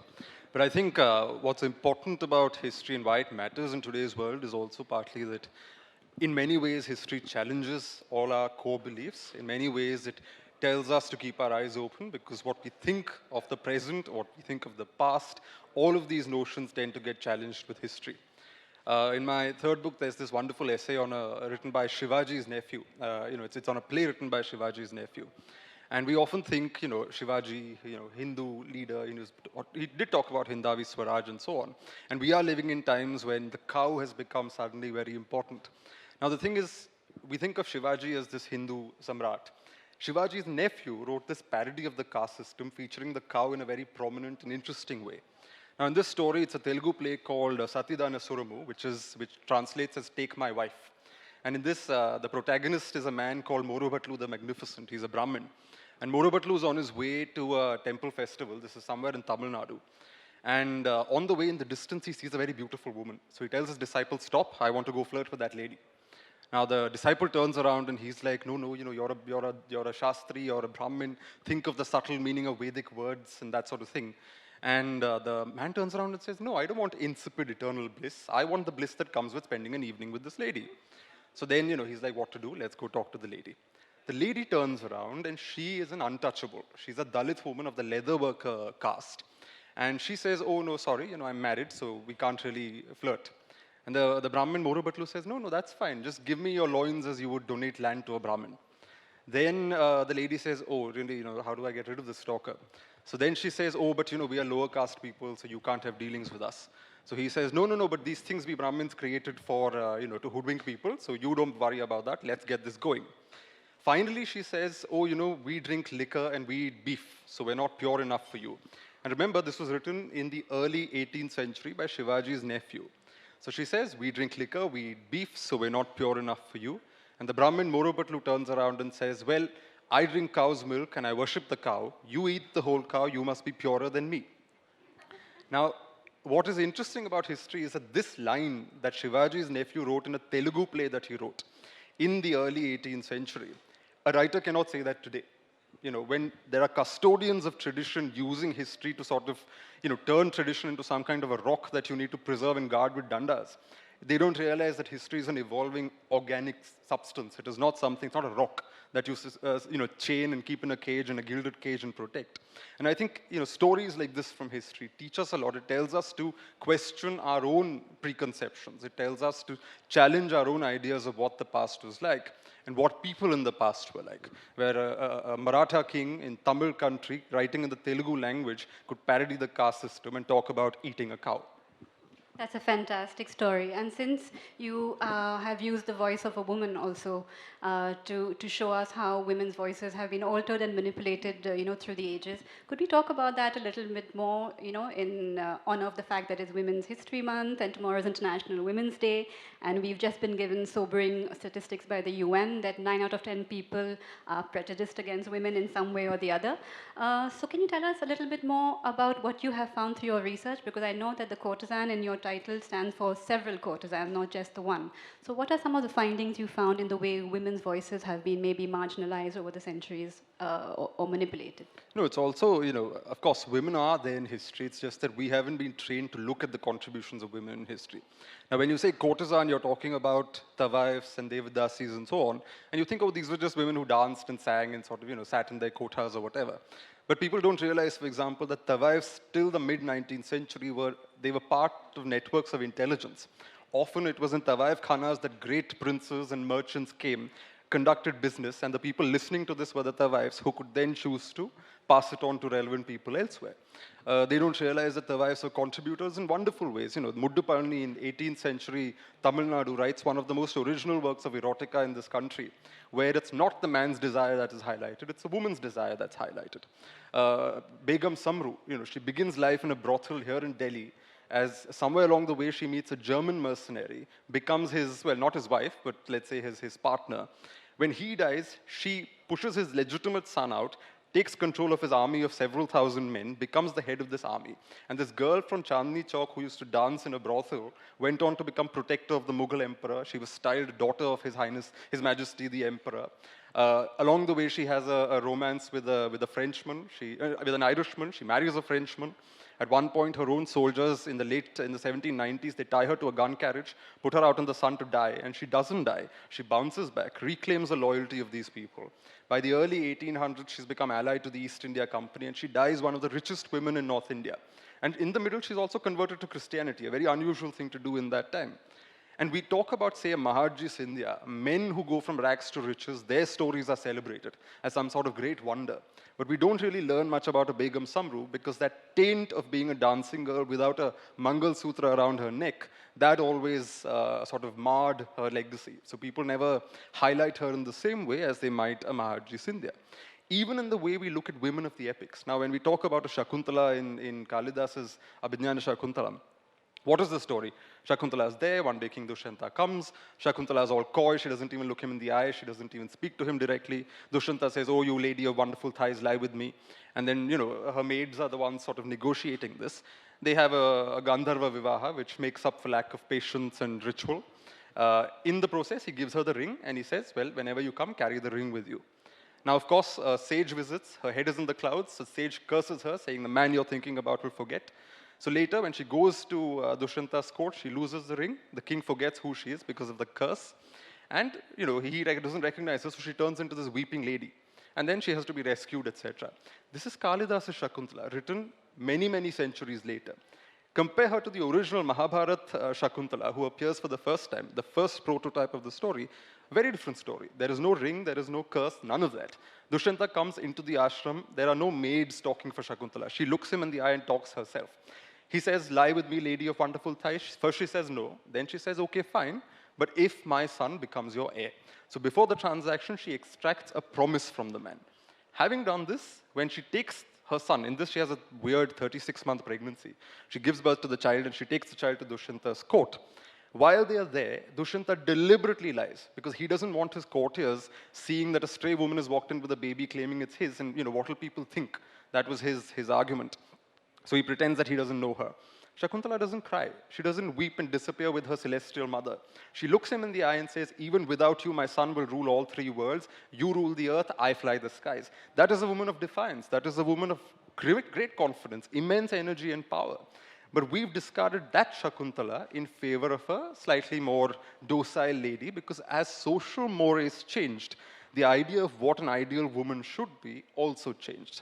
And this is another thing I keep trying to challenge, the idea that, the stereotypes that we have about Indian women, much of that can be demolished. Whether it's a Rani of Jhansi, who everyone knows as a brave warrior who went and died on the battlefield, but they forget that she was also a woman of intelligence. For a whole year, she negotiated with the East India Company, fighting the case on a very legal basis, arguing like a very good lawyer. And, it was only when that didn't happen that she went into the rebellion. She was a woman of brains as well, not just of physical prowess and martial valor. We talk of Me Too, which has, been in the news for the last few years. In 1905, there was a case in Kerala, a lady called Savitri or Datri. She was a Brahmin woman, a Nambudiri Brahmin woman. And Nambudiri Brahmin women were the only women in Kerala who were in Parda. They were not allowed to see any other men. And she was discovered having an adulterous relationship with somebody. So they said there must be a trial of this lady, all the elder male Brahmins. She said, fine, but I didn't do this alone. The man also has to be tried. They said, fine, okay, one man, what is the big difference? But then Savitri produces a list of 66 men that she's had affairs with in 1905, imagine. And this is the first such scandal to be covered by the print media in Kerala. And there are these fascinating lines where they say she replied like a barrister because these men were allowed to come and interrogate her. And they would say, we deny your charge that we had an affair with you. But she'll say, no, but on the day of that festival when this fast was going on or when this thing was happening in that temple, we met at this place and you've got this mole on this part of your body. She kept records of everybody she'd had her dealings with and took down, well, 2 men had died, so took down 64 men. And there is this lasting, enduring story in Kerala that at the 64th name, the Maharaja of Cochin said, enough, this scandal has caused too much trouble, so no more, and end the trial. Because the story goes that the next name was his. And that is why, Savitri was made to shut up. But the stories are around us. The stories of women who thought, the stories of women who resisted. Think of a Baizabai in Gwalior. She was a great banker. She loaned the British about 80 lakh rupees in the early 19th century of her personal money. And the British thought, okay, now we'll just sort of flatter her and she'll forget about the loan. She demanded the loan back with interest And because that was one of the reasons why they orchestrated a coup against her and got her pushed out of the Darbar in Gwalior, and she went into exile. Even in exile, she had up to 7,000 men with her. And as a very old woman, there was this one British viceroy who wrote to her saying, why do you harbor all these people who hate the East India Company and hate the British around you? Why don't you get rid of these seditious people? And she sweetly says, oh, I'm an old woman. I just have prayers in my thoughts. I have no desire to uproot British power in India, with 7,000 soldiers standing guard for her. That was the kind of person she was. There are these people in Indian history. We just don't make the time and effort to learn about them.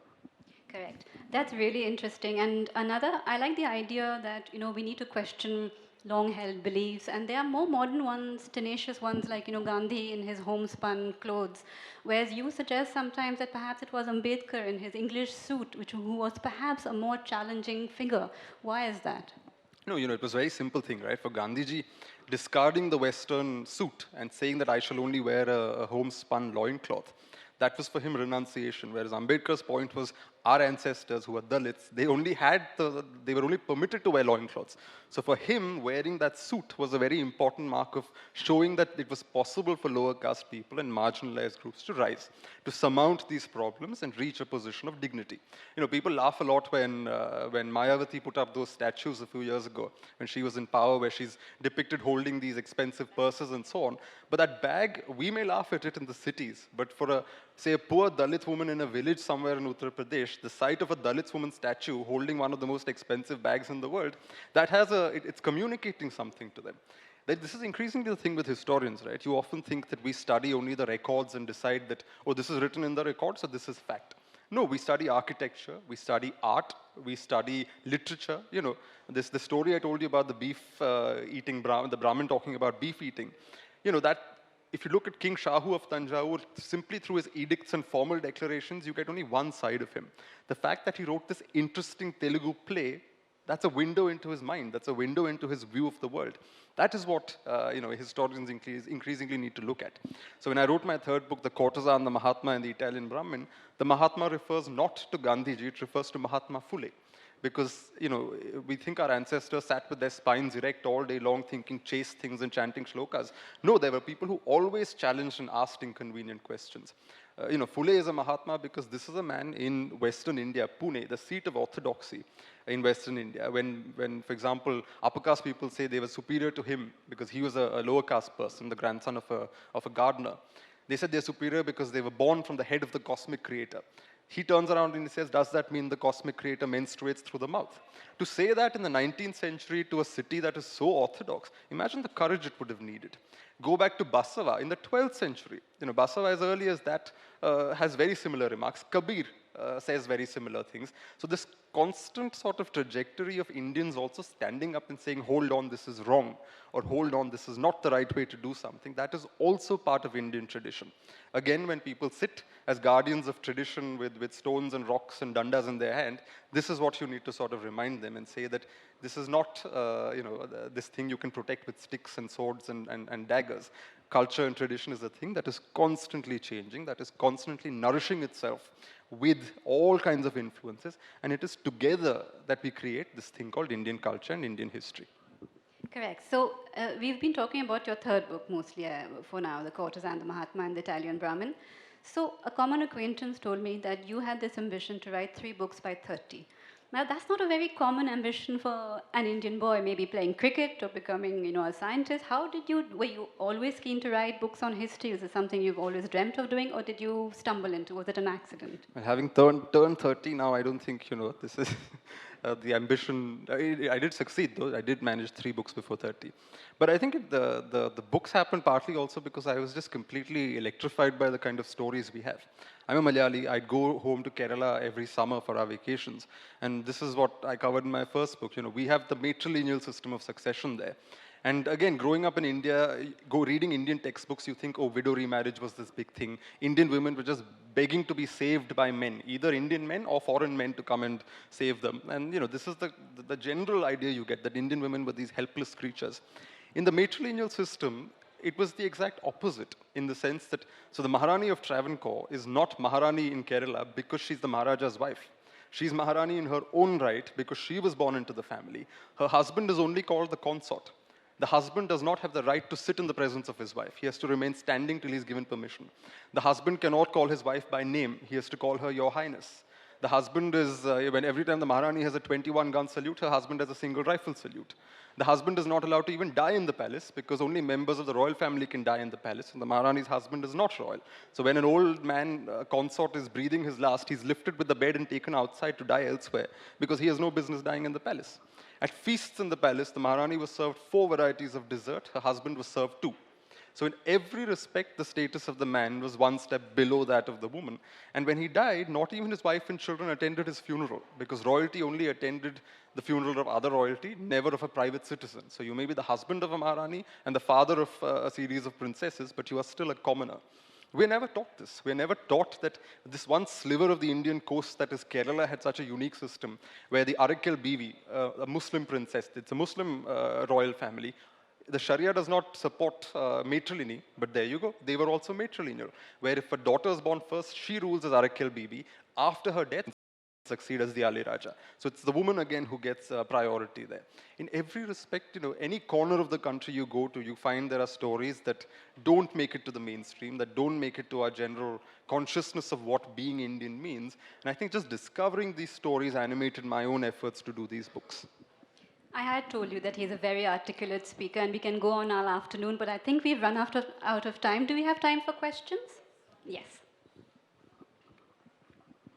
We have a speechless audience. Speechless audience, yes. Surely one question somebody can challenge Manu on.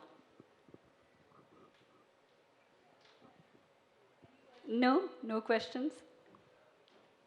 I think it's post-lunch, so we'll spare them the pressure of asking a question. Some hints about your next work then? Anything you can tell us about what you're working on next? Let's just put it this way. We live in a time where there's a lot of black and white happening on, the colonialism. So for instance, we think Indian freedom fighters good, the British equal to bad. Now, one of the interesting things is that the British, in the 19th century, there were lots of fascinating characters who did some very remarkable work. One of the ways, we now celebrate Emperor Ashoka. Even our emblem of the nation is, derived from Ashoka's emblem, alliance. Now, what's interesting is we had forgotten about Ashoka. We remembered Ashoka because in the late 18th century, a bunch of Englishmen who were interested in Indian history, they went to different corners of the country, discovered these inscriptions and said, hold on, all of this comes from one man. They resurrected Ashoka. We had forgotten Ashoka. The great riches of Indian literature. There was this man called William Jones, and I gave you the example of Shakuntala. Again, why is it that we study Shakuntala as Kalidas's Shakuntala, this chaste, very quiet Shakuntala? Partly because that is the Shakuntala that appealed to William Jones. He translated that Shakuntala. That Shakuntala went to Europe. It was staged in London. It was staged in Germany. Great thinkers in 19th century Europe loved the story of Shakuntala. What is interesting is when he was doing his Shakuntala and translating it, William Jones also censored Shakuntala. So for instance, even in Kalidas's very sensuous poetry, there's this bit where it says Shakuntala is sad, and her face is sad, her shoulders are drooping, and her breasts are sagging. Except, William Jones says, well, we can retain the face, we can retain the shoulders, no talk about breasts, because breasts is not possible for a Western audience in England. So even in that act of translation, you see that on the one hand, he sort of brought up an Indian text to a global audience. But in that process, he also took away something. And that sanitized Shakuntala, that sanitized version is what we've been studying. Similarly, people don't know that in the Godavari belt area, every year there is a Jayanti celebrated of a man called Sir Arthur Cotton. Sir Arthur Cotton was an Englishman, very evangelical, thought he was here to civilize Indians and all that. But he was also the man who irrigated that entire region.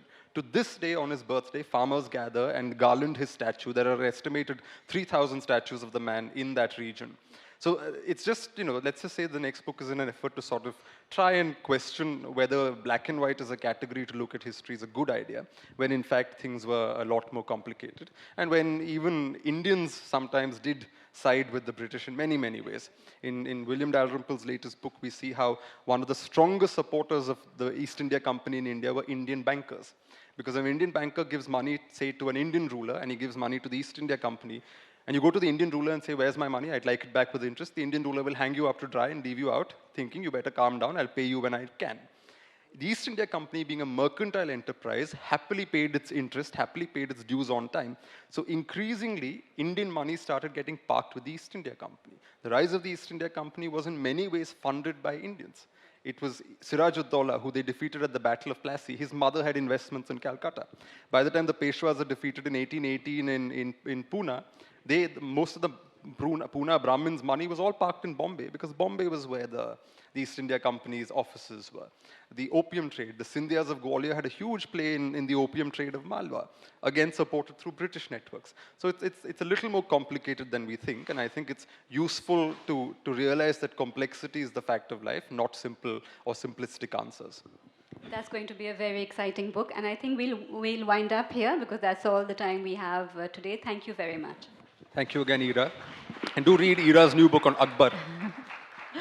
Thank you. So I think mutual admiration there, right? Thank you very much, Ira, for moderating, and then thank you, Manu, for sharing your thoughts and those touch points.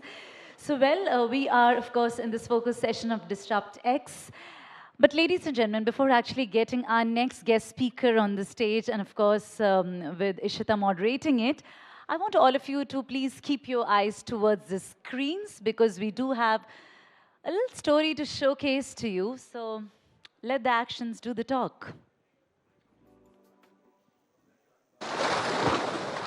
I was very scared of water. I hadn't seen the sea at all. So I just took one boat on my own and I thought that let me just see how it is. But soon after that, the boat capsized. The day actually I started sailing, I promised to myself that I will never count my miles. A sailor is an artist whose medium is the wind. I personally used to feel, what is it? It is craziness, yeah. But ocean sailing is peace.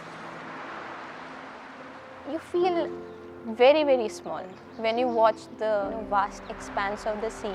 It's a big day for Indian expedition. 6 gutsy women To circumnavigate the globe, INS Tarini, the all-woman crew. and 1.3 billion people behind them.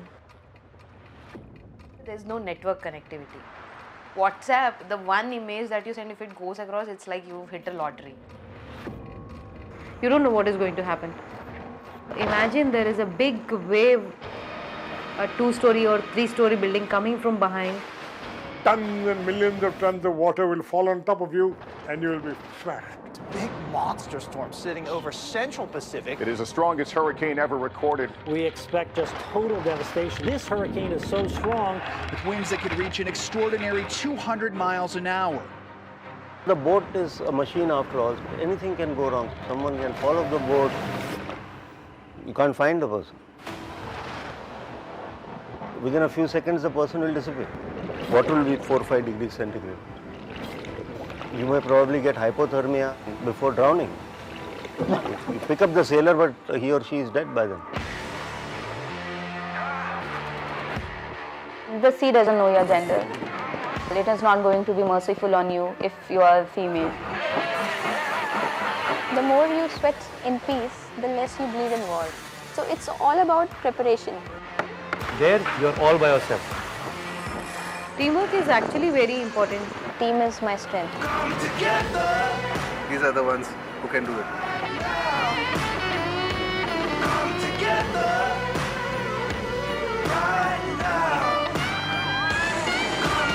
We are going as a team of 6. If we come back as a team, that's a win situation for us.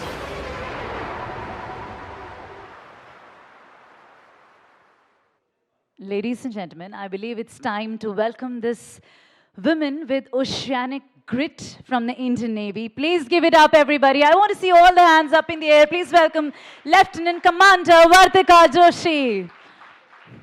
Welcome. And Ishita, please take the stage. And we can't just wait for the conversations to begin. Let's welcome them with another round of cheer, please.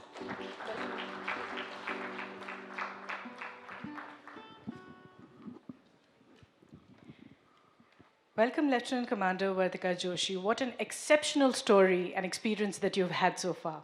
Thank you. The first ever women crew in the Asian and Indian situation, which went on a circumnavigation expedition of the globe. Isn't that commendable? So the Navika Sagar Parikrama, Lieutenant Commander, what made you join the naval forces? This has been, a question that I'm sure is bubbling in a lot of minds right now. What was the turning point that sort of got you to decide this is what your life is going to be all about?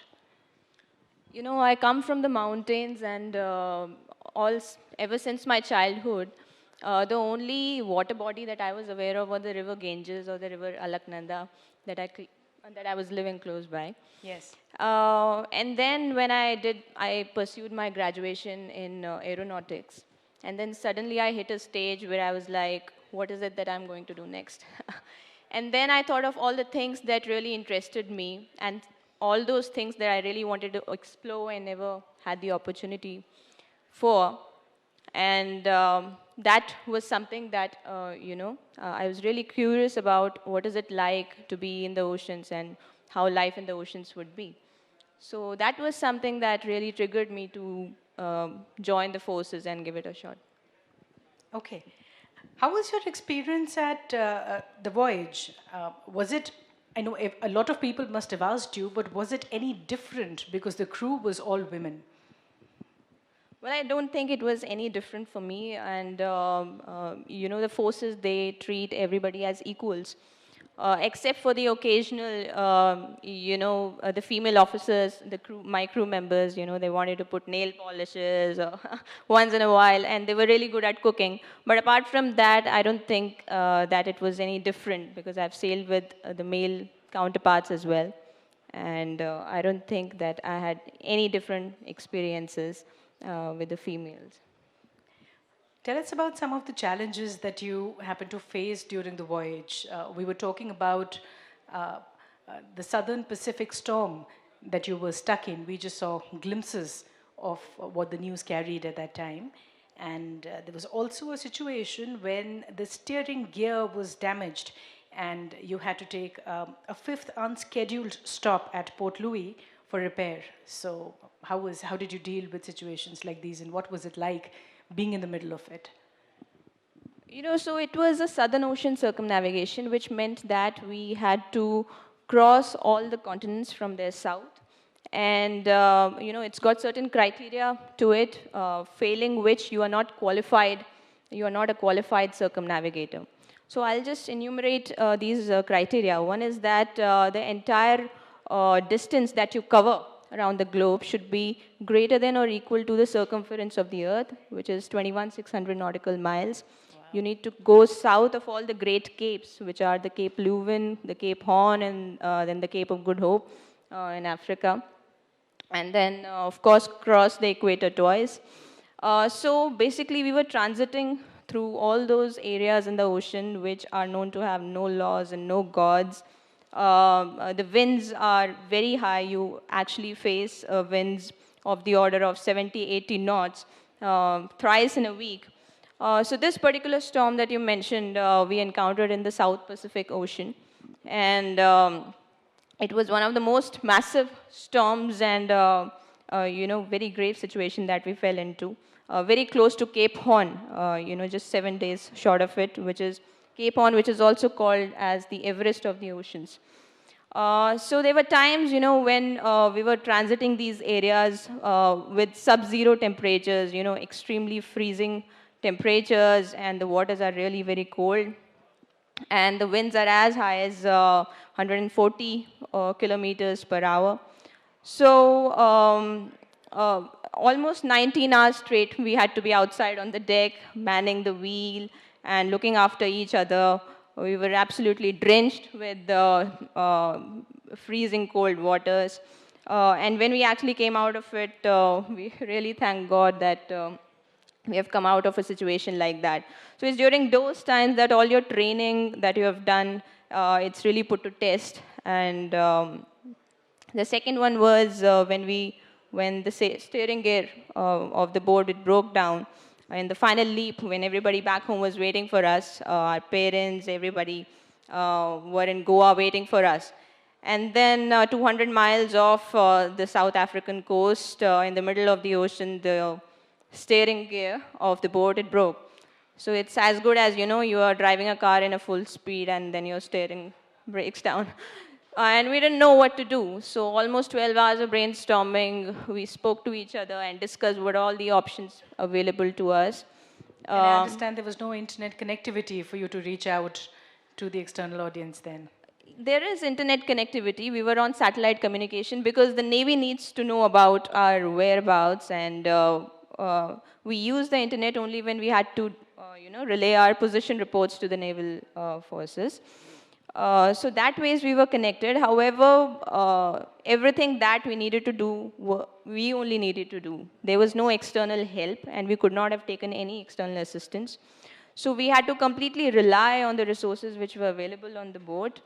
And, after 12 hours of working around and putting our brains on why the situation has happened like this, trying every single thing which was available on the boat to make the boat move and steer a little, all sorts of things we tried, putting pulleys, some pulleys which we had, and then some ropes which we had available on the boat. We tried to make, some sort of an alternative system which can fix this steering gear, and then try to move the boat a little bit. So that's the Indian jugaad that we are all very proud of. Yes, absolutely, absolutely. And after 12 hours, we were finally able to, make a makeshift arrangement using which we could steer the boat a little.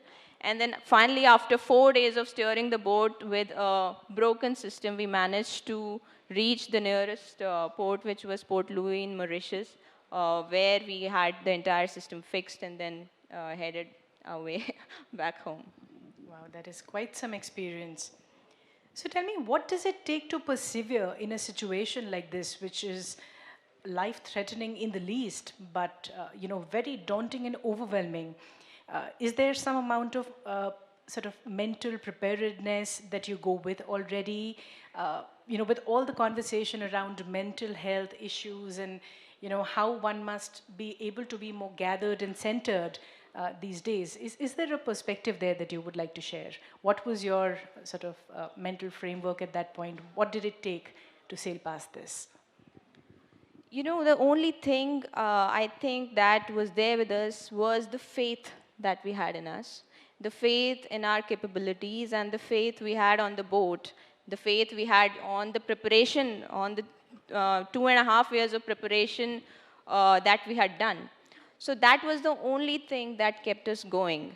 It's not a good thing, to learn that, we are in a country which has got one of the highest rates of depression and mental health issues in the entire world. So one reason of this, which I think is that even though we are, pursuing a lot of things and our dreams and aspirations, but we have never been taught about what if we fail and how to deal with failure. And at sea, that is something, which we really had to learn pretty hard, because we needed to learn about where all we could fail. We needed to anticipate about what could come next, and all sorts of emergencies. What if somebody fell overboard? What if a system breaks? How are we going to tackle a particular situation? So the sea gives you, it opens up your perception towards various sorts of situations. You are one-on-one with nature, and you are one-on-one with your fears, your anxieties, and all sorts of emotions come into play. And that is the time, you realize that your true capabilities and what you are capable of. So I think that is something, one is that to deal with fear, to deal with your own fears, and to deal with some sort of emergencies or contingencies and failures is something that all of us must learn in our lives. True, I think as a society, we celebrate success in great measures, but we prepare our generations very little for what failure may bring to us and how to deal and cope with issues like these. Success and failures are just two sides of the same coin. One small mistake and the entire expedition would have been a failure. So we are sitting here because we are celebrating success. We are all achievers in our own areas. However, we could have failed as well. So we really, as human beings, we need to learn from our failures and keep going. It's all part and parcel of life. True. Any inspirational message, Lieutenant Commander Joshi, that you would like to give out to the audience or the younger set of, women in our country who are looking to join the forces? I think to all the females, to everybody, I would say that, one is that you have to have some interest, something that keeps you kicking, and something you always look forward to, So that is something which will keep with you throughout your life. Everything will fade away at some point or the other. But your own interests, your own dreams, your own aspirations, they will stand with you, okay? So for everybody out there, I would just say that keep following your dreams, keep doing something which excites you, which brings you happiness. We really need to, we live in a society where I think we need to really redefine the meaning of happiness, And I think that as individuals, we really need to find a balance in everything that we do. And this is something which I really learned out there at sea was, how we can balance our emotions and how we can balance everything within us to, come up with our best, to have our best potential. So I think my message to everybody would be to keep following your dreams and keep pursuing your interest and keep doing something that really excites you and makes you aware of who you are. What's next for you? The voyage has been very, very successful. Any plans for the next few months, years? Any interesting sort of project that's coming your way that you would like to share and talk about?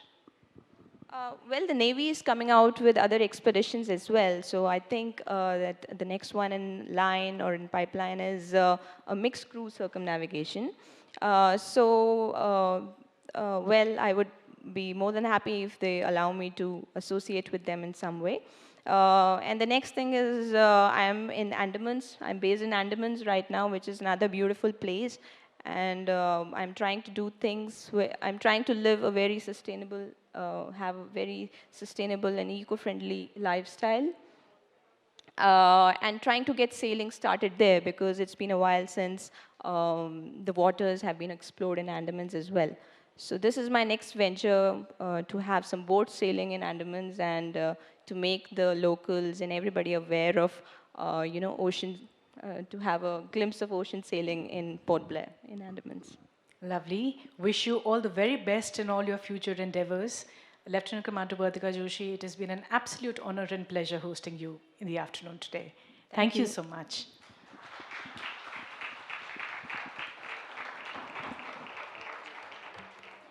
Thank you very much, Lieutenant Commander, and thank you, Ishita, once again.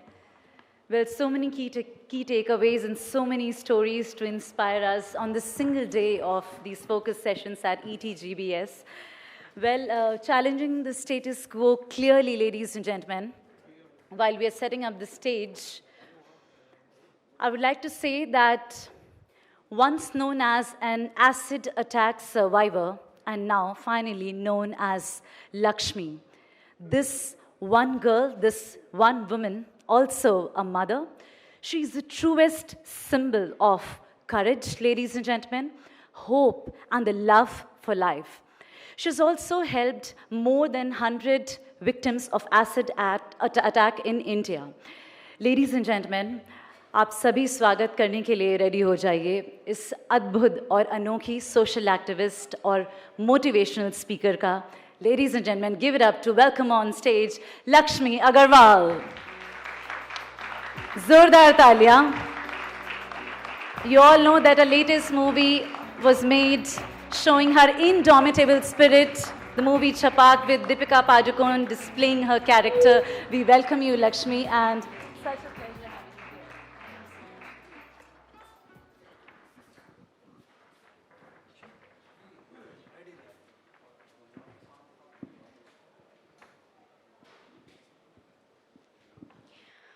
मैं हमेशा बोलती हूँ कहीं पे भी जाती हूँ but अभी जो टाइम हुआ है 4 बजने वाले हैं, पर गुड मॉर्निंग, जब जागो तभी सवेरा। जब भी कोई जागता है तभी सवेरा होता है, और मुझे भी यही लगा कि इतने बड़े अटैक होने के बाद, और एक दिन मैं जाग ही गई और मुझे लगा कि बहुत सारी प्रॉब्लम्स है सोसाइटी में हो रही है, क्योंकि 2005 में मेरे ऊपर एसिड अटैक हुआ था, खान मार्केट में ही हुआ था। एक 32 इयर्स का जो लड़का था, उन्होंने मुझे प्रपोज़ किया था शादी के लिए। मैं उस वक्त में 15 साल की थी। मैंने मना किया, और उनके छोटे भाई की गर्लफ्रेंड और उन्होंने मिलके मेरे ऊपर एसिड अटैक किया।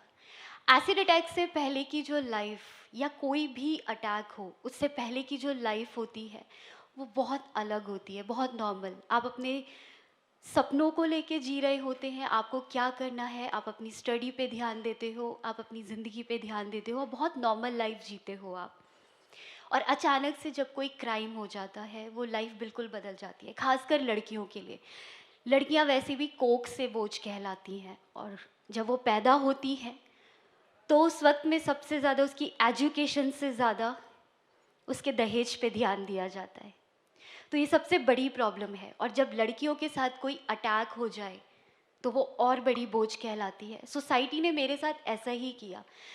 जब मैं 2.5 महीने के बाद घर पे आई, 2 ऑपरेशन के बाद, मैंने खुद को देखा नहीं था शीशे के सामने, और बस खुद को देखना चाहती थी।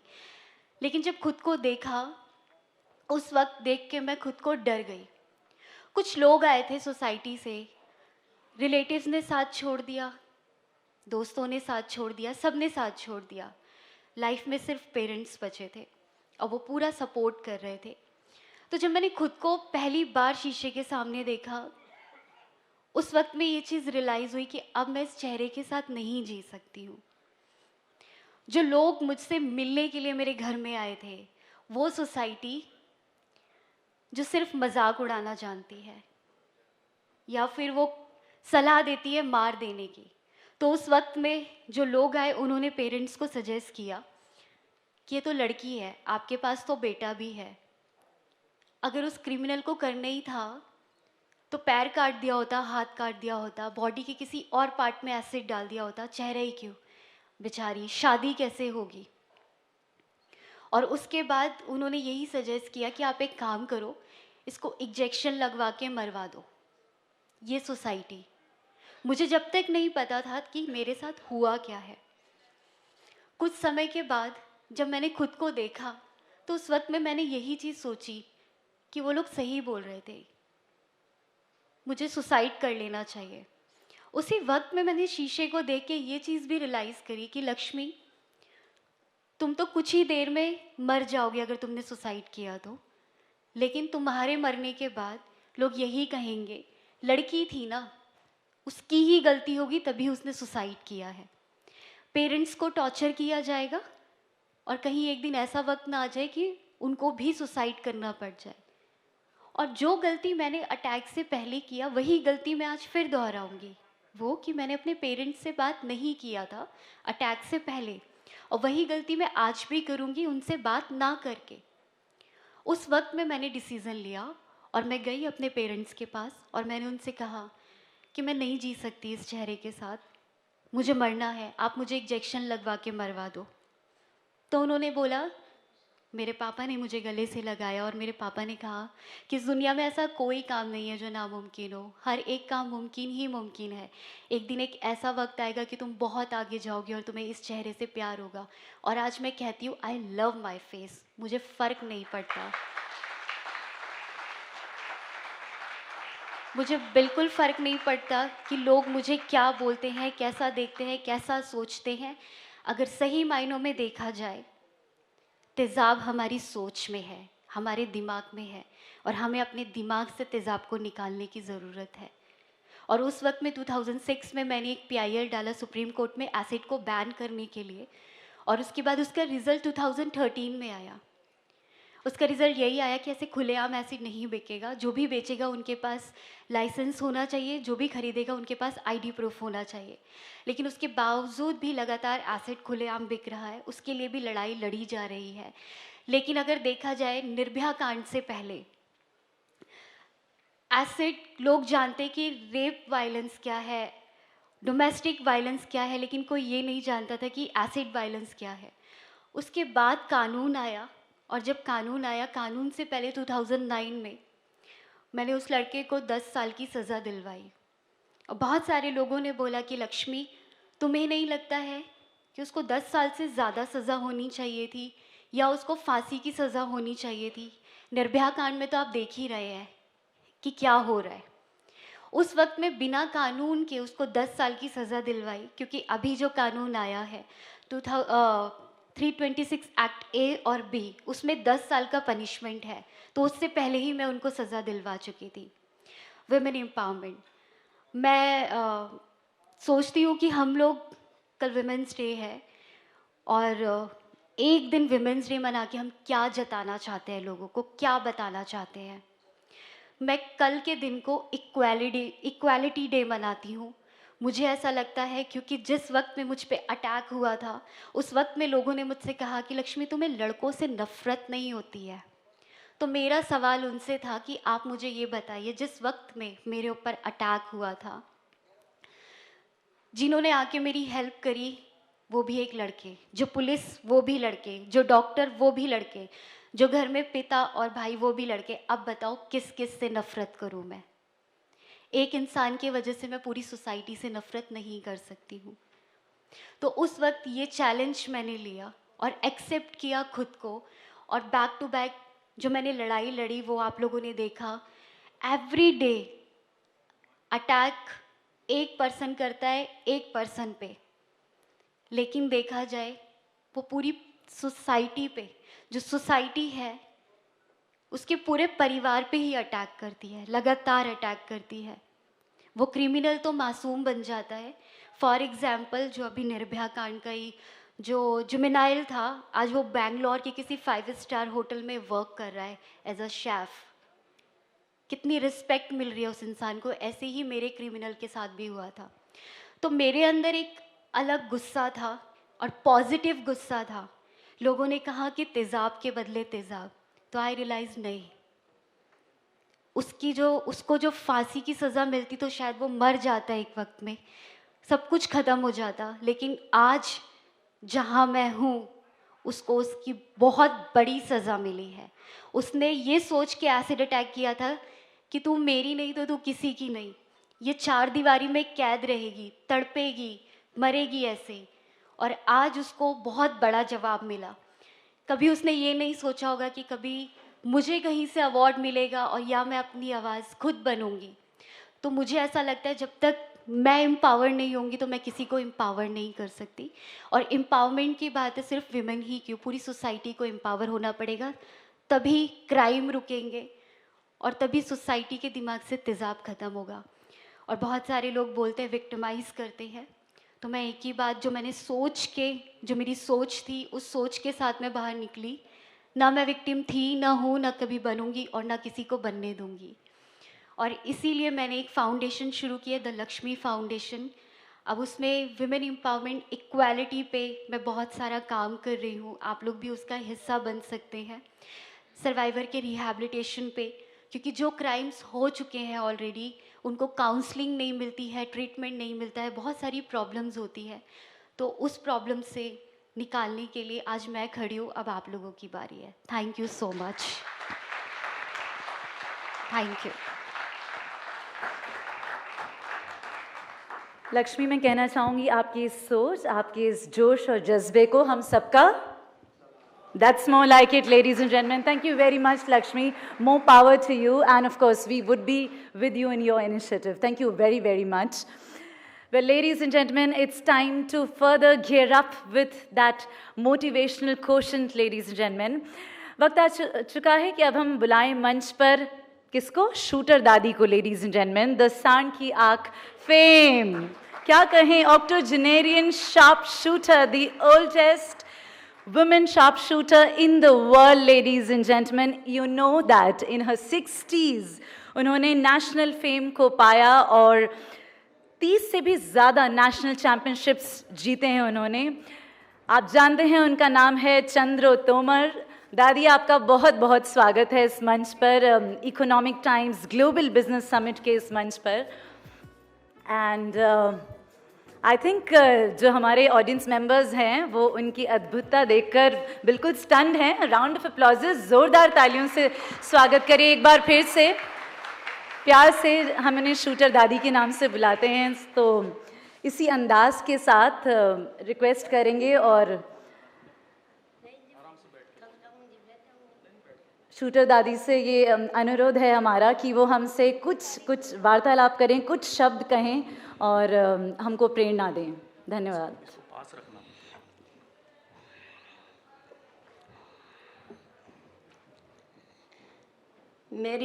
मेरी सभी को राम राम और छोटों को आशीर्वाद. और मैं जो है, मैं अपनी सहपाली पोती को लेकर आई थी शूटर में, शूटिंग में, निशानेबाजी में.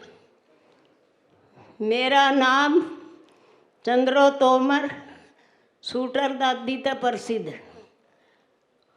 और ये जो है 2 दिन तो बैठ के देखा, फिर मुझे लगन लगी. मैं उसमें गोली भरी, वेपन में गोली भर के मुझे क्या लगा, आई तो ती पोती को ही खिलाड़, मगर पहले तू ही देख ले चला गए. ओ मेरा टैन में लग गया. तो सब बच्चे कहने लगे दादी खेला कर, तू तो अच्छा खेल लगी. भाई पोती को खिलान आई, बेटी पोती को कौन लिकड़न देता बार. बेटी की पोती की मारी मैं सीखा. और जो है हमारे जमाने में, ठीक, हमारे जमाने में तो लड़की को देख के और भी बुरा मानना थे, कोई देर ले होते और कौन पढ़ा लिखाना तो हुआ बार, और आन भी नहीं देते, कहीं जान भी नहीं देते. इसलिए मैं सीखना पड़ा. पोती के ला रहे, फिर पोती खेलने लगी. मैं मेरी पोती दोनों खेलने लगे. फिर हमारा अखबार आ गया 15 दिन में. अखबार में मेडल वेडल सबको ही आए, सब खुश हो गए. खुश होने पे घर के तो रोके ही करते, बाहर के भी मजाक उड़ावे सब. मैं फिर भी सबकी कान शक्ति करके कानों की सहन कर कर सब सुनती रही और लगन लगी रही. हिम्मत करे इंसान, सहायता करे भगवान. और जो है, और तू के पहले लड़कियों के 15 साल की शादी कर देते, के देखण पावती वे बेचारी, बाहर तो निकलने ही नहीं देते. और 22 साल की के मेरा बड़ा लड़का हो गया था. आशा है औरत क्या नहीं करती भाई. लड़की को देख कर दुख ना मानो, मैं तो बल्कि लक्ष्मी कहूँ इन्हें.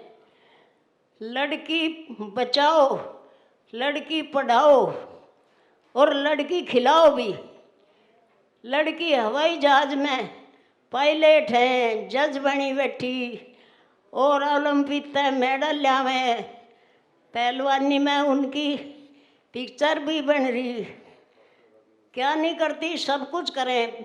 फिर मैं तो इस बात को कहूँ, अब लड़के लड़की में अंतर ना करो. लड़की तो बल्कि बढ़ के हैं. अच्छा काम करने वाले मुझे लड़के भी बहुत अच्छे लगे भाई. अच्छा करो, नेकी करो, उसके घमंड में ना रहो. और जो है भाई, हम तो पहले अपने घर का बहुत काम करे थे. गांव भसू को घास पानी भी करना, बरोटे ढोने, सिर पे काटने, घेरने, और वो सारा करके अर्जी पोती बेटी को लेकर आऊँ थी. जीव उन्हें सीखा, उनके ला रहा मैं सीखा, मेरे ला रहा उन्होंने सीखा।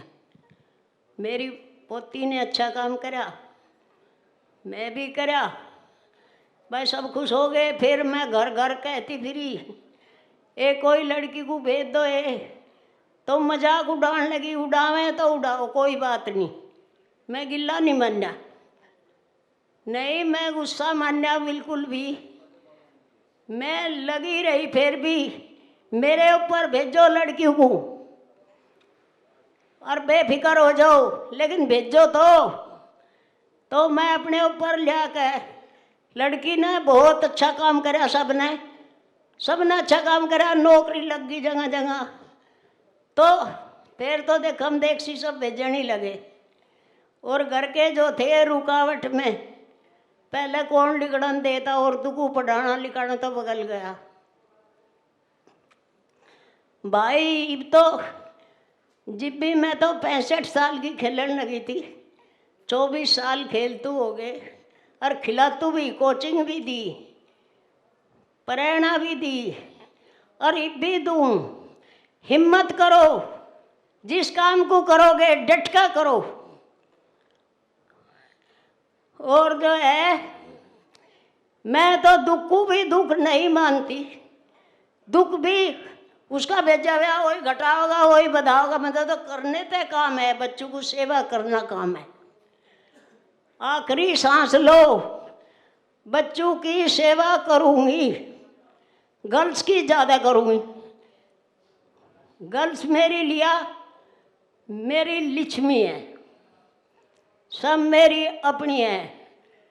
और हमारे तो राज में देखो कोई घर तो बाहर नहीं निकलने देता, इसलिए मैं जम के बाहर निकली। और पोती कारण, और जो है भाई कहूँ थोड़ी समझो घनी, सब जो भी कर रहे अच्छा काम कर रहे, मजा जितना अच्छा लग रहा है यहाँ से। भाई हम ये लोग के लेना होते, सोचा भी नहीं था कभी। हिम्मत तो लगी रही, लगन तो भाई हमारी पिक्चर बन गई इस उम्र में। यह परंपरा चल पड़े सबकी।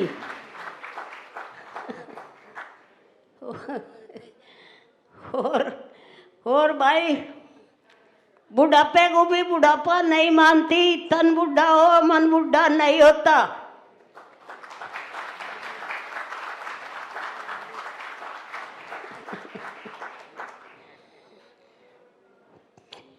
ठीक है भाई, सब हिम्मत रखो, जो को कर रहे सब अच्छा कर रहे, काम लगन ते कर रहे, और इसे डाल कर जाओ और भी बढ़ोगी। मैं चाहूँ कोई औरत और भी बढ़े, बढ़ तो बहुत रही लेकिन और बढ़े। लड़की तो लक्ष्मी हो घर की। ठीक है भाई।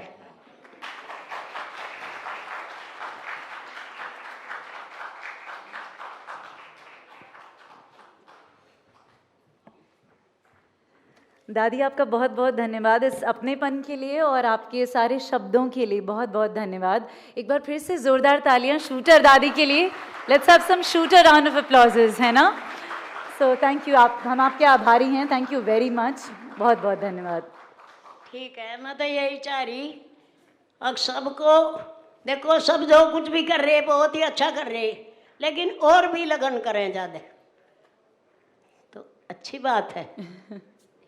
जी, थैंक यू।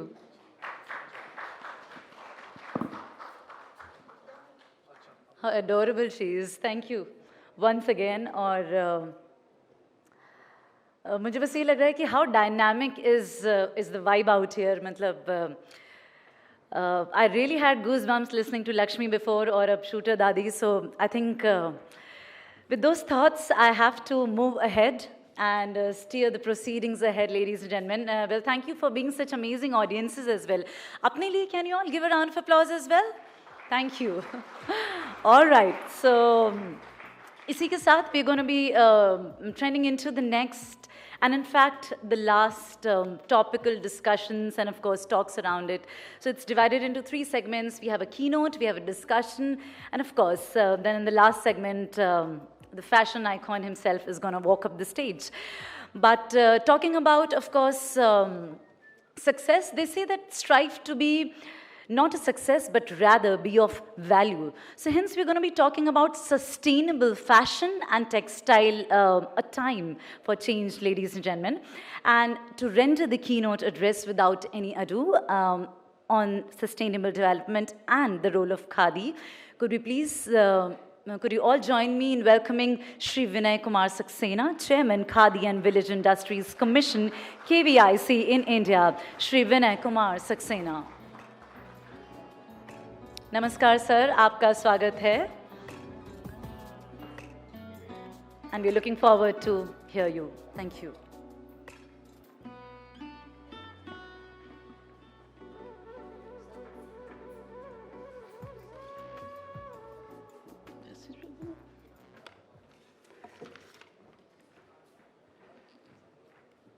गुड इवनिंग, नमस्कार. इससे पहले कि मैं कुछ खादी के बारे में आपसे कहूं, मैं कुछ लाइनें जो मैंने खुद लिखी हैं खादी के बारे में अपने अनुभव के बाद सुनाना चाहूँगा. और इसका टाइटल है मैं खादी हूँ. मैं खादी हूँ, इसी मिट्टी की जन्मी हुई, लाखों किसानों के खून पसीने से सींची गई, माँओं के गोद में खेली बड़ी, उनके नरम हाथों से बुनी गई. बापू के प्यार ने संवारा मुझको, उनकी आज़ादी की मैं ललकार बनी. मैं सिर्फ धागा नहीं, तुम्हारी पहचान बनी. चाहा है मुझे तुमने, बुना है अपने तिरंगे में. तुम बढ़े तो मैं बढ़ी. स्कूल, कॉलेजों, दफ्तरों, सरहदों पर मैं तुम्हारा अभिमान बनी. एक नन्हे से धागे से मैं इस देश का परिधान बनी. तुमने मुझको ख़ास बनाया, तुमने मुझको अपना अभिमान बनाया. मैं तो एक आम सी इस धरती की जन्मी, तुमने मुझको भारत देश बनाया. मैं खादी हूँ.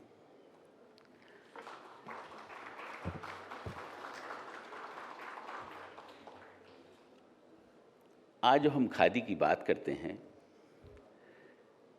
तो मैं कहना चाहूँगा कि khadi and village industries commission की हिस्ट्री क्या है, उसे मैं समझता हूँ कि जानना बहुत ज़रूरी है. 1925 में महात्मा गांधी जी ने ऑल इंडिया चरखा संघ को इस्टेब्लिश किया.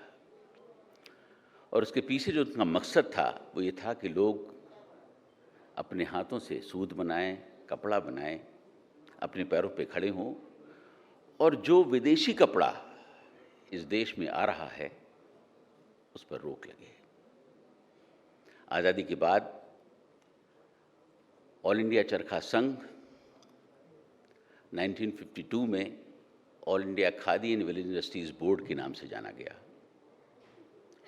और 1956 में by an act of parliament it became Khadi and Village Industries Commission, an autonomous body under the Government of India. जिस ऑर्गेनाइजेशन की नींव महात्मा गांधी ने रखी हो, उस ऑर्गेनाइजेशन को हेड करना मैं समझता हूँ एक बड़े सौभाग्य की बात है.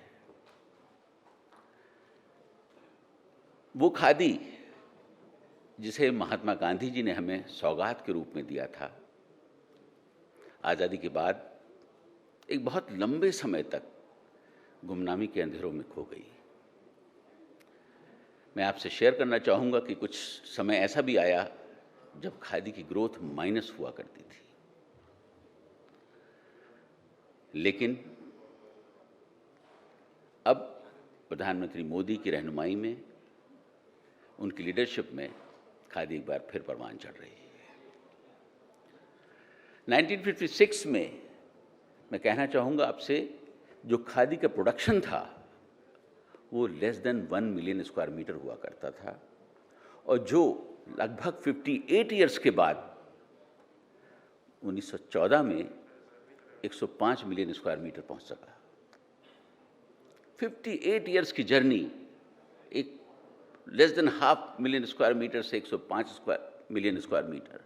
लेकिन 2015 के बाद इन लास्ट 5 सालों में खादी का प्रोडक्शन 171 मिलियन स्क्वायर मीटर पहुंच गया। ये खादी की ग्रोथ है। 2004 से 2014 में खादी की ग्रोथ लगभग 6.68% हुआ करती थी। इसका टर्नओवर 2014 में मात्र 800 समथिंग करोड़ हुआ करता था। लेकिन पिछले 5 सालों में खादी की ग्रोथ 28% से हो रही है और पिछले साल हमारा जो टर्नओवर है वो 3,215 करोड़ पर पहुंच गया और इस साल हम लगभग 5,000 करोड़ पर पहुंचेंगे। ये खादी की जर्नी है। खादी मोस्ट सस्टेनेबल प्रोडक्ट है जिसे शायद कभी किसी ने पहचानने की कोशिश नहीं की। खादी पहले सिर्फ नेताओं और कुछ बुजुर्गों का कपड़ा बन के रह गया था। आज खादी, उसको जो सम्मान मिलना चाहिए था, उसे जो प्लेटफॉर्म मिलना चाहिए था, वो आज सब कुछ खादी को मिल रहा है। वो इसलिए नहीं कि खादी गांधी जी से जुड़ी हुई है, प्रधानमंत्री इसको प्रमोट करते हैं। खादी आज अगर इस मुकाम पर पहुंची है तो उसका रीज़न है कि खादी मोस्ट फैशनेबल है। आज मैं ये जो घड़ी पहने हुए हूँ, ये टाइटन और खादी का जॉइंट वेंचर है। पहली दफ़ा ऐसा हुआ है कि खादी की घड़ी आपके सामने आई है। अभी कुछ ही दिनों में देखेंगे आप कि खादी के बहुत ही हाई एंड फुटवेयर्स आपको देखने को मिलेंगे। खादी का फैब्रिक जब यूज़ होता है तो मैं आपसे कहना चाहूँगा कि किसी के घर में चिराग जलता है। यही खादी की सबसे बड़ी शक्ति है और इसीलिए खादी मोस्ट सस्टेनेबल है। खादी आज लेह लद्दाख हो, चाहे वेस्ट बंगाल का सुंदरबन का इलाका हो, चाहे अरुणाचल प्रदेश का चुलियो विलेज हो, जहाँ कोई इंडस्ट्री नहीं लग सकती, खादी वहाँ पहुँचकर लोगों को रोज़गार देता है। मुझे याद है कि मैं लेह के एक विलेज में था, लिकिर विलेज, जहाँ -18 डिग्री टेम्परेचर था, -18 डिग्री, लेकिन वहाँ पर भी खादी के लोगों को स्पिनिंग एंड वीविंग की ट्रेनिंग दे रहे थे और वो पूरा गांव जो है एक तरीके से रोज़गार युक्त गांव बन गया। ये खादी की ताकत है। मैं वेस्ट बंगाल के उस इंसिडेंट को बताना ज़रूर चाहूँगा, जो एक ऐसा आइलैंड है जहाँ पर वहाँ के लोकल भाषा में कहा जाता है कि बाघ विधवा। वहाँ पर टाइगर्स जो हैं अटैक करते हैं और लोगों को उठा के ले चले जाते हैं। तो इस तरीके से हज़ारों महिलाएं जो हैं वहाँ पर उस आइलैंड के ऊपर विडोज़ रहती हैं। आज तक कभी किसी ने वहाँ पर देखा भी नहीं कि वहाँ क्या होता है। खादी ने वहाँ पहुँचकर स्पिनिंग एंड वीविंग सेंटर्स बनाए, लोगों को रोज़गार दिया। और मुझे याद है जिस दिन उसका रोज़गार का इनॉग्रेशन हो रहा था और हम लोग जो वेज लॉस के लिए ट्रेनिंग जो करते हैं उनको 150 रुपीज़ पर डे पेमेंट करते हैं, जब उसके चेक्स उनको दिए गए तो वो जितनी भी वहाँ महिलाएं थीं सब रो रही थी, क्योंकि उन्होंने अपनी ज़िंदगी में कभी 3,000 रुपये का चेक नहीं देखा था। ये खादी की शक्ति है और ये खादी इसीलिए कहा जाता है कि मोस्ट सस्टेनेबल प्रोडक्ट है और जो सस्टेनेबल डेवलपमेंट में सबसे ज़्यादा योगदान देती है। आज मैं ये भी कहना चाहूँगा कि जब पूरा देश या पूरा विश्व ग्लोबल कहना चाहिए स्लो डाउन से सफ़र कर रहा है, लेकिन खादी पर इसका कोई इम्पैक्ट नहीं है। मैं फरवरी की अपने दिल्ली के कनॉट प्लेस की ही फिगर्स अगर आपको बताऊं तो लास्ट ईयर के फरवरी के मंथ से लगभग 3.5 करोड़ का सेल उसमें ज़्यादा हुआ है। वो इस वजह से कि खादी की एक्सेसिबिलिटी बढ़ी है, खादी ने अपनी क्वालिटी को इम्प्रूव किया है, खादी मोस्ट फैशनेबल बनकर सामने आई है। वो खादी जो पहले सिर्फ नेताओं और दादाजी का कपड़ा हुआ करती थी, आज यूथ से जो है एक्सेप्ट कर रहा है। और यूथ इसलिए एक्सेप्ट कर रहा है क्योंकि आज अगर आपको इन्वायरमेंट को बचाना है तो खादी को ही अपनाना होगा। मैं यहाँ पर बैठे हुए बहुत सारे लोगों को ये समझाना चाहूँगा कि खादी को क्यों आपको अडॉप्ट करने की ज़रूरत है। वो इसलिए कि अगर जब मिल में कोई कपड़ा बनता है 1 मीटर तो उसमें 56 लीटर पानी की ज़रूरत पड़ती है, लेकिन वही खादी में जब बनता है मात्र 3 लीटर पानी की ज़रूरत पड़ती है। This is the most environmental friendly product in the world. इसीलिए कहा जाता है कि khadi most eco friendly hand woven wearable. कोई मैच नहीं इसका। अगर आज आपको एनवायरनमेंट को बचाना है तो खादी को ही अडॉप्ट करना पड़ेगा। और हैंड वुवन की जो ताकत है वो देखने जैसी है। कुछ फैब्रिक ऐसे हैं खादी के, जिसे मसलिन कहा जाता है, दुनिया की कोई मशीन नहीं बना सकती। 400-500 काउंट का फैब्रिक होता है जो आपकी एक अंगूठी से पूरा थान निकल जाता है। ये खादी की शक्ति है। और मुझे यकीन है कि जो यंग जनरेशन जिसने खादी को अडॉप्ट किया है वो आने वाले समय में इसे सिर्फ एक चैरिटी के लिए नहीं बल्कि इन्वायरमेंट प्रोटेक्शन के लिए भी अडॉप्ट करने की कोशिश करेंगे। मैं खादी के बारे में आपको और भी बताना चाहूँगा कि सिर्फ खादी ही नहीं, जब बात सस्टेनेबल डेवलपमेंट की आती है तो khadi and village industries commission ऐसी स्कीम्स चला रहा है जिससे लोगों को एम्प्लॉयमेंट दिया जाता है। मैं एक छोटा सा एग्जांपल दूंगा। आज मैं इकोनॉमिक टाइम्स में पढ़ रहा था, एक बड़ा आर्टिकल निकला हुआ था बी कीपिंग के ऊपर।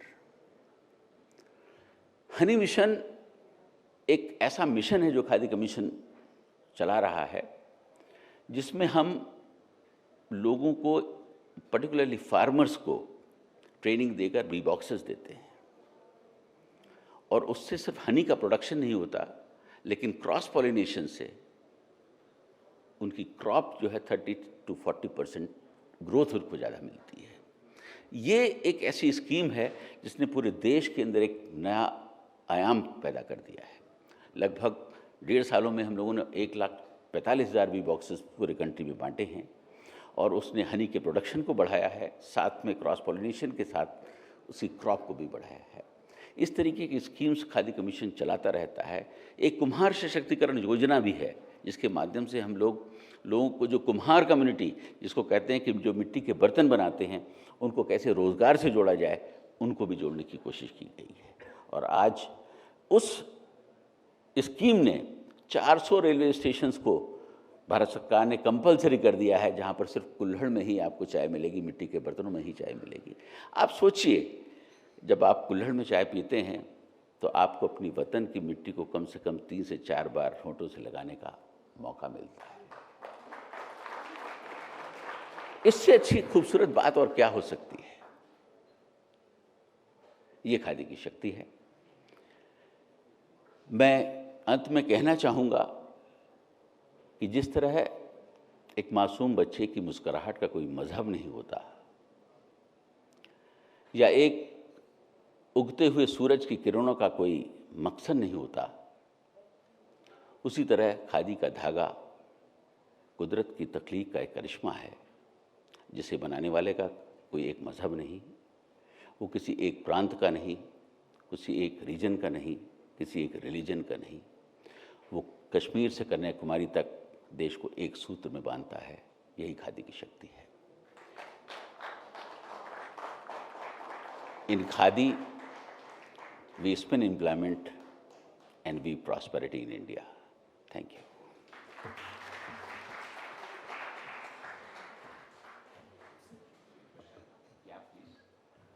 Yes, we can take one quick question. Can we have the hand mic being given to Shri Saxena as well? And sir, आपका बहुत बहुत धन्यवाद एक बार फिर से। आपके संबोधन से ये फिर से एहसास हुआ कि कैसे हम आत्मनिर्भर हो सकते हैं खादी से। So thank you very much. And your question. So, as you can see, Khadi is doing very good, and 5,000 crore is a really big thing. My question is regarding one thing that was not came into your speech, that the export business, the brands that like H&M, M&S, Zara, Gap, JCPenney, all are working for the sustainable development, and we are textile person, we are working with them regularly. But we don't see Khadi there. We can't see Khadi supplying to them anything, or we can't see you are doing licensing with them. So is in your plan, or you are not thinking about it, the export business with the license? Probably you are not aware that Khadi has already signed agreement with Raymond's, with Arvind Mills, with ABFL. The And global yeah, brands. we are supplying khadi in a very large quantity to these big companies. And last year, Raymond's has taken more than 7 lakh meters from us, which includes cotton as well as woolen. Similarly, the entire fabric of denim goes to Arvind Mills. And right now, we are producing the best quality denim in the world. Great. So we are signing agreements, and now khadi is going global, from local to global. Yeah, definitely your department is doing good. And we hope that you will do more about liaising with the global brands, directly with the global brands. Thank you. Not doing with the local brands and doing something globally. Thank you, sir. Thank you, sir. Thank you once again. Thank you.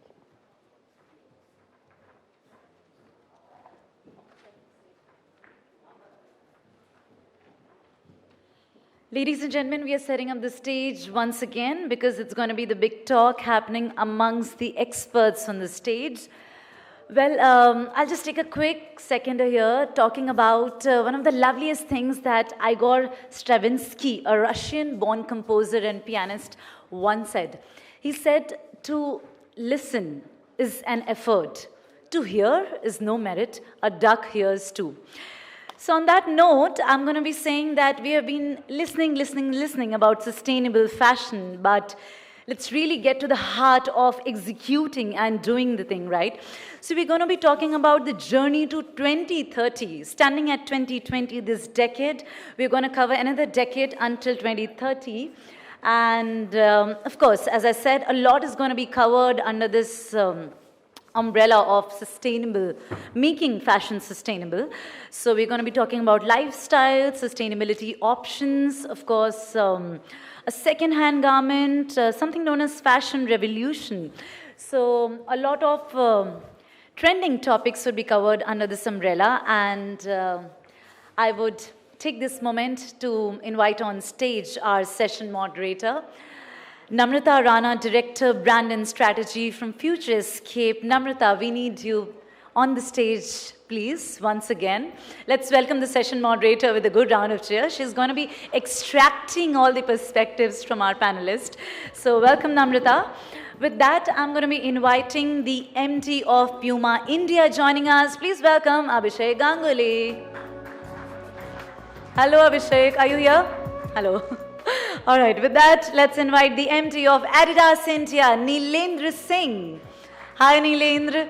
Oh, you're literally jogging your way onto the stage, I see. Good. I like that spirit. So, with that, we're going to be inviting the MD of South Asia, Middle East, and North Africa from Levi Strauss & Co. Please welcome Sanjeev Mohanty. Wow. So with that, I'm also going to be inviting Sanjay K. Jain, MD, TT Limited and immediate past chairman of CITI City. Please welcome Sanjay K. Jain. Please welcome, ladies and gentlemen. And lastly, let's also welcome Eshna Gogia, Global Ecosystem Developer from Helix Works Technologies. Please welcome Eshna. Hi, Eshna. Thank you for that beaming smile. So this is the penultimate session, ladies and gentlemen. And with that, Namrata, it's all over to you. Thank you so much, everyone, for being here. Now, this session is talking about sustainable fashion. The question that I have really is, what is sustainability? And what does sustainability really mean in fashion? Does anybody have any ideas in the audience? Any thoughts? What is sustainability? Neelendra actually had some thoughts. Would you like? Arey, aapne hi to bola tha.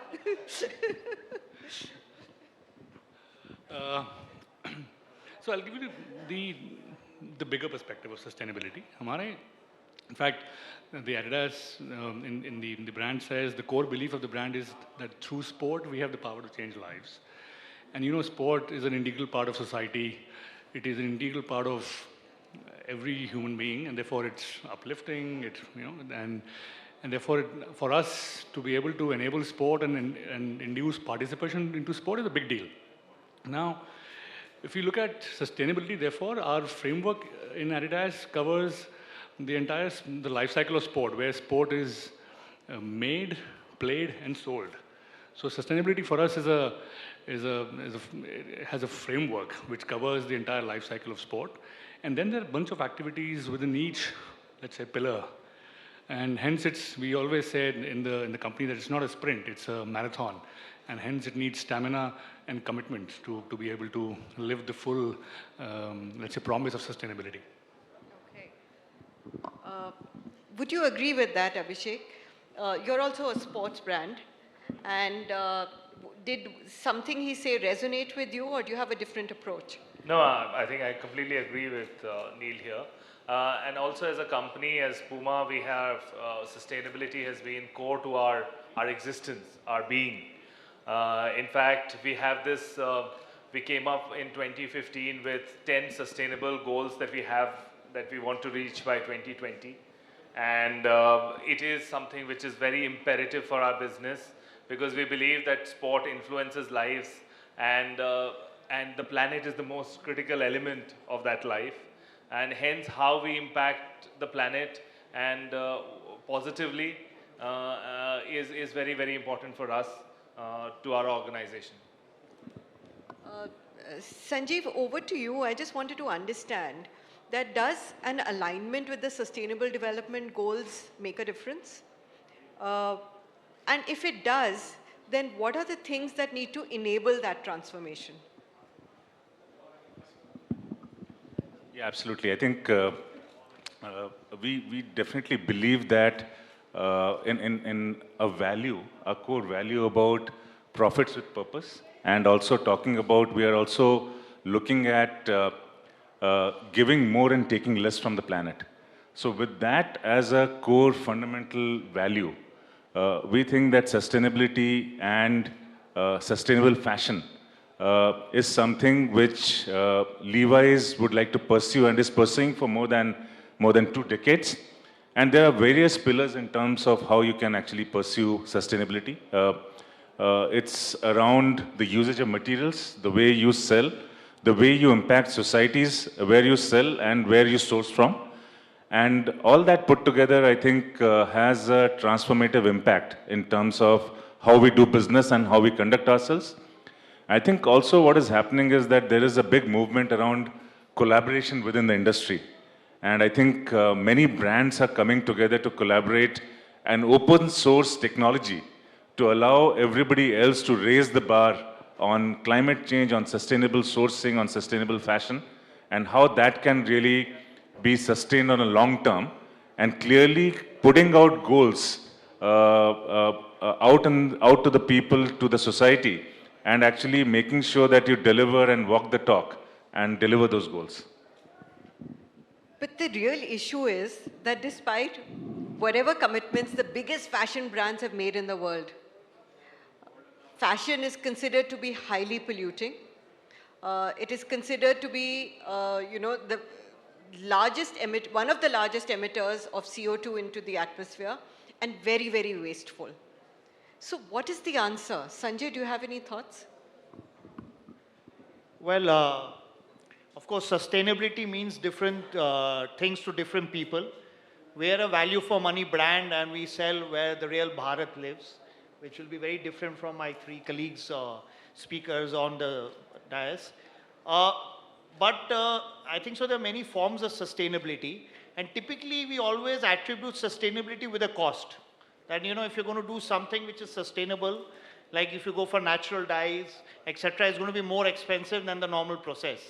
But there are a lot of things which we can do without adding cost to the consumer, because the consumer today, at least my consumer, is not ready to pay a cent extra for sustainability, because he's a very value conscious customer. But there are things like, to give you a few examples, Namrata, something like BCI cotton, which is coming up in a real big way. Earlier it was organic cotton, but now BCI is taken up by many brands. Now BCI cotton would just cost you less than 1% extra than the normal cotton. So I think so that's something which all of us can embrace. And it definitely uses less water, less chemicals when cotton is produced. And we all know cotton, there's always been a story around cotton. It takes up too much of water, too much of fertilizers, pesticides. Similarly, even organic.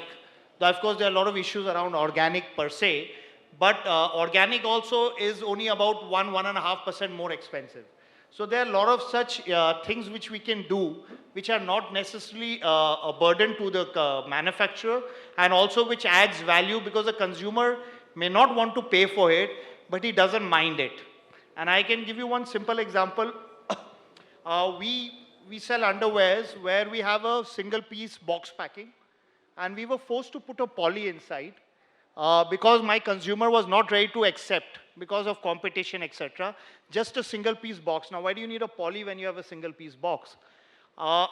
We could not explain to our consumer that, look, this poly is going to pollute and you don't need it, because he felt we are cutting our costs.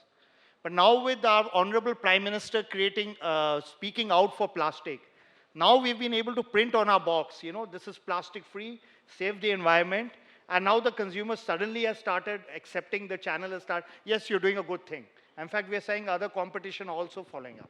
So interesting. So what you're saying is that at one level, it is about getting the consumer on board, but it is also about materials, it is also about packaging, and there are many, many issues around that.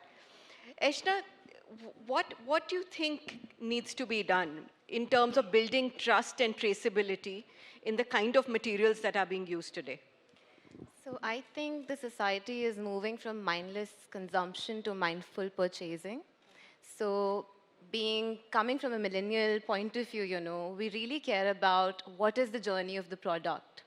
And in today's world, it's really important that the consumers connect with the brand that they value. For example, if I know the brand is, sustainable across its supply chain, automatically I would be inclined towards buying their products. So traceability and transparency definitely increase the consumer's trust in the brand. And speaking about value chain and new materials, so yesterday in the CEO panel, Mr. Sunil Manjal was talking about how biotechnology is bringing about a revolution. If we look at the West, there is so much happening in terms of bringing out new materials. You can actually imagine a world where you have animal-free leather. You can make fur right off in the lab without really hurting the animals. You can make silk, by growing it in the lab. You can just modify something as simple as baker's yeast that we use for making breads, just to reprogram it and give us a protein that can be used for multiple fabrics. And talking about transparency in supply chain, I think it's very important. We know where our garment is coming from. And I think GHCL, which is an Indian company, has done an incredible job in telling people about how their product was made. So they're recycling PET bottles and making bed sheets out of it. And they have a molecular tag that is embedded right at the time when the PET bottles are being recycled. And the consumer can actually verify, what all went into making the product, from the dyes they've used, which all parts of India it's traveled. So I feel that transparency and traceability are really important aspects in bringing about, sustainable model growth in the fashion industry. Yeah, sure.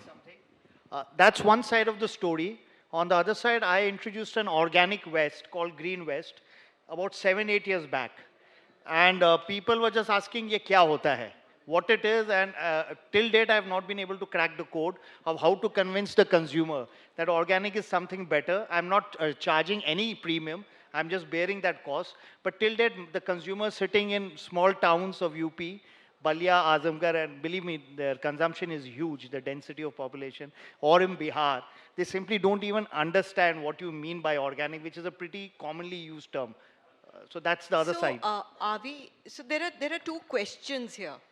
Do you change because the customer wants to change? Or do you change because it is imperative to change? Otherwise, there will be a lot of other issues in the long run.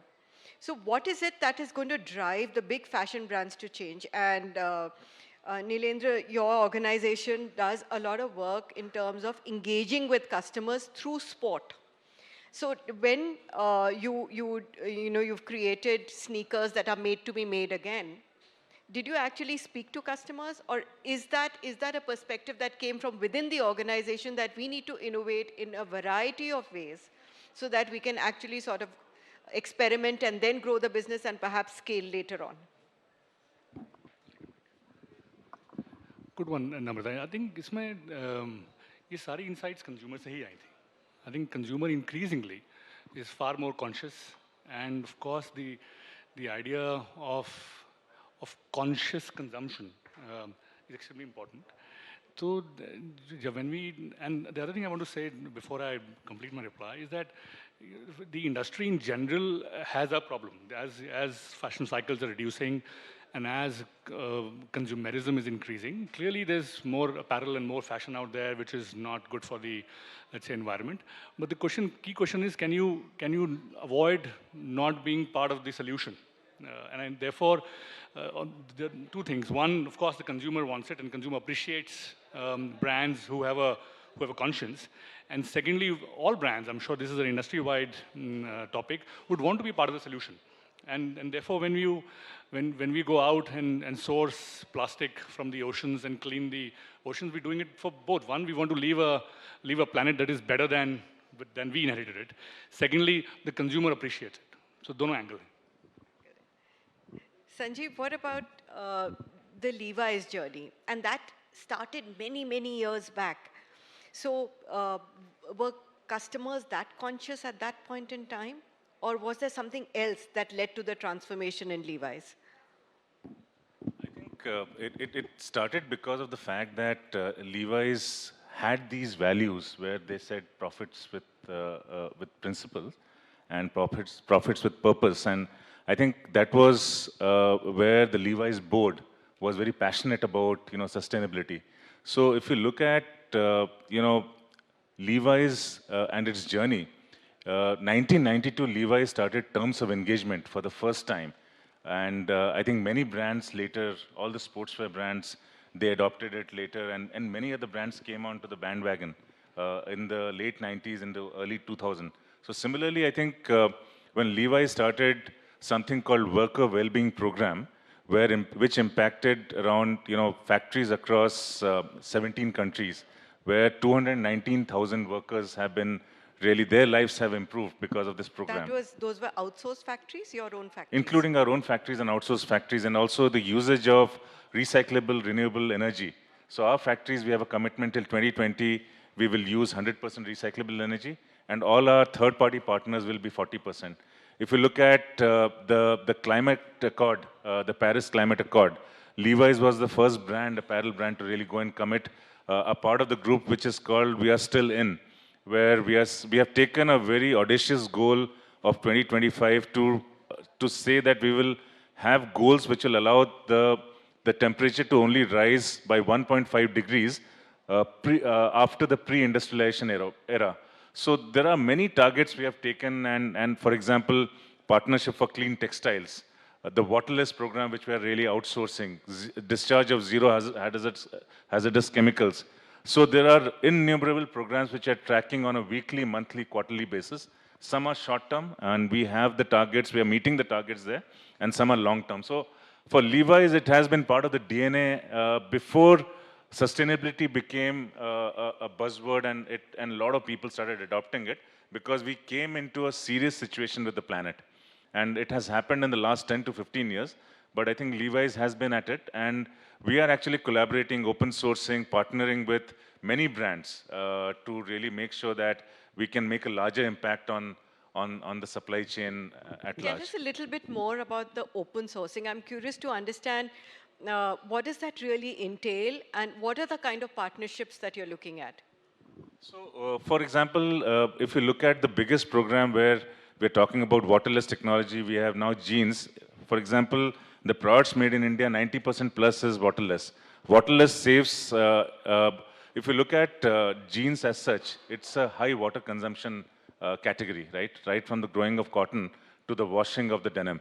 So there we are saving 80%, more than 80% water, which means that if you look at 2011, when we started waterless technology, we have saved 3.5 billion liters of water, and we have recycled 5.79 billion liters of water. So that is a large impact. So we are telling all our competitor brands which are making jeans to really take this technology. We have given it to them and saying that, you should use it and you could brand it. So we are not looking at it as a competitive advantage. So we are actually open sourcing it. The same goes for Partnership for Cleaner Textiles or ZDHC, which is basically discharge of hazardous chemical into the environment. So there are certain protocols and programs which we have developed. So we are actually sharing it openly with the entire textile and the garment industry. So that is what I mean. So for example, Abhishek and Neil were talking about, usage of plastic and recycling.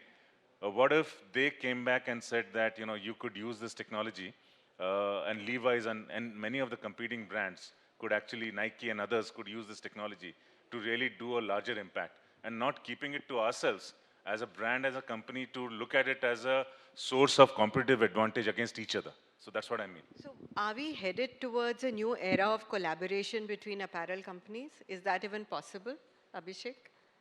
You guys compete on everything. Well, I think I don't know how much of collaboration has happened in our industry, but I think food for thought.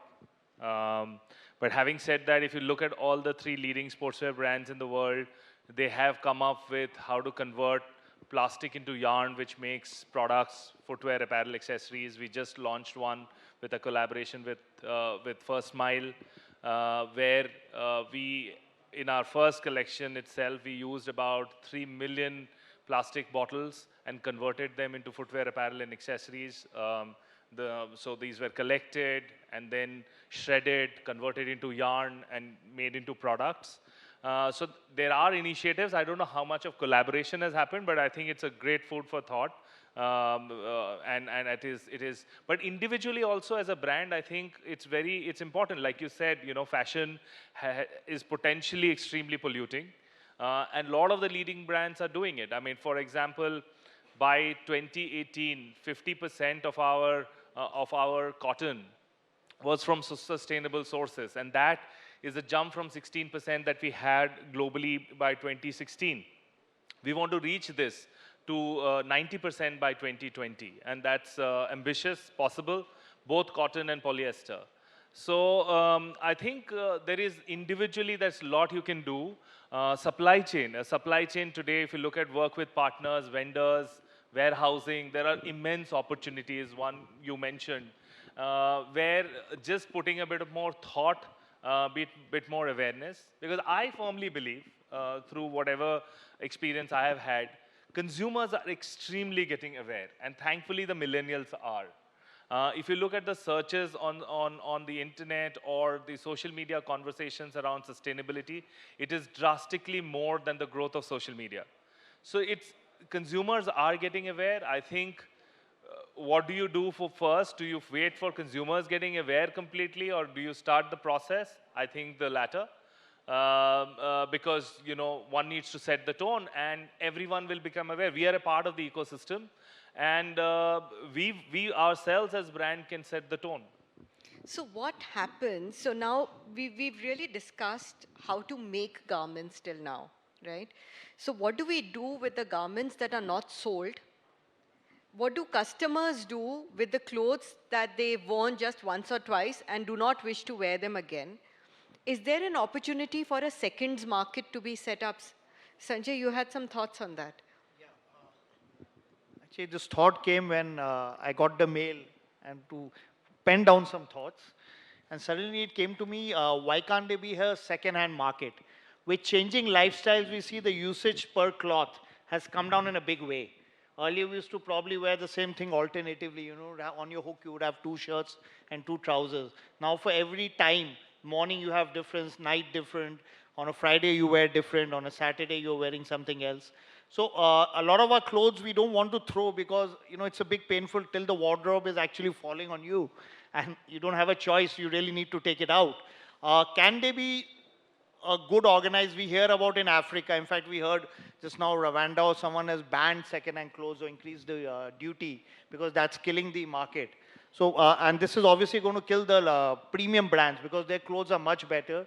The wear and tear is much less. Suppose I buy out Levi's second-hand clothes, I buy them out, I refinish them, and I offer them back to the market, and a denim hardly, in fact, probably if it's faded with a cut and all, it will sell at a better price with today's generation. So I thought I was just thinking maybe it's a great opportunity. And I would love to hear what... We have a deal. Oh, there's a deal going on there. Somebody agrees, I guess. I think on that point, oh sorry, Neil. I think just to respond to that, Namrata. You're not saying something correct. I know. I think this is disruptive advertising. You bet. You bet. Second-hand cars. She's saying, "Mat karna dobara abhi."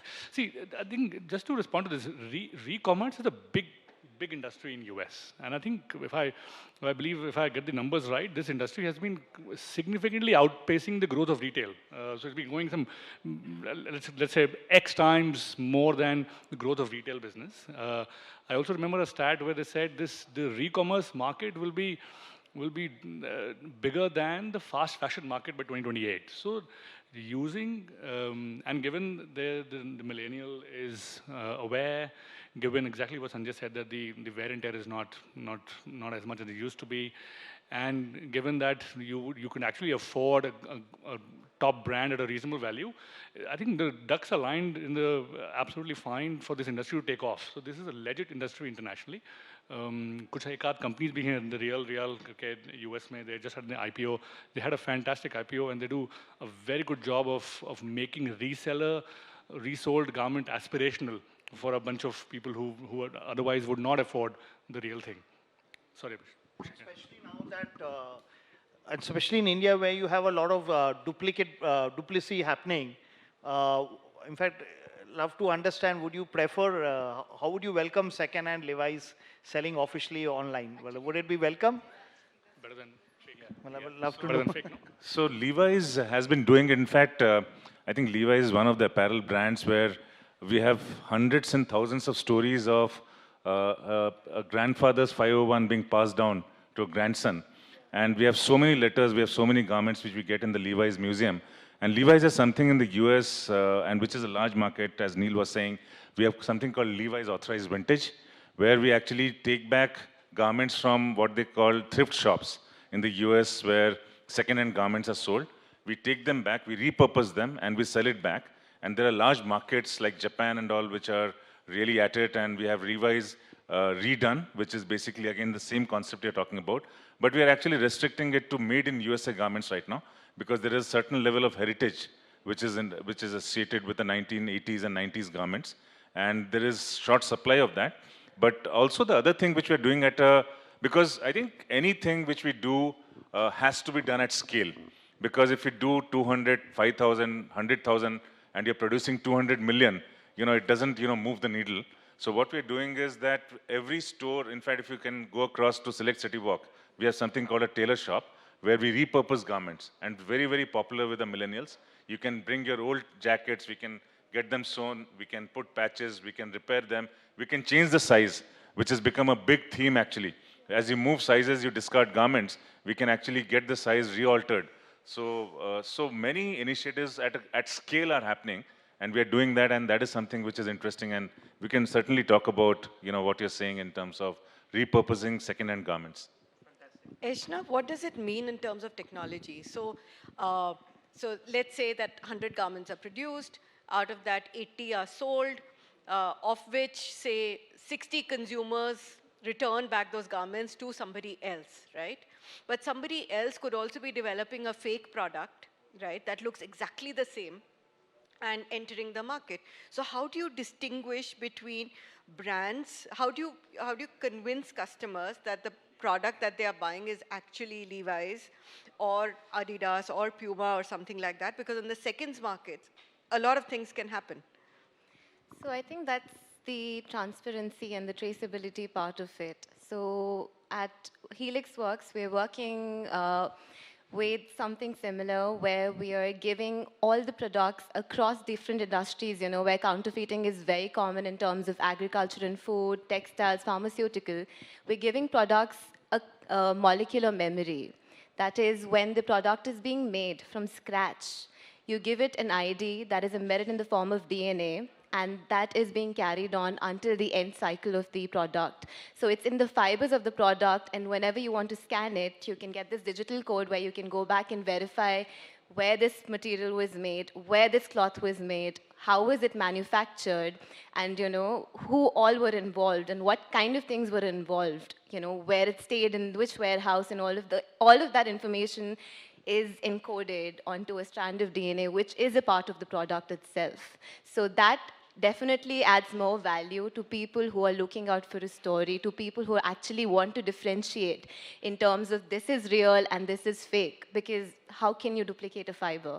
But that also means that can you then distinguish between the different types of the material that has been used to create a particular product, because that impacts the recycling of the product, right? So say 100% cotton or 100% polyester is different, but a lot of things have different percentages of different kinds of fabrics. How do you then add that to make sure that they can be recycled in the future? Does that have is that possible as well? So the technology that we use is very agnostic in terms of what it binds to. So it is not really essential that it's only going to bind to cotton or the fibers of viscose or linen. It's across. So even when you're recycling it, there's a part which you could go back and say, this is what it was recycled, and this is the code for it, and you can go back and check online like what it is and which part of cotton was added to it. Was it 60%? And a lot of companies have this policy as well, where they're talking about our products are 80% cotton, and it's very hard for them to prove that as well. You really can't differentiate. When I'm wearing a trouser or like a shirt, let's say any company says it's 100% cotton. How do I know it? How do I check it as a consumer? The certifications are not enough anymore. I mean, this industry, a lot of innovation is yet to happen.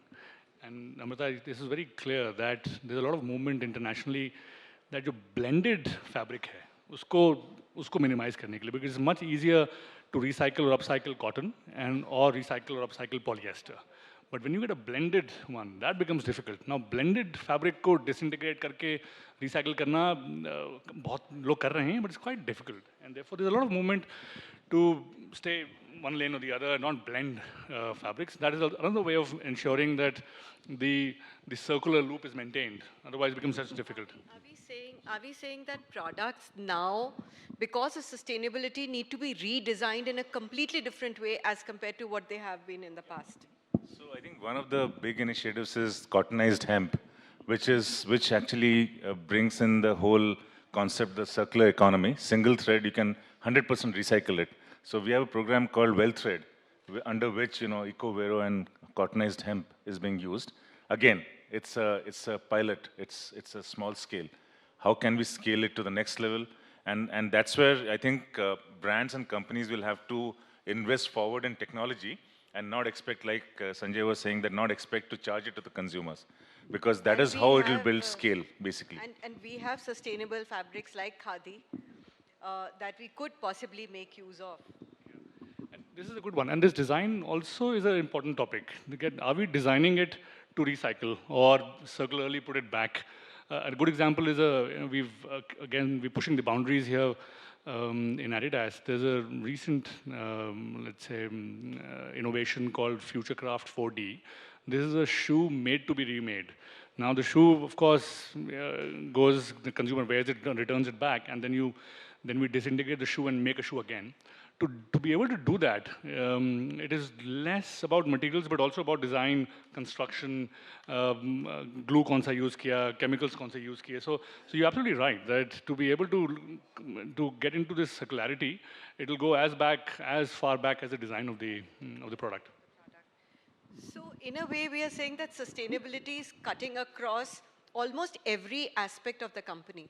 So then do you need a head of sustainability, or should the CEO own this? Well, it starts from leadership. I think both, if it's a global company, from the board, and in the local organization, in the country organization, right at the top. And because it depends on what is your sustainability initiative. You can do, we spoke about product, but there can be also sustainability initiatives in supply chain. Today with e-commerce picking up, imagine the amount of packaging that is getting used. E-commerce packaging is so much more than what was used when, versus in offline retail. So I think it has to start from the top, but I think there is a lot of sense in creating circular economies where people share. Like today, till re-commerce becomes a trend in India and the adoption becomes higher, I think there is still a lot of things that we can do. Last year, we did a program with Gunj, where we gave away almost 2 lakh units, 200,000 units back to Gunj to be used in the system that they have. We did, and consumers are getting so much more aware. So we made our stores as a platform to collect old clothes and shoes for Gunj to then go back and put it back in the society and to share. So the sharing circular economy is also very much possible if all of us see this to be important. And I think there is so much one can do. I think it's about putting the thought together and leading a company with that purpose that sustainability is very, very important. And then there is so much that one can do. Sanjay, as a finance guy, what does this really mean? I've forgotten most of my finance nowadays. Because you only look at top line, the bottom line falls in place automatically, wherever it falls in place today. But we as a brand and a mid-segment value for money brand, we're very conscious because our consumer is very conscious. Any sustainable steps taken by us, of course, and I would say it's not today it's not a choice whether you want to be sustainable or not. It's only at the pace at which you're going to embrace it. If you don't, I think so you're going to be left out and you'll be a meaningless brand going forward. So whether the consumer understands or not, you still need to keep making your steps and keep doing, as Abhishek said, we need to take the initiative first. But I'm sure there are hundreds of things we can do without adding cost to a consumer, and which in some ways will add value to a company. Simple things like LED, which has now become an in thing. You're saving power, renewable energy. Earlier it was to be a fad that you are producing with renewable green power. Today, solar and wind are cheaper than the normal supplied by electricity boards. We are finding a much lower cost where we're using solar and thermal. And I just wanted to add, he spoke about collaboration. I'll give one simple example how our association have just decided to collaborate. We wanted to shun plastic. It saves a cost to us, adds no value to a consumer. And now we've decided let's collectively do it. So the consumer will accept it when all the leading brands in a segment decide that we're going to give you just without plastic. It's going to be accepted. They're going to accept a paper, a board in a box made out of paper. So instead of doubling your cost, or if we can put 2 pieces in a packet. I know 2 pieces will look funny sitting here because all chain stores have 3 pieces or 5 pieces. But in our market, even if you put 2 pieces in a poly, there's a opposition to that. And in fact, recently, we put 2 pieces, couple of brands started and the others were about to follow. And in fact, they had to send extra polys to the market so that those 2 pieces could be taken out by a retailer and put in a single piece. So, but if you collaborate, it's like telling the consumer really doesn't know what it wants by telling the consumer that this is fine. And everyone doesn't try to take advantage of another person making a change or disrupting the norms. We can see very simple things being done. And typically, sustainability has been understood by doing very complicated things. You need to do something which is a lot of research, like getting plastic from an ocean obviously is a big task. Every company can't do it. But there are a lot of simple things we all can do. E-commerce, again, plastic. I had a big fight internally. Can we use paper instead of plastic? Then they said, nahi, sari competition plastic hi de rahi hai, sir. Let's start with plastic and later, it was the same cost. The cost also wasn't different. But the team refused to agree to my thing of making you and putting it there that we value the economy, environment much more, so we're not using. So these are challenges, but if we all collectively do it, if Flipkart and Amazon decide that the outer packet is not going to be plastic or something more sustainable, God knows how much you're going to save. So, Abhishek, Nilendra, Sanjeev, can we all together actually go to Flipkart and Amazon and say not to use plastic when they deliver your products? Yeah, but realistically, I mean, those are small things and which have a very big impact. And 2020 is the decade of action in terms of the Sustainable Development Goals. So final thoughts from everybody. What does 2020 mean to you personally and to your brands, and what can be done to actually transform the fashion ecosystem? Abhishek? With regards to sustainability, I guess. As well as economic growth. I mean, there is no real sustainability unless your brand does well. Okay, let me address the second part first. I think we are very fortunate to be in the sporting goods industry, where I think the category is really growing, and thankfully in India growing very fast. We all are playing more sport, we are all doing more fitness, and we are hence using sporting goods products far more. So very, very fortunate, because also I think we are in some way contributing to a fitter India. So I think for us, we will continue to stay very positive and in some ways drive the purpose for Indians to play more sport and get fitter and do more fitness. So that's on the purpose around our business. On sustainability, like I mentioned, that globally we have this 10 for 20, which means 10 sustainable goals that we have to reach by 2020, which is core to our business. And in the local organization in India, taking small steps like we have done, and like Sanjay mentioned, that a lot of them doesn't come at a cost. And even if it comes at a cost, to take steps, because it is important for brands not to just lead the market or just to gain market share or commercial value proposition, but also to set the tone and contribute to the ecosystem of being aware and that it really matters.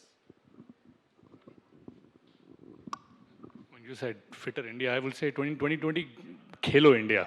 Get into sport and use the platform of sport to raise awareness. And that's what we do with what we call Run for the Oceans. So I would say 2020, we will continue to drive the sustainability agenda as a company. But in India, we will make sure that we will amp up the awareness around marine pollution and getting oceans out of the plastic out of the oceans, sorry. For Levi's, we have a very clear goal and a plan in terms of various aspects. One is on bottleless. So I think this year we are going to cross 90%, 95% in fact of products being made being bottleless. BCI is going to again be more than 90% again this year for India. Same with, I think, zero discharge of hazardous chemicals. So those are some of the sustainability goals. But I think we are also looking at, I think one of the big challenges which Sanjay talked about is creating awareness with consumers. So we are going to look at how we can bring this forward to the consumers and make a larger effort to create awareness of sustainable products and generally around sustainability. And from a business point of view, I think tomorrow is Women's Day, and we are actually bringing a big focus this year on bringing these products, sustainable products, to women and grow that part of the business. And I think that will be our 2020 goals. Fabulous. Eshna? I think sustainability, as you know, from a consumer point of view and a sustainability enthusiast since I was a kid, I love the environment around us, and I've always been working on my part to make sure that we don't pollute what we have and conserve what we have. And sustainability stands strong when it does justice to all of its three pillars, which is people, profit, and planet. So if we don't have a cohesive approach towards all three of these, pillars, we may not be able to have a sustainable society. We can't blame the industry because we need to be a responsible consumer as well. when we go out and purchase, we should probably see, the clothes that we are buying, what is the impact that it's going to cost.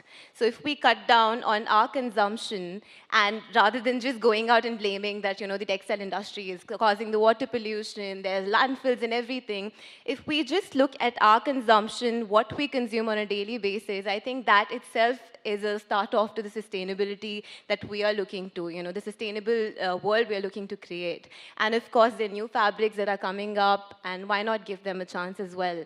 And as the theme of the event itself says, collaborate to create, why not look into newer visions that people are working with across the globe, whether it's, integrating resewn clothes by different designers or giving homegrown brands more chance to work with, and making sure that sustainability across the entire supply chain is followed up. You have cleaner products, people are given equal wages across, and then you also have something like recycling and reuse, and the brands create that awareness as well. So that, for me, is sustainability. Thank you so much, everybody, for being here. And I've learned a lot from this panel. And the most important thing is that sustainability begins with all of us.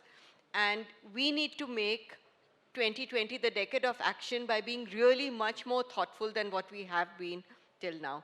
Thank you so much for being here.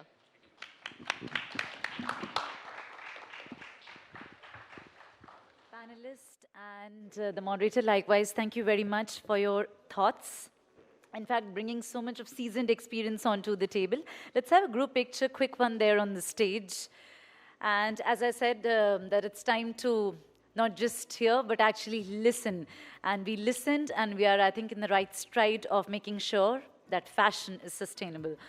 On that note, ladies and gentlemen, once again, thank you, speakers, all of you, and thank you, Namrata. Thanks a lot. Been a pleasure having you people on stage. With that, ladies and gentlemen, I'm going to be taking you all into the last leg of our session today at ETGBS here, 2020. Well, while I request your patience to be with us, because this session is another highlight of our day today. So yes, we're going to be heading into a very candid and a very chatty conversation, ladies and gentlemen. We're going to be rediscovering the journey of an ace Indian fashion designer. We're going to be delving deeper from the economics of costume in movies to social, economic, political, and anthropological impact of costumes and characters on the silver screen through his journey from Rangila to Takht as a thought leader in the space, ladies and gentlemen. Well, yes. अगर इनकी बात करी जाए तो a designer whose works have inspired generations, ladies and gentlemen, and have made girls dream to dress like stars, like quite literally as we know him. He clearly has changed the definition of fashion in Bollywood. His quest to combine the best of the Indian artistic tradition with a modern expression has rendered entirely a new and beautiful aesthetic. Well, he's crystallized the many dimensions of contemporary fashion in the movies with a new-found realness, and we all would agree to that. On the on-screen character, or today with the fourth generation of actors, wow. Well, before he wows us with his presence, may I quickly request all of you to please settle down and maintain the calm before the tide, to say the least. Requesting everybody's kind cooperation to please settle down. I know you're enjoying the lounging vibes with the beautifully laid, bean bags, etc. But for now, can we quickly, in the next 10 seconds, get seated, get organized, and be all attentive to lend our ears to the figure who's going to be taking up the stage in conversation with, of course, a very renowned person at the same time. So, all right, we were talking about the fourth generation of actors who are inspired with his costume designing. All right, so he stands at the turn of his glorious 30, ladies and gentlemen, and with the glorious 30 in costume designing and a glorious 15 with his label. And Jyotsna, if you're all set to have him in the house, I am all set. Okay, great. Amazing. So, आइए, ladies and gentlemen, सुनते हैं Manish की कहानी इन्हीं की जुबानी. Ladies and gentlemen, please give it up to welcome the couturier the costume stylist, the entrepreneur, the revivalist as he is, Manish Malhotra in the house, everybody. Welcome, Manish. What a pleasure to have you here. Well, he's going to be in conversation with Safir Anand, senior partner Anand and Anand. Mr. Anand, could we have you on the stage, please? All right, let's give these two gentlemen a good round of enthusiastic applause, everybody. Well, it's going to be riveting. It's going to be insightful. I hand it over to you, Mr. Anand, to drive the conversation. Thank you.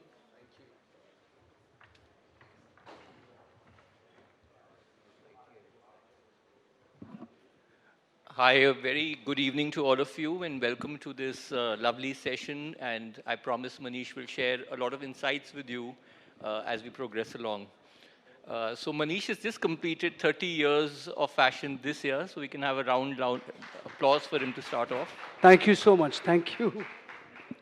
And my first question to you would be on your 30-year journey. So you're standing at the third decade of your career. I know you think very young. And you behave very young, notwithstanding that. What is that one thing that keeps you going? When you tell someone that they behave very young, it means you're old, actually. Or you're getting older, but you still behave young. So what is it that has kept you going in all? What is the point of sustainability all these years? I think I came into films with that whole dream of doing something which would be innovative, which would be something where I could make that big change.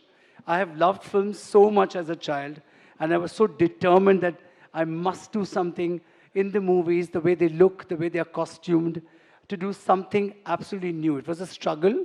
It took some time to people to understand what I would want to do or what I was going to do.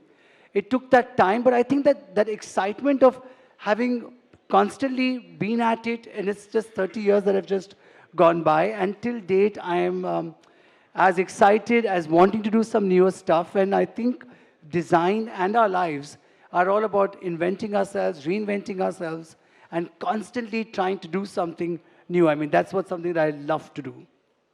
That's wonderful. So for those of you who haven't seen, there is a video of Manish when he went to Harvard and delivered a talk. You should see it on YouTube. So my next question is, while giving a speech at Harvard, you said your childhood was all about movies, movies, and movies. How does it feel when you first worked in Bollywood? And did you foresee that styling and creating aspirations coupled with designing would be more acceptable as a norm?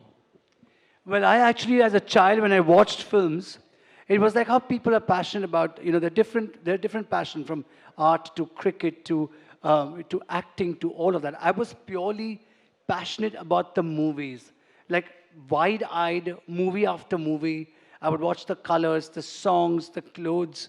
I would tell my mother that this sari doesn't look so good. And she would be like, what's with you? And I would be so fascinated. And it just, I think my entire schooling was in a film theater. And surprisingly, my mother allowed it. I mean, she felt that I'm crazy about films, and she loves me so much that she was like, no, it's fine, but you have to come back and study. But I would come back out of a film and cry and say, I want to see it again. And I would go back, and she'd be like, okay, you wake up next morning to do your homework.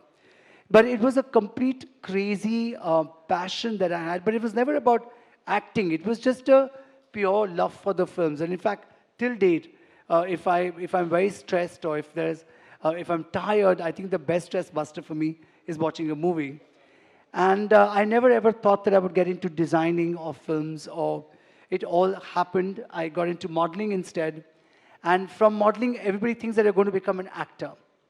But I didn't want to become an actor. I actually wanted to become a film director, or to do something with the movies, something creative with the films, and get that whole newness, because the late 80s saw a complete change in the films where I think it was a bit over-dramatic, the styling was too much, and all of it. And I was very, very determined that I want to do something with the movies. I haven't studied design, but I paint, I sketch, I'm so interested, so films would be lovely. So with that determination, I got into it when I was 23, and 30 years, and it's been super busy. It's the 4th generation that I'm working with. And movies is something I'm still very in love with and very passionate about. I feel very encouraged when I hear, people who set up their businesses in garages in United States of America and they became unicorns. And when Manish says that he didn't go through a formal training and where he's reached, so it just tells you how much determination can take you in life. And well done for that. Thanks. The next question that I have is, I don't know if many of you are aware of the fact that, while there was designing, that had already penetrated in the industry. And I think once Manish was narrating to me the name of a very eminent person who brought designing to Indian cinema, the lady that you spoke about. I'm so sorry. I'm so sorry for my ignorance. Yeah. But Manish transformed it by bringing the concept of styling. So what was the thought process in your mind when you decided to differentiate yourself, and how has it worked out for you? When I came into films, the actor, actress would have shot her in one scene with a Western outfit, and exactly the next scene she's wearing a sari and her hair is really long in a choti or something. So I would be like, how does somebody's hair change? How can a character's hair change? Like just now it's short hair, the next day it's long hair. So those were the things that I always noticed as an avid filmmaker, and I was like, how can that be? And I was so interested in, and I had all scripts. I also realized that all their roles were glamorous. Either they're crying or they're singing. And that's about it, or their songs. There was never really a defined character to them. Like, what are they doing? Who are they? Where are they from? Why do they wear these kind of clothes? How come they wear a mini skirt one day, next day they're in a sari, third day they're in something different? It was just beautiful. I mean, I was a huge fan of that, but I came with that thing of giving it that definite look. And I thought for that very important aspect would be hair and makeup. And, and I started discussing hair and makeup, and everybody looked at me at that time. I'm speaking about 91, 92, that why are you discussing so much of makeup and hair? What's that got to do with you? In fact, I remember asking directors that, what's she playing? What's the heroine playing? What's her role? Could I get a script? And they were like, I remember one director, I was sitting with Ravina Tandon, and the director looks at up and says, why is he asking me for the script all the time?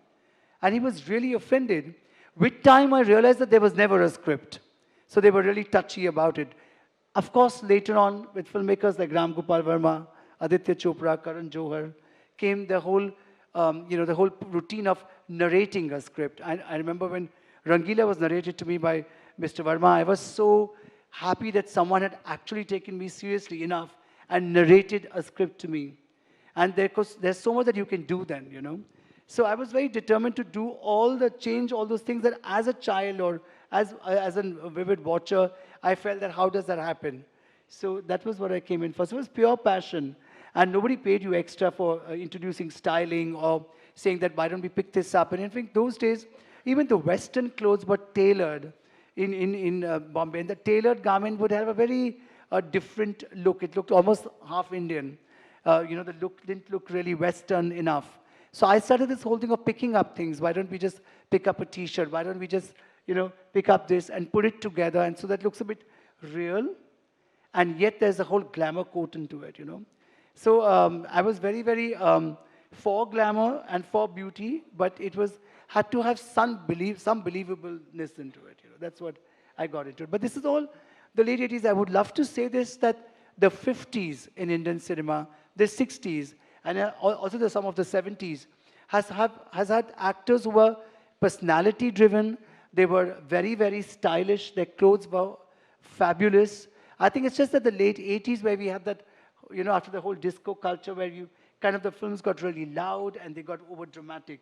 But I was a huge fan of the 60s and the 70s in terms of style. Indian movies have always had style, and filmmakers like Guru Dutt or Raj Kapoor, Yash Chopra, Shekhar Kapoor. I mean, there's an endless list of V. Shantaram, Bimal Roy. They've all had unique styles.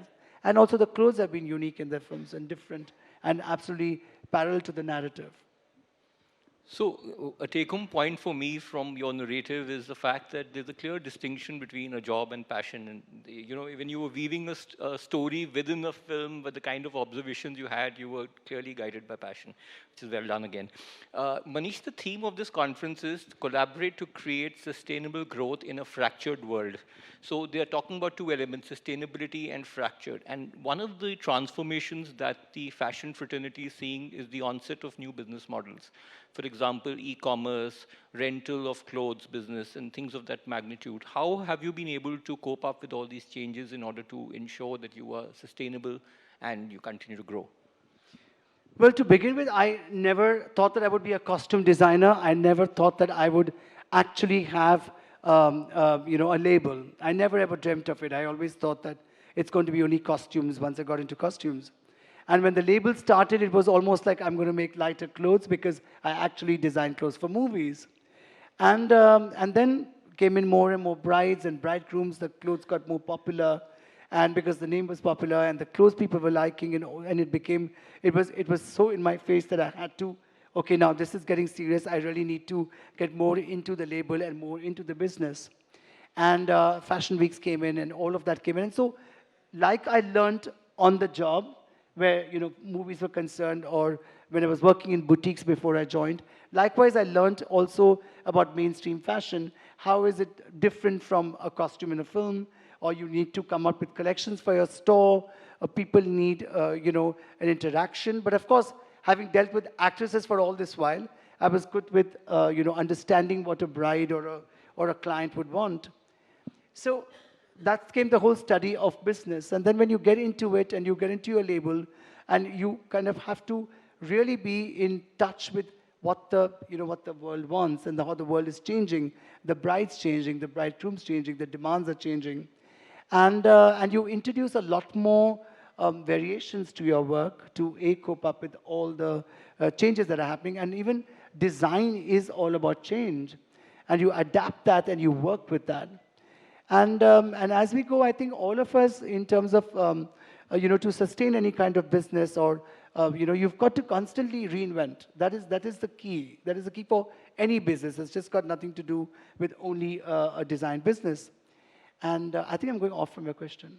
No, well, your passion is guiding you in the right direction. Okay. Put it the other way. So I think that, that is it. And then you kind of, we introduce a lighter collections. You also get into the whole welfareness of the way, you work, your people who work with you, the kind of, now sustainability is such a big factor that I think we all should be aware of and indulge in, and adapt it in your work. And for me, I think it's more than sustainability, it's being more responsible. And we are very, very, in fact, from day one when I started, I was always very fond of collecting fabric leftovers and creating a garment out of that. Maybe it's a jacket, maybe a pallu of a sari, and using all of that. I love the fact that you can put things together and make it look like a beautiful skirt, or it kind of has a lot more gravitas, I feel. I also encourage my people to kind of look into these, also the young designers who work with me, to look into all these factors.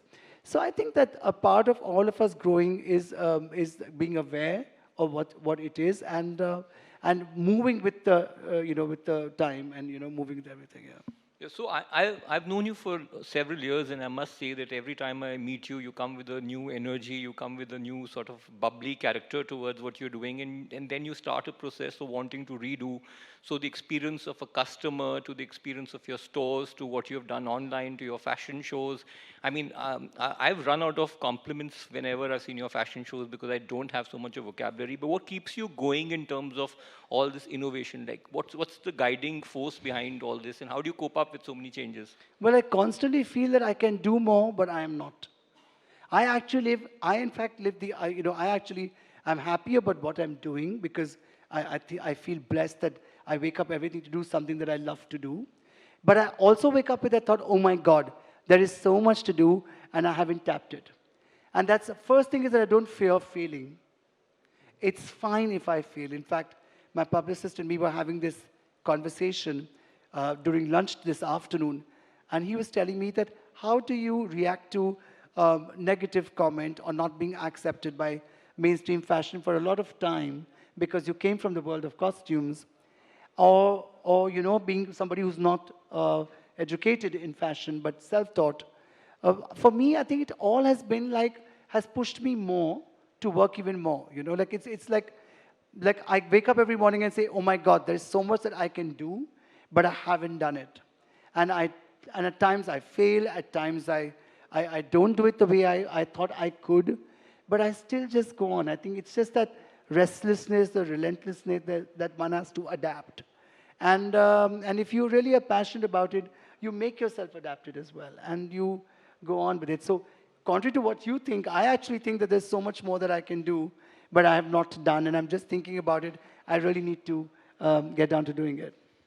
So when I meet you after 30 years and interview you on some panel like this, we'll ask you more questions. But essentially, you're talking about the power of positive thinking. You're talking about the differentiation between passion. You're talking about innovation and the desire to think, as a student every day of your life. So for those of you, that essentially is a summary of Manish's essential ingredients of what keeps him going. Which brings me to the next question. How do you envision the power of influence in the world of fashion and beyond?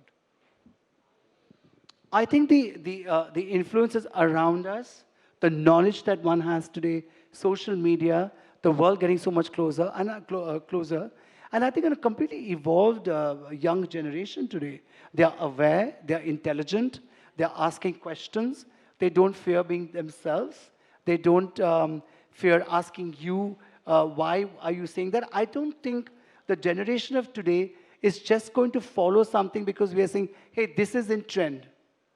They're also going to adapt it, wear it their way, look at everything their way, and only adapt it if they think that's right. So I think that you need to also be on that, on their thought process and say, I'm not saying that this is good because I feel it's good, and also because I think this is good because this is what I am proposing. What do you think about it? So every Monday I have this whole system in my office where I sit down with all my young assistants and I chat with them and I say, don't say what is working, what's not working. What do you think it should be? I think it's so important for us to interact with each other, hear each other out, and I think, adapt what all you hear into your work and into your life, and keep changing and evolving it is what I think. Having said that, also, the flip side to that is there is so much of talk today, there's so many views today, that could completely confuse you.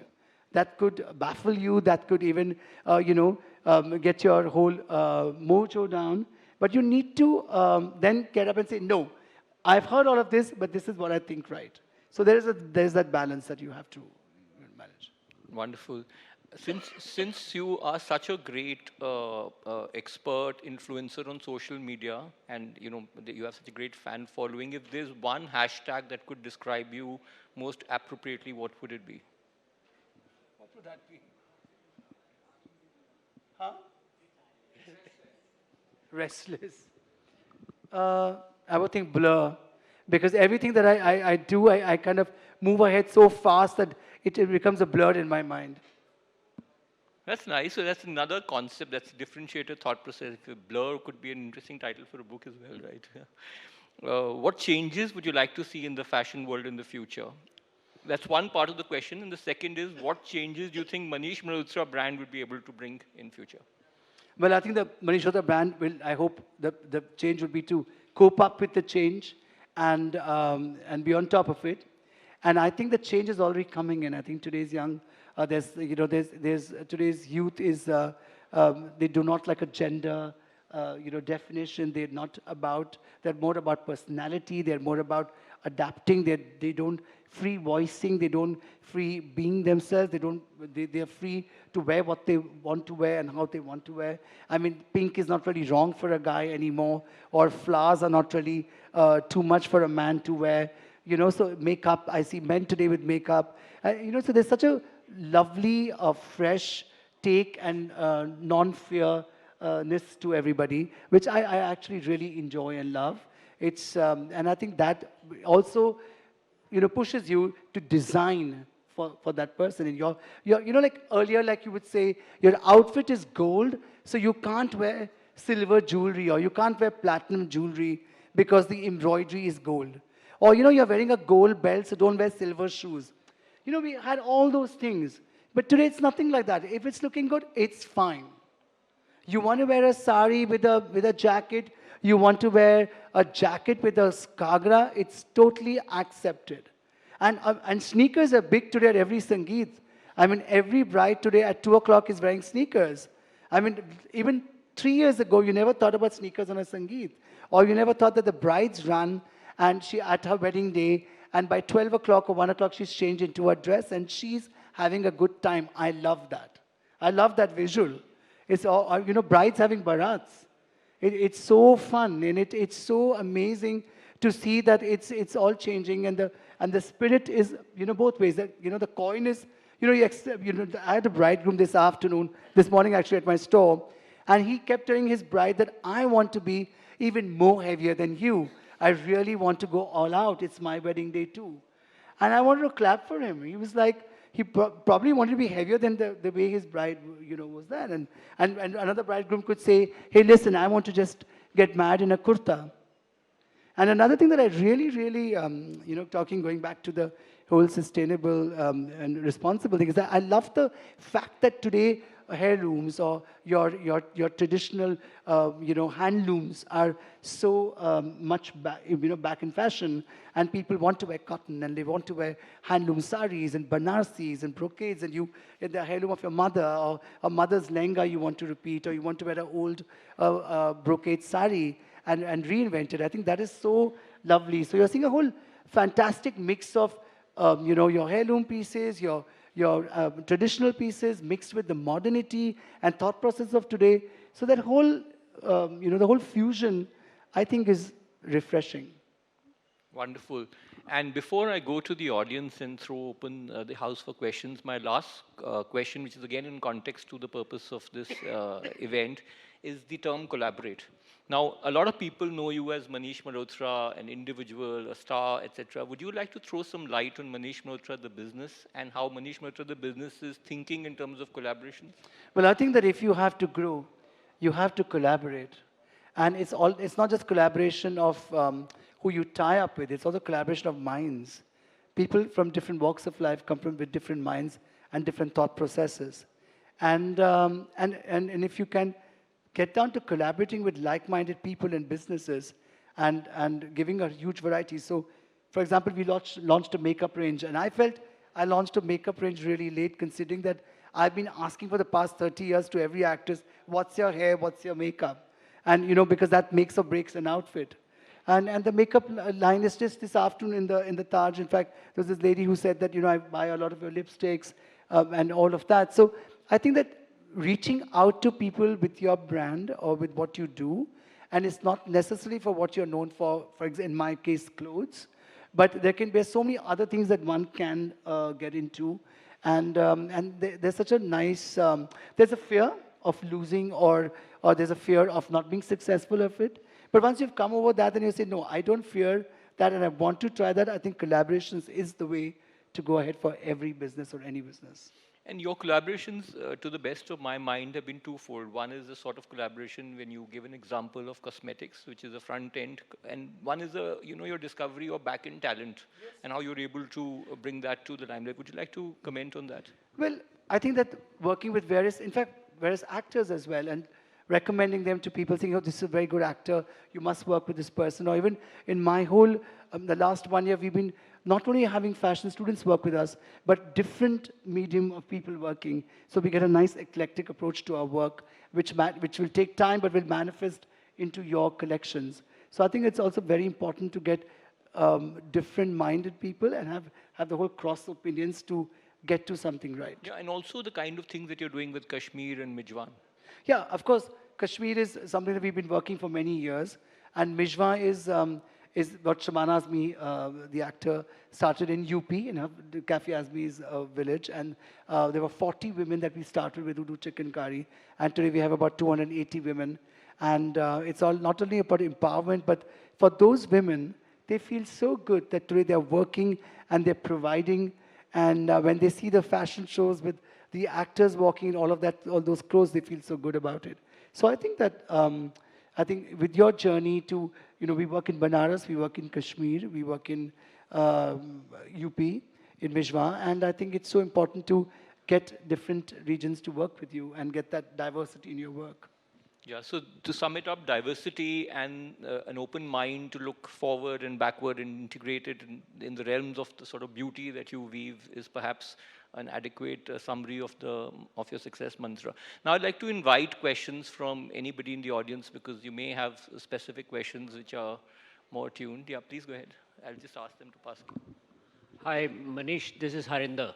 Sorry. I've been observing you from past so many years, and what I feel, what you have developed, and what you are going to be the next is more going to be in a one word, that is fusion.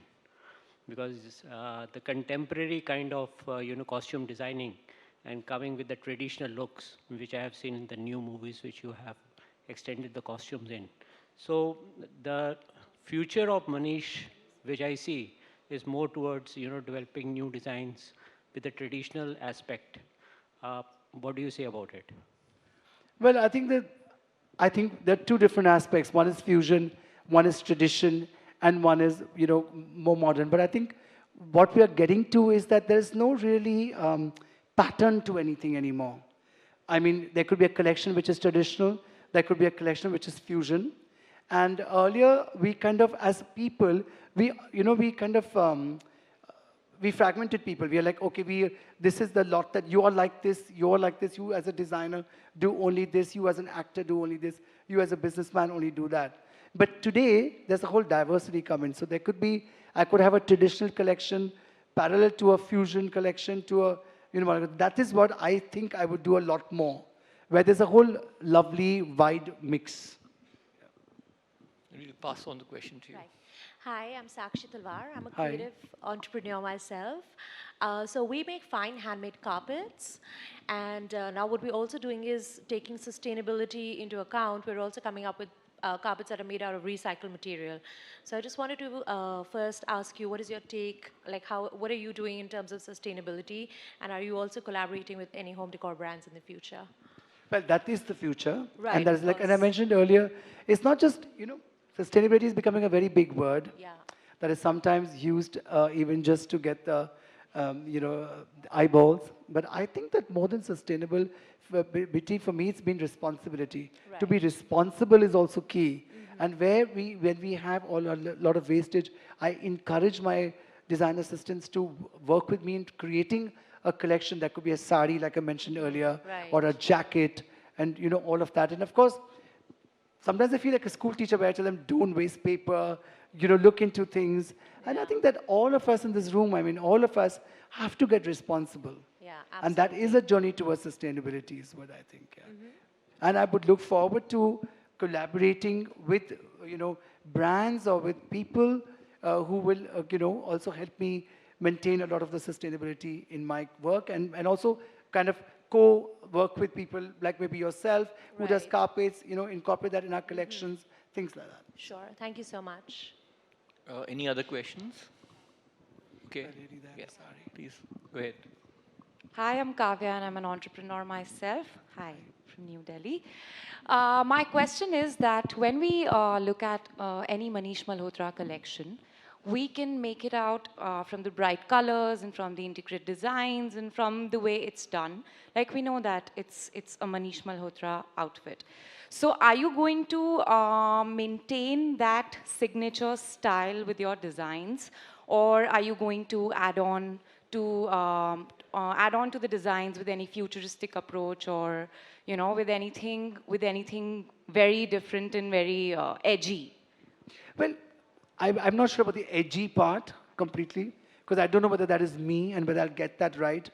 But I definitely do think that there will be a lot of newness, and as we go ahead, getting technology, getting different aspects. And I think that, like I mentioned earlier to the gentleman there as well, that there will be a part of a collection which is very me and very identifiable.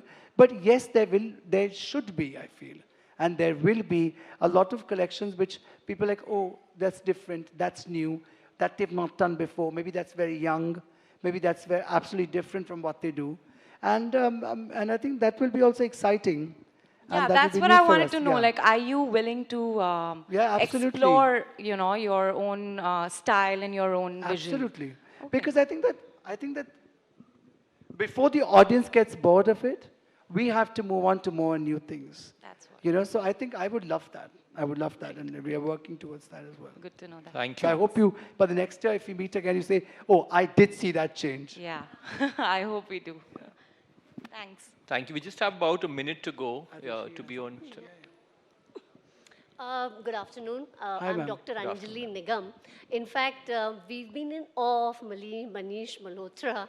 I've never been, I don't think affording a costume of Manish Malhotra is a very big, probably with girls it's, but then we've never thought about it. But seeing you here is very nice. And thanks, Thank E.T. you. But I want you to kind of think, we work on high-end social innovation, where we work on, injecting value gene with for slum children to keep them away from juvenile crime. And another one where we also create technologies for doubling farmers' profits.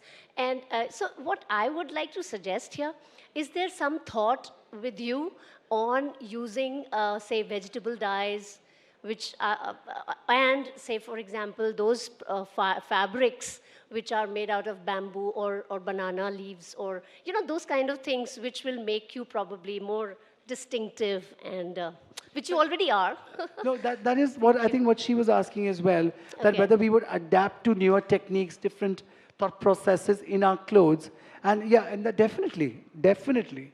In fact, I think so, and and it's most important. And also kind of, it gives your work and even your client who's coming to you constantly, has bought all what you've done, is looking for that change today. So, and for me as a designer or as a person, it's 30 years of movies, it's 15 years of my label, to constantly learn, to constantly explore, will be something that is the future for sure. Thank you, Manish, and thank you, all of you in the audience. We are on time to wind up with the session, and thank you for your presence today. Round of applause for Manish. Thank you so much. Thank you. Thank you. Thank you very much, Manish, and thank you on behalf of the audience for your gusto of redefining the dynamics in the Indian fashion industry. Thank you very much for your presence, and thank you, Mr. Anand, for driving the conversations there. Let's give the gentleman another round of cheer, everybody. We are gearing up towards a fine evening, and we see two stunning men on the stage there. Thank you very much again. And in the meanwhile, please hold on, because we need your opinion for the last set of 3 questions in the poll. It's going to be sharp and rapid, so please be with us as you've been since the morning. And of course, there is something that's awaiting you as well, but that comes right after the poll. So stay with us for that announcement. And thank you again. I've been looking forward to, in fact, see Manish live, and that really happens. So pleasure hosting you. And thank you from the Economic Times there.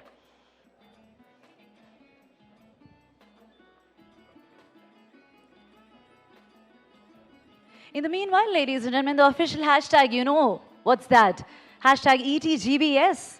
Now you've seen all the celebrity figures along with the real life heroes since morning. So make sure that you're tweeting, talking about it on social media, and of course, capturing all those pictures, talking about sustainable fashion and everything new that Manish has announced as well. So that could be very topical. And on that note, thank you, gentlemen, once again. With that, my console team, please be ready with the questions, and we need your presence. Please await. Please be with us. And let's have the first question that's being flashed on the screen. Well, I have to tell you, there's a high tea waiting for you, but that gets opened only when you answer these questions. So question number 1 is, which is more important when it comes to sustainable fashion? You have just 3 options: ethical, eco, or fair trade fashion. Please choose in your options that you have just regained after your lunch. Please welcome Raghav Gupta in the house. Raghav, are you here? Great. Did you have your lunch? I did. Okay, you were waiting for their attention. All over to you. Here's the mic coming. I think he's mic'd up already. I'm mic'd up. Yes, thanks. Am I audible?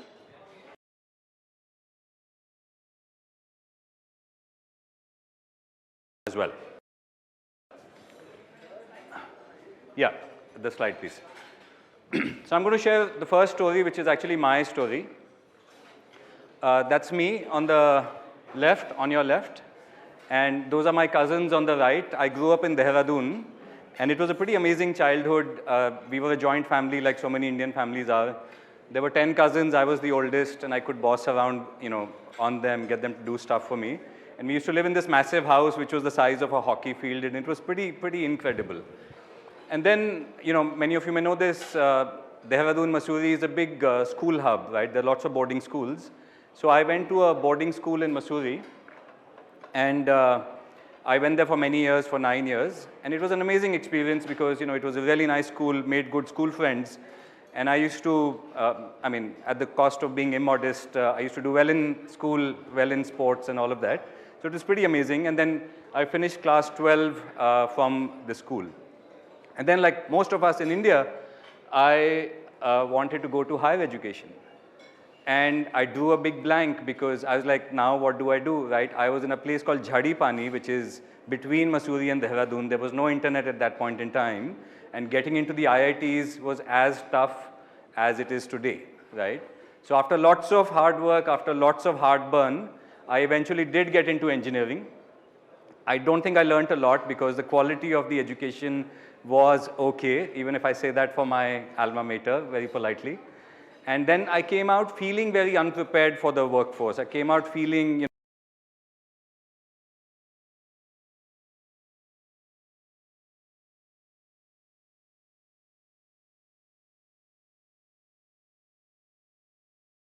Is something that you really need to answer, and answer honestly at the same time. Quickly, after which we wrap up and enjoy our high tea as well. So it's been captured, and let's have a look. I'm expecting a yes. Great, but there are no's as well. All right, points taken, opinions valued. Ladies and gentlemen, we hope that as much as you enjoyed the focus sessions, we enjoyed your focus on the sessions as part of ETGBS. Ladies and gentlemen, a loud round of applause for your own self. This is from the Economic Times to you. Let's have a round of cheer for your fantastic, very participative and engaging presence, ladies and gentlemen, inviting all of you.